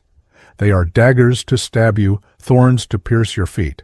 They are the efforts used by the order of black magicians to retard your evolution. Before entering this path, weigh, measure, gauge, and study your character, and build it up along spiritual lines, and these false desires will vanish as the mist before the sun. While commenting on this great sin, the sense of separateness, these words in the light on the path ring in my ears. Let me quote them in full. Seek in the heart the source of evil and expunge it. It lives fruitfully in the heart of the devoted disciple as well as in the heart of the man of desire. Only the strong can kill it out. The weak must wait for its growth, its fruition, and its death. It is a plant that lives and increases throughout the ages. It flowers when the man has accumulated unto himself innumerable existences. He who will enter upon the path of power must tear this thing out of his heart. Then the heart will bleed, and the whole life of the man seem to be utterly dissolved. This ordeal must be endured. It may come at the first step of the perilous ladder which leads to the path of life. It may come at the last. But, O disciple, remember that it has to be endured, and fasten the energies of your soul upon the task. Live neither in the present nor in the future, but in the eternal. This giant weed cannot flower there. This blot upon existence is wiped out by the very atmosphere of eternal thought. The first duty of the initiate is to guard against this source of evil, which is really the sense of self-righteousness and the exalting of our own personality above that of others. It is refined animalism. It is intellectual pride and egoism. Its climax is black magic, the giant weed. It belongs to the lower part of ourselves, the passionate side of us, from which proceed hatred, jealousy, malice, desire for revenge, self-glorification, and these tend to the setting up of a dividing wall between man and man. We contract ourselves by such practices. We are thereby building up a shell around the soul, which it cannot transpierce. You who take so keen and deep an interest in the occult forces of nature will, by the study and practice of yoga, in time develop a higher form of consciousness, far above the average of humanity. Naturally, this unfoldment will transmute your inner nature into a tower of strength, and your mesmeric influence shall gradually circle out from a smaller to an ever larger sphere. This is inevitable. Then comes the crux of the situation. Will you develop a will that is potent with the strength of the All-God? That is flexible at need, rigid at need, ever strong to save and motived by the highest, the best, and the noblest within you? When that great spiritual giant, Sri Ramakrishna Paramahamsa, was lying very ill at the Kasipur garden, Pandit St. is reported to have said to him, "Sir, I have read in the Shastras that saints like you can cure diseases of the body at will. You will be free from all your ailment if only you concentrate your mind upon the spot." Ramakrishna Swami was suffering from cancer in the throat, with the will that it be cured. Won't you try it once? Now listen to the noble reply of this perfect soul. "Oh, how could you say such a thing, being a pandit yourself? Can I ever be inclined to remove the mind that I have given up to Satchidananda, the essence of knowledge, existence, and bliss, from him, and turn it to this frail cage of flesh and bones? This is renunciation. It is a general law of occultism that the white magician should never use his powers for the accomplishment of personal ends, thus striking in at the very root of selfishness. In India, the spiritual healer will not even drink a glass of water from the hands of the man whom he has treated. I want nothing for myself. This is his calm, dignified, and cheering speech. In the presence of such a man, the lion and the lamb shall play together. The most vicious of brutes shall roll in submission at their feet. The most wicked men shall be struck dumb with awe and reverence on contact with their pure and spiritual aura. Naught out of or in the universe can injure them. This is the great power that shields the yogi in the densest jungles of India. He is a center of love and power, and he knows absolutely no fear. It is the thought magnetism of such men that brings immediate and complete relief. They are strong as rock. They raise not their hand against anything, and nothing can go against them. They are living examples of the law of non-injury. This mighty power of love, compassion, and non-injury is deeply embedded in our nature. Encourage it, and it shall grow. It is our very nature. After man has run the gamut of all ephemeral and sensual experiences, he falls back upon this heaven of peace. Look for the flower to bloom in the silence that follows the storm. Not till then. It shall grow, it will shoot up, it will make branches and leaves and form buds, while the storm continues, while the battle lasts. But not till the whole personality of man is dissolved and melted, not until it is held by the divine fragment which has created it, as a mere subject for grave experiment and experience, not until the whole nature has yielded and become subject unto its higher self, can the bloom open. Then will come a calm such as comes in a tropical country after heavy rain, when nature works so swiftly that one may see her action. Such a calmness will come to the harassed spirit, and in the deep silence the mysterious event will occur which will prove that the way has been found. Call it by what name you will. It is a voice which speaks where there is none to speak. It is a messenger that comes, a messenger without form and substance, or it is a flower of the soul that has opened. It cannot be described by any metaphor, but it can be felt for, looked after, and desired, even amid the raging of the storm. The silence may last a moment of time, or it may last 1,000 years, but it will end. Yet you will carry its strength with you. Again and again the battle must be fought and won. It is only for an interval that nature can be still. Light on the path. The blooming of the flower is the silence in the spiritual awakening we have already spoken of. We have to concentrate our attention upon this. The first step to this illumination is love. This is Bhakti Yoga, the religion of love. Love God with all thy heart, with all thy soul, with all thy mind, and with all thy strength. And thou shalt love thy neighbor as thyself. This is love.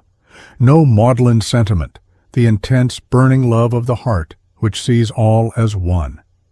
No man who is a slave to love's opposite, hatred, can have mukti, freedom. Then there is karma yoga. He who has lost the self has gained the self. This is the yoga of unselfish action, service to others, men and animals, for the mere joy of it. The worker cares not for results, cares not for himself, but goes on putting forth his energies for the sake of others.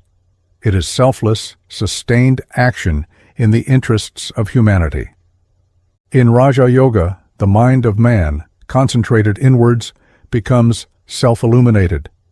The Raja Yoga is the master of mind par excellence. He sifts the grounds of psychology, develops his mind, purifies, trains and controls his nerves, opens up the centers of force in his body, conveys same into the brain, and finally transcends it. He then goes on conquering plane after plane of consciousness, till at last there comes a stage when he feels as if he were everything and everywhere. This is illumination, samadhi, and when the yogi has achieved this, he has achieved all. The eternal pilgrim, man, has trodden the vast cycles of existence and come back home. The Son has been united to the Father. Jnana Yoga is the yoga of wisdom. Here the intellect is at its best. The philosopher, the logician, the man of reason have their work cut out for them here.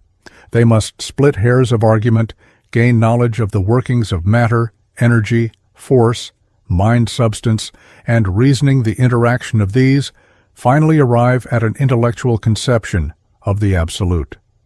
Let me add here that the reports of the intellect are by no means to be condemned as inevitably fallible, as some philosophers have said, for when your intellect contemplates some special line of thought for some considerable length of time, there pours in from the intuitive side of your consciousness, the larger consciousness, as some psychologists have called it, a flood of light which reveals all facts connected with that field of thought.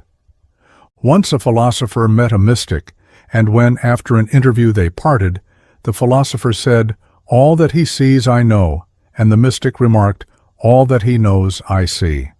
We must develop all round. Unless a man's intellect is illumined by jnana, he cannot have any conception of the riddle of the universe. Unless he has this knowledge, he cannot realize his relation to the Absolute.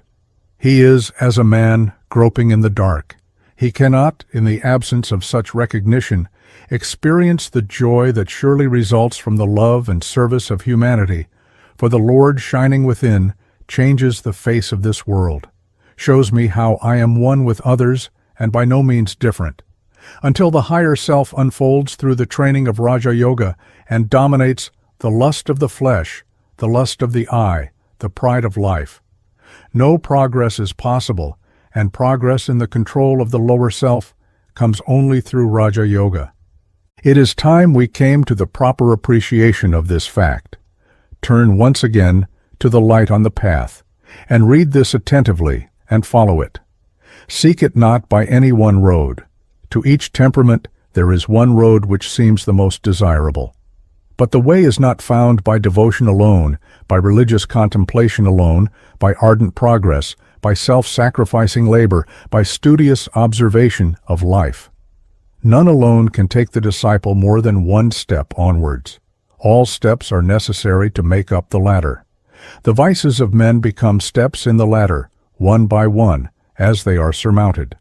The virtues of men are steps, indeed necessary, not by any means to be dispensed with.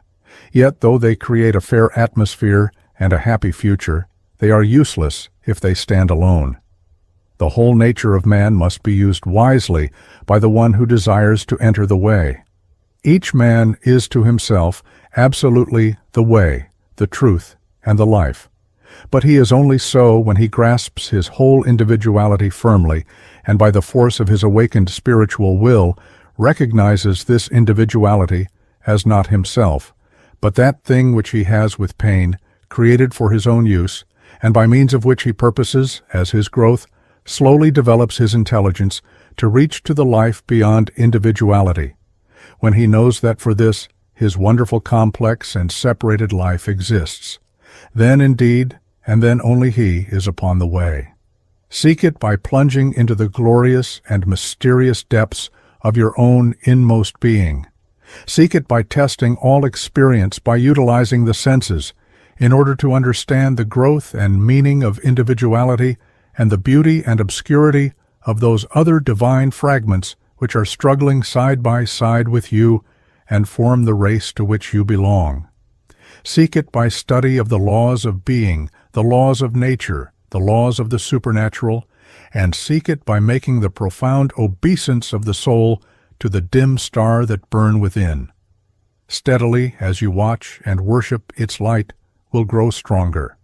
Then you may know you have found the beginning of the way, and when you have found the end, its light will suddenly become the infinite light.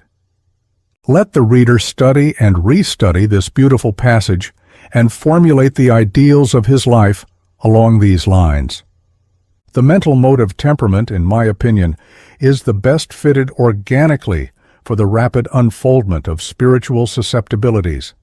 Here the lower organs of alimentiveness, amativeness, and babativeness are generally under the control of the higher brain centers. Here the mind predominates over the body. Their emotions are vivid and intense. They possess great aptitude for mental activity, such as is induced by no other temperament. Their physical constitution is equally fine and possesses an instinctive loathing for all gross and immoral practices, such as bind a man's thought to the physical and carnal side of life. Their thoughts are quick, clear, and lean to the idealistic side of things. They often overstrain themselves and are very impulsive. This class of men should live as much in sunshine and open air as they can. Their sex nature also should be kept clean and pure from childhood. Parents should never hurt their feelings nor impose conventional doctrines upon them, for they will never submit to any domineering and are generally considered queer by coarse-fibered people because of their meditative turn of mind. These are, if well-trained or if simply saved form, the society of immoral men, the best types of men. Their eyes are, as you may notice, almost always very expressive because they are given to abstract thinking and much idealism. If you belong to this class, do not think badly of yourself if the world does not understand you, for you are far advanced and have a much more highly organized brain than men can in their present stage of unfoldment rightly appreciate. You must learn to control your emotions, or you will find yourself tossed roughly about in this rough world. You are, as a friend humorously put to me, from another sphere, and your soul is seeking to view life from finer sense planes. Do not condemn yourself if people call you an impractical dreamer. It simply means that the physical senses have little attraction for you, and your introspective mood implies the stirring of finer sensibilities within you.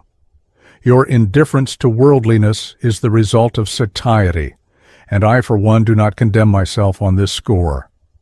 As knowledge of the inner life increases, one finds but small reason for frequent self-condemnation. By this it is not implied that you should be proud and haughty and all that. Even such a thing as spiritual pride, the feeling of conscious chastity and psychic attainment, the I am holier than thou feeling, should be guarded against.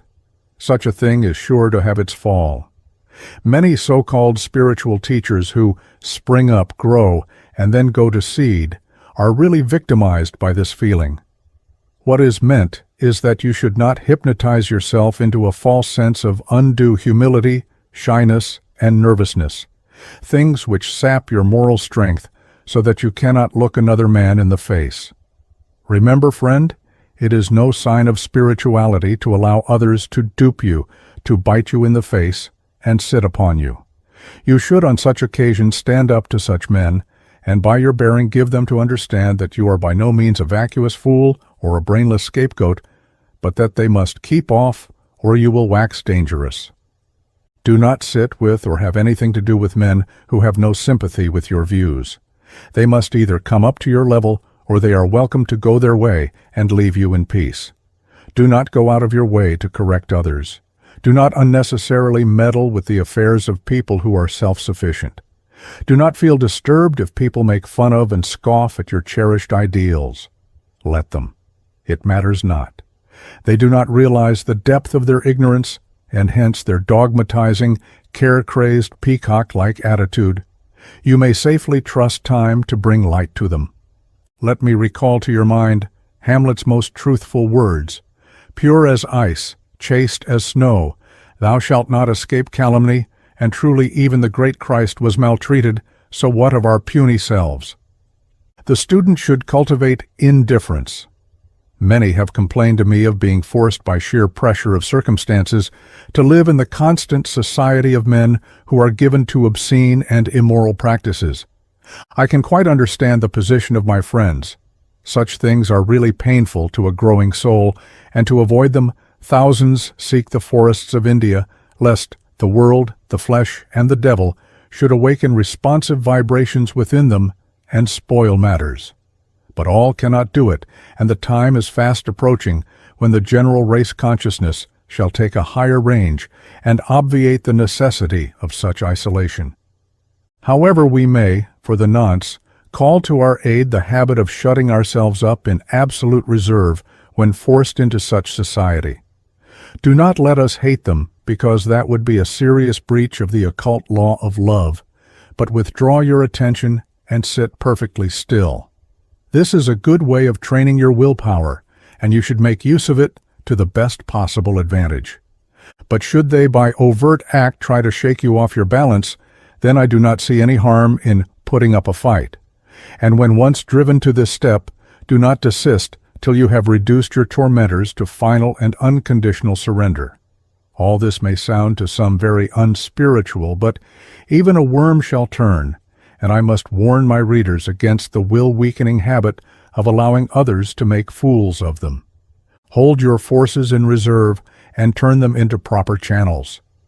One of the society drills so common amongst men is to visit one's friends for a little gossip and an inane time of senseless laughter.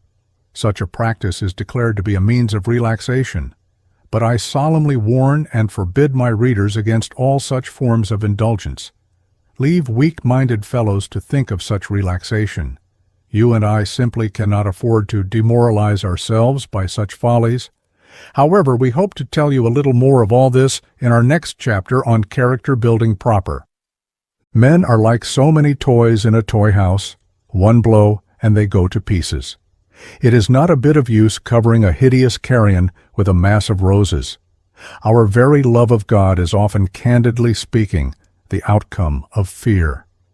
As Judge Troward in his Lectures on Mental Science says, it is a hidden form of hate, and I endorse his statement. The Eternal One has never given us cause to stand in awe of him. It is ignorance alone that leads from pitfall to pitfall, and ignorance is the absence of love. Let us then drill these facts into our brain. Let us think these thoughts till they become flesh of our flesh and the bone of our bone. Let us awaken the electrifying force of the higher soul, the Atma, Shakti, and Gnana, Drikshti, that alone can supply us with exhaustless force to wing the spirit that would break its cage and fly to peace, which is perfection. Let, O student, the fire of the spirit course through your views. Nought can crush you. Drive and thrash out of your brain all thoughts of fear and worry. Know yourself and thereby know everything. Be yourself and thereby be everything. Conquer yourself and thereby conquer everything. Tremble not at the task. That which quakes and quivers is of the flesh, and yours is the grand onward march from passion to peace. Difficulties are only as a spur to effort. It is not the greatness of a difficulty so much as the feebleness of our spirit that bars our progress. Face them, and they fly. Quail not, quail not. These things touch not the permanent self. They are the incidents of our relative personality. There is never a rigid barrier between a difficulty and its breakdown. Square your shoulders and apply them to this wall of illusion. See how it vanishes before you. I say again, be yourself. Know yourself, conquer yourself, trust yourself, and nothing can long ensnare your manhood. Chapter 20. Character Building. Knowledge gives power. Power controls. Man stands for inner perfection. Our character is the sum total of our inner unfoldment. What is unfoldment? I told you in my paper on spiritual unfoldment of the different bodies of man and how the right control and culture of each body would enable the light of the Spirit to stream forth to the objective plane of existence in all its pure radiance. Here is a beautiful illustration. Take a small but strong electric light bulb wrapped around which are many pieces of cloth. Suppose further that the electric light in the glass bulb is the spirit shot into the spiritual consciousness, in and through which the spirit can shine out without the least obstruction and with a minimum of resistance. Remember, the light is the spirit, and the glass bulb is the thin veil of brilliant mind, substance known as the spiritual mind. The piece of cloth immediately next to the glass bulb is very fine, and the light pierces it through. The piece of cloth next to this one is a little less fine and receives a little less of the light. Thus, each piece of cloth, as you go lower and lower, is less fine than the one immediately next above it, till at last you come to the last piece. This cloth piece is at once the thickest and the least illumined of all others. You will see that whatever bit of light this last one has is all it can possibly receive. Compared to this piece, the last but one is brighter and more desirable, and so on from the bottom upwards. As you take off piece after piece, more and more light comes to you, and when you have stripped off the entire number of cloth pieces, you have the pure electric light shining out of the transparent glass bulb. Need I tell you how the last piece of cloth is the physical organism, the grossest and least lighted-up sheath of man? The ego is mounting upwards, as it were, from the densest veil of matter to more and more rarefied grades. The more rarefied the grade of matter in which you are clothed, the more highly energized and spiritualized it is. The finer your body, the more powerfully vibrating the pranic force animating it. Think over it in connection with the illustration of the tiny, strong, electric light confined in the glass bulb, and do not feel particularly attached to your physical form. Character, control. Let us in this paper confine ourselves to A. Habit control, B. Thought control, and C. Self-control. I have already spoken to you in full of thought control in a preceding paper. I advise you strongly to master and apply the principles laid down in that lesson conjointly with what little I succeed in giving you here, for truly, habit and thought are the two great pillars of our whole life structure. They are the roots which sustain the tree of life. Poison the roots, and you have set your plans for the rapid corrosion of the royal tree. Nourish and strengthen the roots, and the tree shall grow, develop, and expand. It shall put forth leaves, flowers, branches, and bear life-giving, sweet, and nourishing fruits. First of all, let us consider self-control. What is it? How is this great virtue to be acquired? What is self-control? Self-control in yogis is demonstrated by perfect soul calm. A perfect yogi will never allow himself to be cast into or hurried away by any form of emotional disturbance and excitement. Indeed, the mere idea is absurd in connection with such developed souls. When they move through the restless and busy throngs of men, yielding every moment to some emotional impulse, at times sad, at others glad, utterly unable to say a firm no to their impulses, unable to view things from any higher point of view than that of the relative and the transient form of existence, and getting miserable and falling into dejection at the least touch of adverse conditions arising from the singularities of their unillumined intellects. On such occasions, the self-controlled man will remain unmoved in this atmosphere of conflicting thought magnetisms. While all sorts of thought waves are dashing against him, his mental aura remains untouched and unshaken, and he radiates peace. When he sees distress and pain, he does not make the whole air throb with his cries, but he calmly sets about finding a remedy for the evil. When something goes against his personality, he does not give way to a blind rush of anger, but he holds himself perfectly unruffled. There was a great sage in India named Vyasa. His father, his grandfather, and his great-grandfather had all of them struggled for perfection and had fallen short of the mark. Vyasa had himself striven for the same prize and failed.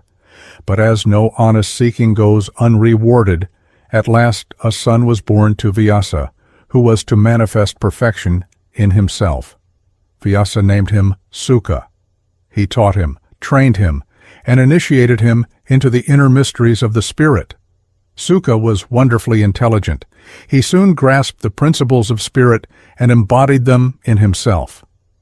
In those days there was a great philosopher king named Janaka. He was called Videha, bodiless, since he had lost all thought of body, and believed himself to be the spirit. Vyasa sent his son to this king's court so that he might be put to test.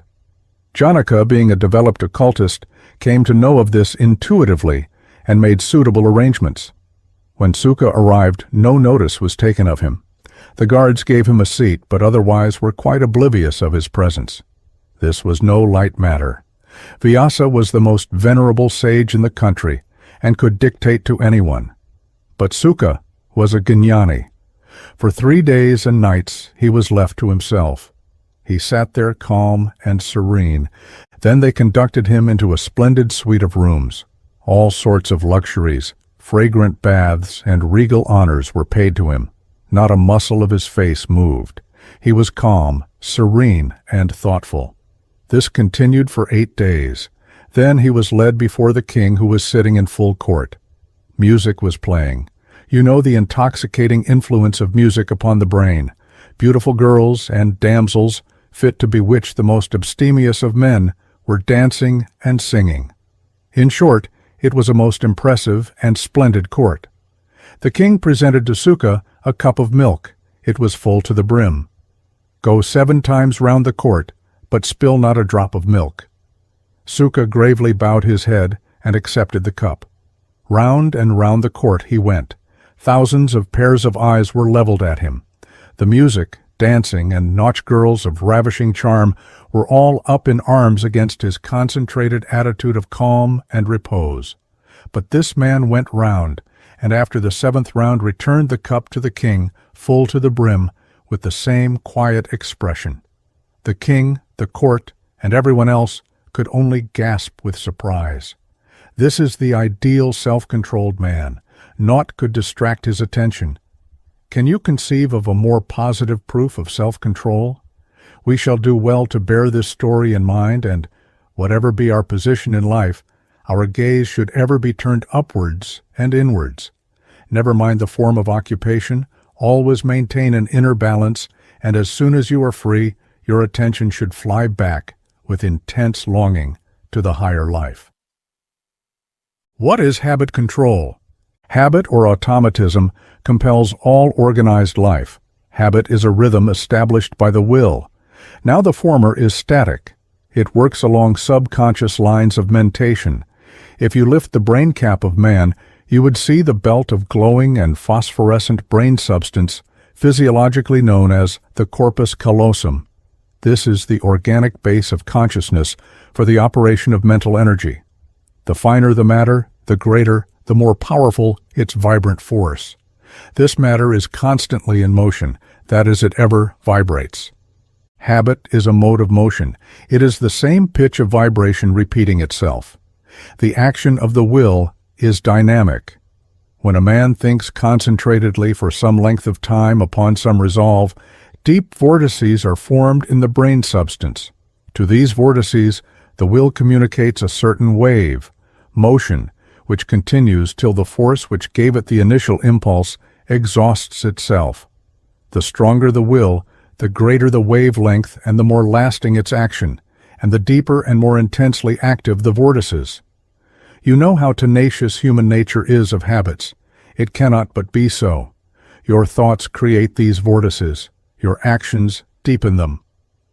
Repeat the initiatory impulse and the law of automatism will take it up permanently and keep up the motion. Your thoughts and actions register themselves in your brain cells and nerve force. Each inward tension of the will develops changes in the molecular structure of the brain, and since there is an immediate rapport between the brain and the nervous system, that which exhausts or recuperates the volts in that battery of vital powers, the organized human brain, welds a corresponding influence upon the vital centers of the body. Professor Elmer Gates of Chevy Chase, the great American experimenter in the new science of psychophysics, who has been conducting experiments in an elaborate laboratory through complicated apparatus for measuring the sensations and emotions of man, is of the opinion, and this opinion is endorsed by D. Carpenter in his grand work on human physiology and many other leading investigators on the subject, that every conscious mental activity creates in some part of the brain a definite chemical and anatomical structure, that mind activity creates organic structure, that one essential condition of remembrance is the refunctioning of the structure which was originally created by the conscious experience which we remember, that organisms are mind embodiments, that there is an art of brain building and mind embodiment whereby individuals can get more mind, that evil emotions create poisonous chemical products in the cells and juices of the body, that there is an art of promoting originative mentation consciously and subconsciously, that immoral dispositions can be cured by putting in the same parts of the brain where they have evil memory structures a far greater number of good structures, and then keeping the good structures functionally active a greater number of times daily than the evil ones, and that one's mental capacity can be more than doubled. The self-activity of the mind creates organic structures, and, says Professor Gates, the mind rules the body. Here you have the grand principle of magnetic affinity between brain waves and health conditions in a nutshell. Psychologists give two divisions of the habit nature, the natural and the artificial. The natural is the mode of motion kept up by the instinctive mind for the upkeep of health conditions. It is quite well educated. Do not disturb it by trying to take control of it. The body has been abused and badgered by the artificial life of modern civilization. Go back to nature, have full confidence in it, and do not meddle with the involuntary activities of the body. As to artificial habits, I will simply say that they arise from the singularities of the ill-developed mind. Remember this, all instinctive action is the continual and automatic swing of motion at first initiated by the will and later on established on a permanent basis by continued repetition.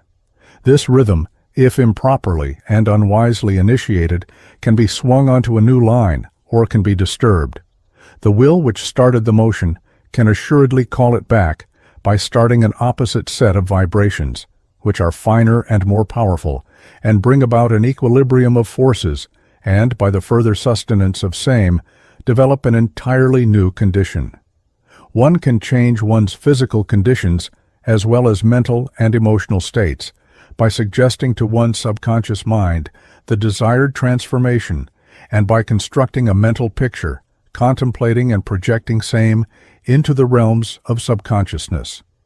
As James Allen puts it, mind is the master power that molds and makes, and man is mind, and evermore he takes.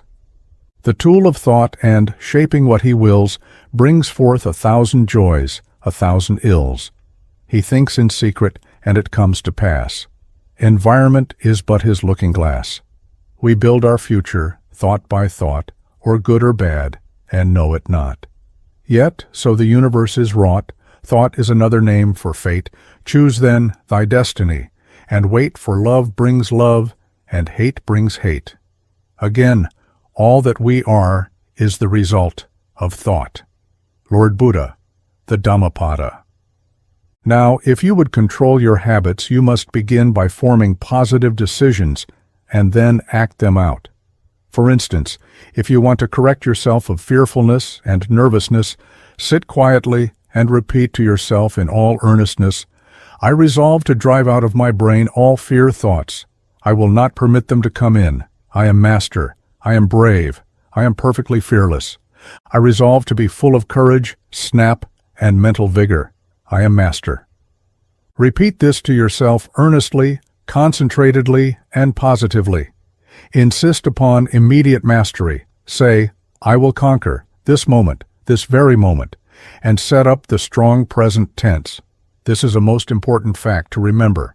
When you sit down to concentrate, relax all over, breathe deeply and gently, and let your mind dwell exclusively upon these thoughts. Then gradually wind up your brain to a state of inner tension. Do not contract your brows. Do not clench your fists. Do not make any physical movement at all. Let the body rest in quiet repose. Let the mind be alertly poised. Set the teeth together quietly, for the lock of the jaws is the seat of the will force, but do not grind and gnash them.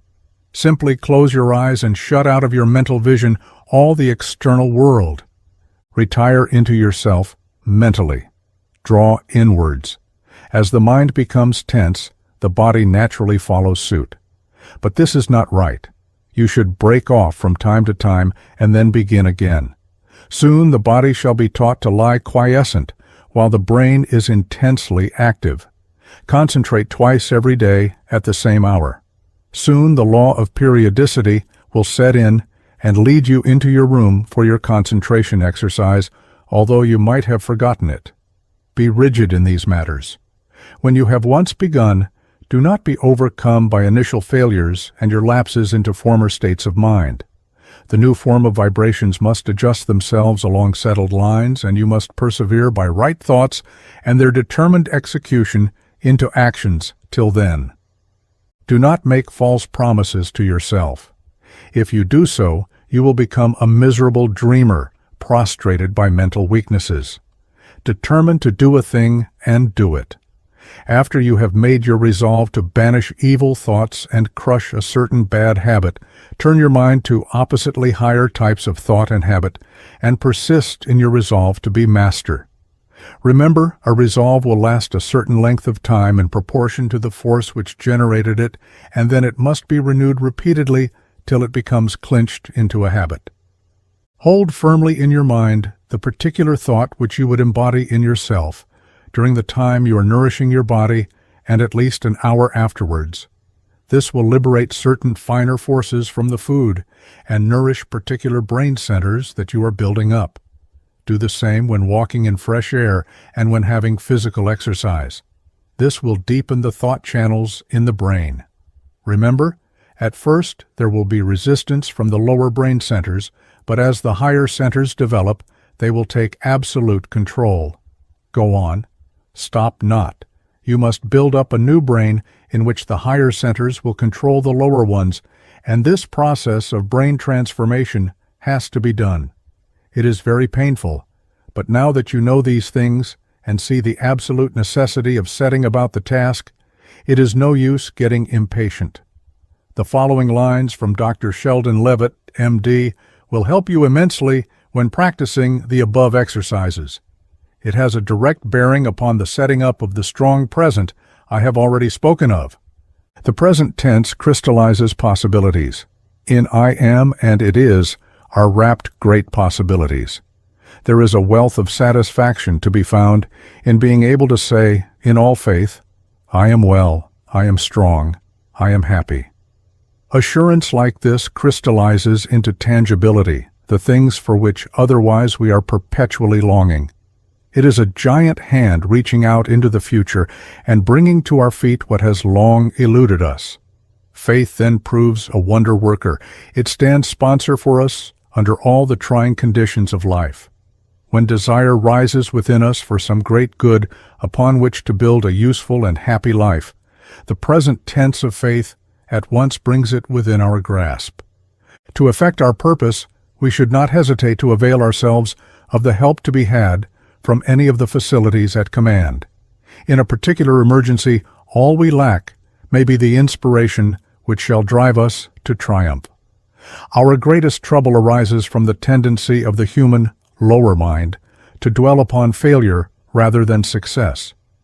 We lose confidence in our ability to accomplish because we ourselves or someone else has met with failure, and it becomes necessary to churn up all our emotional energies to carry us past the sticking point.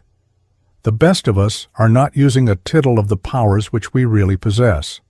Compared with what we ought to be, we are only half awake. It is right here that the power of assertion can do effective work in the rousing of our dormant faculties and bringing into strong action the forces awaiting our command. But they need vigorous stirring. A young physician had been lying ill for many weeks from what appeared to be a serious complication of disorders from which he had nearly given up hope of recovering. All his powers of resistance were seemingly in ruin. He could not sleep, he could not eat. He could not speak above a low tone. To sit up was beyond his power. His vital forces were at so low an ebb.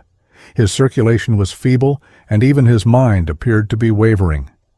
After a careful examination, I pressed upon him the need of summoning all his mental and physical powers, tottering to a final fall, in a grand effort to throw off the terrible incubus which was crushing him as a strong man might crush his foe, by one vigorous and desperate effort.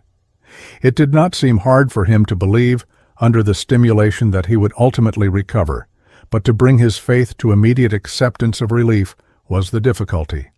But he resolved to do this and warmly confessed his faith when at once the force of the ailment broke. The life forces were set into cheerful and strong action, and he soon resumed his place among men. In reviewing the case, I can see that it was that final culmination of all his hopes, that concentration of all his mental and spiritual powers into creative assertion, that lifted him out of the desperate condition into which he had sunk, and from which he would probably have moved downwards on gradually declining planes to utter despair and death. Before I close this chapter, let me reiterate some important points. You can control your habits, however perverse they may appear. A complete decision of the mind is the first step. Effort, yea, positive effort, and an indomitable will is the second thing. Remain unshaken in your resolves. Remember, the first 25 years of every man constitute the formative period of life. The habits that you carry with yourself across this age become persistent and die hard. The psychological explanation is simple. During adult age, growth is very rapid, and your brain channels are strongly grooved out. But this should not lead you to despair.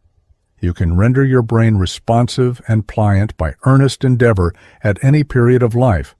Only those who take to these things in their youth will find the task of habit culture comparatively easier. But it matters not at all whether you are young, middle-aged, or old. You must do these things not because of any extraneous pressure.